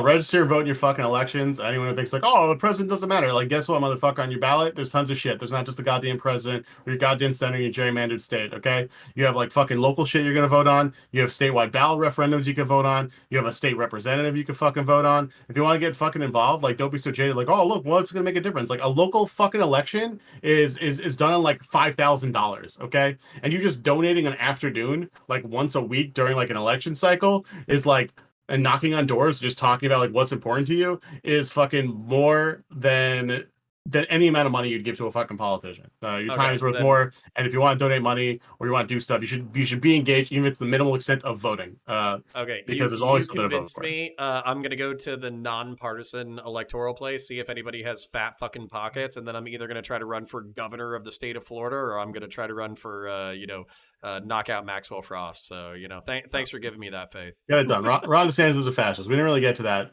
a whole lot, but that dude fucking sucks. All Based. Well, right, catch I you appreciate you, brother. You have a beautiful night. Catch you in a bit. later. Bye. Full camera. I'm going to read your questions. And then, Astronaut Farmer, I'm sorry for ignoring you. I saw what do I think about Alexis de Tocqueville or whatever earlier, but I didn't address it. Basically, if de Tocqueville was talking about like how Americans are like temporarily embarrassed millionaires, or if he like loves liberty in the United States and all that kind of shit, all of that's based. I forget who talked about like the noble savage, but whoever talked about like the noble savage, where it was like technically better to be like an indigenous like hunter gatherer, and they had like a more moral way of living and all that kind of shit. I want to find that guy and kick him right in the fucking nuts. So I think de Tocqueville was like the based American like critic, whereas the other guy was fucking cringe. But if it's the same guy, then de Tocqueville is as cringe as he is based. So the candidate who is politically moderate but stylistically aggro is Chris Christie. True. So maybe I could be the not fat Chris Christie.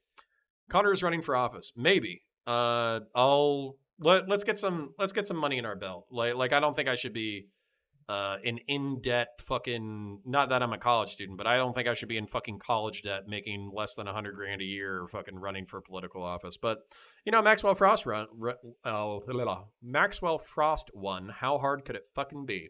So watch my bail reform video. I probably will, CSP, although it also seems like it's probably going to be too smart, so I might just have you on in order to talk about it. That way I don't have to actually dedicate my brain cells when I'm supposed to be doom scrolling to actually like something that's good for my brain. I like dedicating my brain to stupid shit.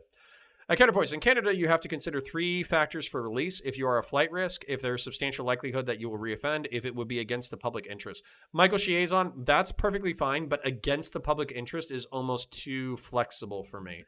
I would want it to be a little bit more sound than that. I think releasing any criminal is against the public interest. But if you shored that up a little bit, maybe I'd like it better. Also, no cash bail, though you can put a surety, and if you meet certain criteria, the onus is on the accused to show the case that they should be released, notably if they were on bail before. Okay, yeah, I'll think about it. So I'll think about it more. I think there's a way that it could be dialed in. I just don't think progressives or conservatives would like it. That's all. So when a fucking progressive walks up to me and they're like, oh yeah, bail reform, fucking nonviolent offenders should get out. It's like, nah. Like, I don't want homeless people fucking pissing on my streets and fucking stealing shit left, right, and center because you want fucking bail reform. Fuck that shit. But if you want like more people who shouldn't be in jail out for fucking good reasons, I'm perfectly fine with that. Oh, it just lets rich people out of prison? Yeah, sure. We can talk about it. By the way, Abaddon said this shit, and I wanted to respond to it, but I didn't want to interrupt GKR. Oh, by the way, my 8-year-old nephew was watching a debate panel and asked what you were painting, and after explaining it, now we were going to get him started with D&D figures, pewter or whatever. No, dude, that's awesome. That's like one of the cooler things that I've ever gotten a comment about. So I'm sorry if I yelled at you about your passionate defense of jailing DUI offenders, but that's fucking base. That's one of the coolest things I've read in a comment.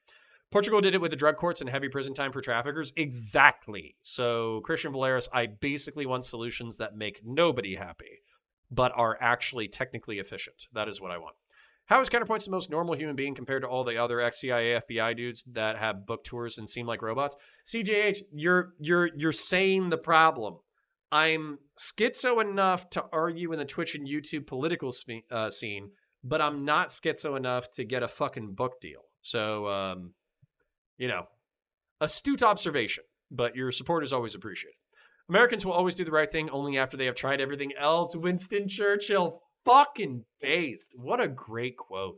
In Starship Troopers, you do have to be specifically in the military. Yeah, so I was, that's my fault. I think I just got tired. But what I was thinking, just to explain it so you don't think I'm fucking grifting, what I remember is that they said that if you were like dumb, deaf, and blind, they would have you counting toxic caterpillars on, the face of Mars or whatever, which to me did not sound like a military function. But if that is a military function and they would just be like a person other than Grunt as a part of the R&D division, then I'm perfectly fine to stand corrected.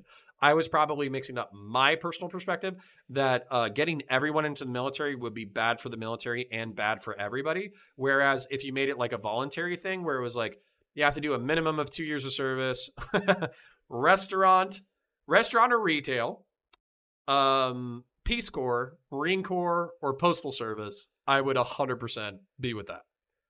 So, or you're a crash dummy, base. So, stop the pussification. Based. Indeed. Eliminate subservices. Ragnarok, you're always so doomer-pilled. Sad. Did he say academia is not corrupt? Well, he's progressive, so he fucking loves progressive academia. Your property taxes are going to affect you more than most issues. True. Although I'm in a place with fucking crazy high property taxes, but I will willingly pay them because I actually have a nice city.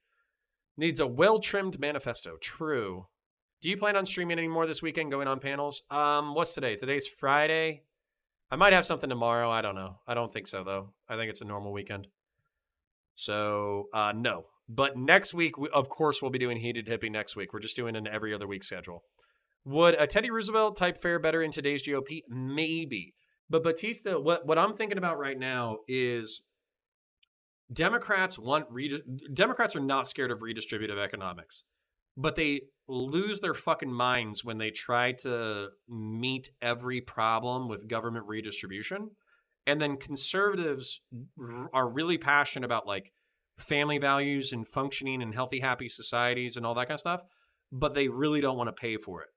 So I wonder if the best centrist position, as much as it hurts me to say this, would be a conservative Democrat where you get the Democrats, where you basically go to the Democrats and you say, listen, I'm not going to deliver all of your crazy ass fucking progressive reforms because I don't like them. I think they're too far. But I can get you reforms that actually address the complaints that you are begging about.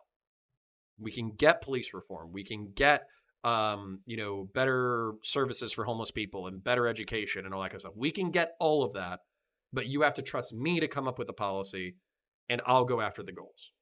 And then you have to turn to Republicans and you have to say, listen, I know you hate government. I know you hate corrupt government. I know you hate watching your tax dollars go to things that do not serve you and serve your community. And I'm sorry that the government has been fucked up and shitty and inefficient and done perverse incentives shit and all that kind of stuff. But if you vote for me, I promise you that if I am spending your tax dollars, donating for I more will spend one-on-one it in conversations. a way. Thank you kindly for the one-on-one dono. And I'll check out donos in a second. But if you trust me as your steward, I will spend your tax dollars in ways that do make your community a better place, that make it better for families, make it better for children, make it better for the next generation, make it better for, basically taking away the blights and horrors of cities and basically the things that make your lives uncomfortable. If you'll trust me. Those are, I think that even if you had a D next to your name, that would be sufficient for Republicans, voters, not benefactors. And then if you were a Democrat, you're already down with redistributive economics and you already know you're not going to get half the shit that you want anyways. So honestly, that's probably going to be a breath of fresh air compared to Democrats promising you the world and delivering 10%. So, yeah, maybe. On Tocqueville's letters on Algeria were great too. Don't sleep on those. He predicted a ton of shit. Based. AOC won, anyone can win. True. Have you read the comic Axe Cop? I have not, but I do want to read Dread. It goes over all the stuff, but it doesn't answer all your questions. I can talk about it though, Counterpoints. Yeah, we can talk about it at some point. Just DM me. We'll pick a one-on-one date. Teddy Roosevelt was cool. Okay. I appreciate you, Abaddon. Sorry if I snapped a little. Wasn't trying to. CGH5239, thank you for your financial support. I'm not sure if you're on Patreon, but you might be. And if you're on Patreon already and you're doing donos during streams, I sincerely appreciate you. Thank you kindly. And of course, donos are welcome, not required. I appreciate the roughly 70 people that we had hanging out with us cross-platform. So, based. Is it better for you if I watch on Twitch or YouTube, or is there another platform?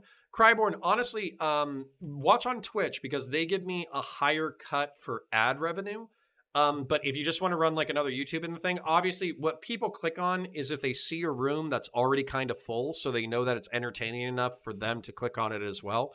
And Twitch, I'm not as popular on. I'm more popular on YouTube. So if you could open both, that's great. Just mute one. Yeah, you're more needed on Twitch, but you might have more fun in YouTube chat. So I do appreciate everybody who's hanging out in either one. At Counterpoints, R versus St. Cloud from the Supreme Court. Public interests have factors such as strength of the case, likelihood of lengthy sentence, heinous crime, statutory minimum sentence. Interesting. Thank you for the clarification, Michael Chiazon. So there's sub-variables underneath the variables. I appreciate that. Will Ukraine actually be able to retreat from Bakhmut successfully? Ukraine's 93rd Mechanized Brigade is in Bakhmut and is one of the best units they have, and it would be a big loss if they lost them. I'd have to take a look at the geography. There's a he's a Greek guy. There's a Greek guy that I've had a couple of talks about. Basically, if you go to my Counterpoints Coliseum and type in the word Ukraine, there is a Greek guy who's talking to me about the hit by hit, the punch by punch plays, so he would know infinitely more than I would. But the one time that I've heard like Ukraine is actually kind of fucked, I've heard Bakhmut mentioned a few times, so I am worried about it. But I also don't know enough to fully comment. Ukraine is screwed. China will start supplying Russia within a year. Interesting. Although it's China made in China, so maybe not. Libertarian at heart, but since people are going to spend, I'd rather it be spent on social programs and handouts to crooks through lucrative private public spending partnerships. Based, Cryborn, based. Start as a libertarian and then work your way in from state as like in principle, I'd be a fucking libertarian. I fucking wish that we could live in a libertarian society, but unfortunately people are fucking stupid. So I believe in a state because people are idiots. One of my favorite bands, at least back in the day, A Day to Remember, is from Ocala. Have you ever heard of them? Of course I have. Not only that, but one of my favorite bands, Supervillains, is from St. Cloud, Florida. So when somebody was commenting on a case St. Cloud, Supervillains is ska, but it's like punk ska. It's really fucking good. So if you're into ska or if you're into punk, check them out. And then what was the other one? There's also Against Me. The lead singer from Against Me is trans, so if you're not into that thing, deal with it. But they turned trans after they were already successful. They have a lot of really good classic rock songs, so big fan of Against Me. I mean, the book Heinlein was predicting a dystopian society where only vets had citizenship. He didn't want that future. He was warning about it. Cow Rich, I don't know if you're right. Fucking Heinlein was like super militaristic. He loved his service as far as I remember reading. Donating for more one-on-one conversations. Froggy South, thank you kindly. And basically what we're doing, this isn't intentional. This is just kind of how the content is flowing. Heated Hippie it's just a driver. We have 60 people cross-platform right now. We peaked around 80. But a Heated Hippie is going to be between 100 and 130. People just like the contention. They like seeing personalities battle it out. They just like it. And normally when I was doing like solo streams or whatever, I was getting like 50 viewers. So, whatever. So basically my point being, one-on-ones don't do as well, but Samantha Banana needs time to book the Heated Hippies anyways. So we can't do it weekly. So if every other week I just throw on some one-on-ones and, half of my viewership or 2/3 of my viewership shows up, I'll be super happy. So I don't give a fuck. I fucking love one-on-ones. Yep. The Blaze should hire you? Yes, but I'm not laissez-faire economics, so they probably wouldn't. Destiny, question mark? Maybe. I feel like a conservative Dem would go a lot further than a progressive rep. Leftists have like no hold on the Dem party, but Republicans are split between crazy QAnon and like Mitch McConnell. Jonah Boy, unfortunately, I think you're right. So I would have no problem walking into a Democratic primary or a fucking debate stage or whatever. Of course, hopefully, God forbid, if I fix my neck. I have no problem walking onto that stage and saying, like, if I was a Republican, I would be a progressive Republican. And since I have to run in the Democrat Party because they care about, or they are more into statism and redistributive economics, I'm running as a conservative Democrat. I believe XYZ ABC. And the truth is, I'm probably too much of a fucking dork to actually get elected, but whatever. Vokes. Quick work story. Guy argued with me about unloading his trailer he insisted was full. After calling me the N-word, we opened it. It was empty. He left. I'm sorry, Vokes. I'm sorry that somebody called you the N-word. That is rude as shit. Portugal. Drug dissuasion commissions for users on prison time, heavy prison time for traffickers. Governor spends time on rehabilitation rather than just straight stick. I think that's based. If it's more effective than what we're currently doing, I'm down for it. Probably the best answer I've heard about a mix of conservative and progressive ideas. Conservatives lose when they neglect environmental issues. True. We should be environmental stewards. I keep arguing this. Portland just stopped prosecuting all forms of drug use except for trafficking, which, by the way, that's a horrible idea. I would never want to do that shit. Fuck that.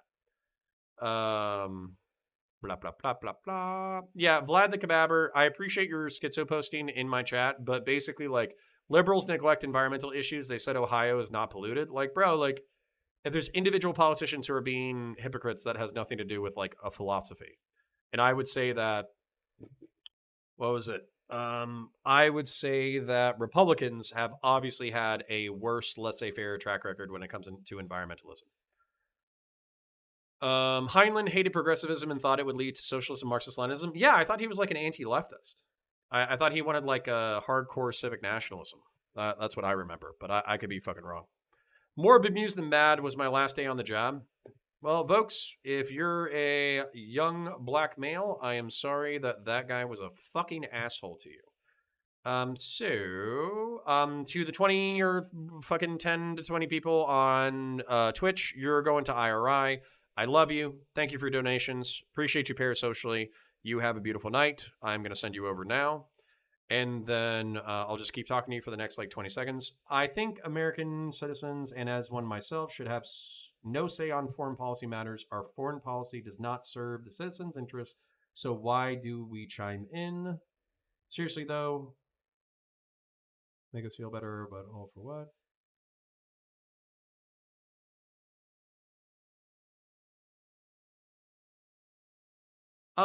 Okay, so I want to address only facts. Basically, I disagree with you. The reason why I disagree with you is because we do benefit materially. We can absolutely talk about that at a later date. I need to go to bed for now. But basically, dude, just come back on a Twitch stream and say, hey, you wanted to talk to me about, or you wanted to talk about like how this shit benefits the average Joe. I'll talk about it later. So definitely come back. But I'm gonna raid out 1 second. And then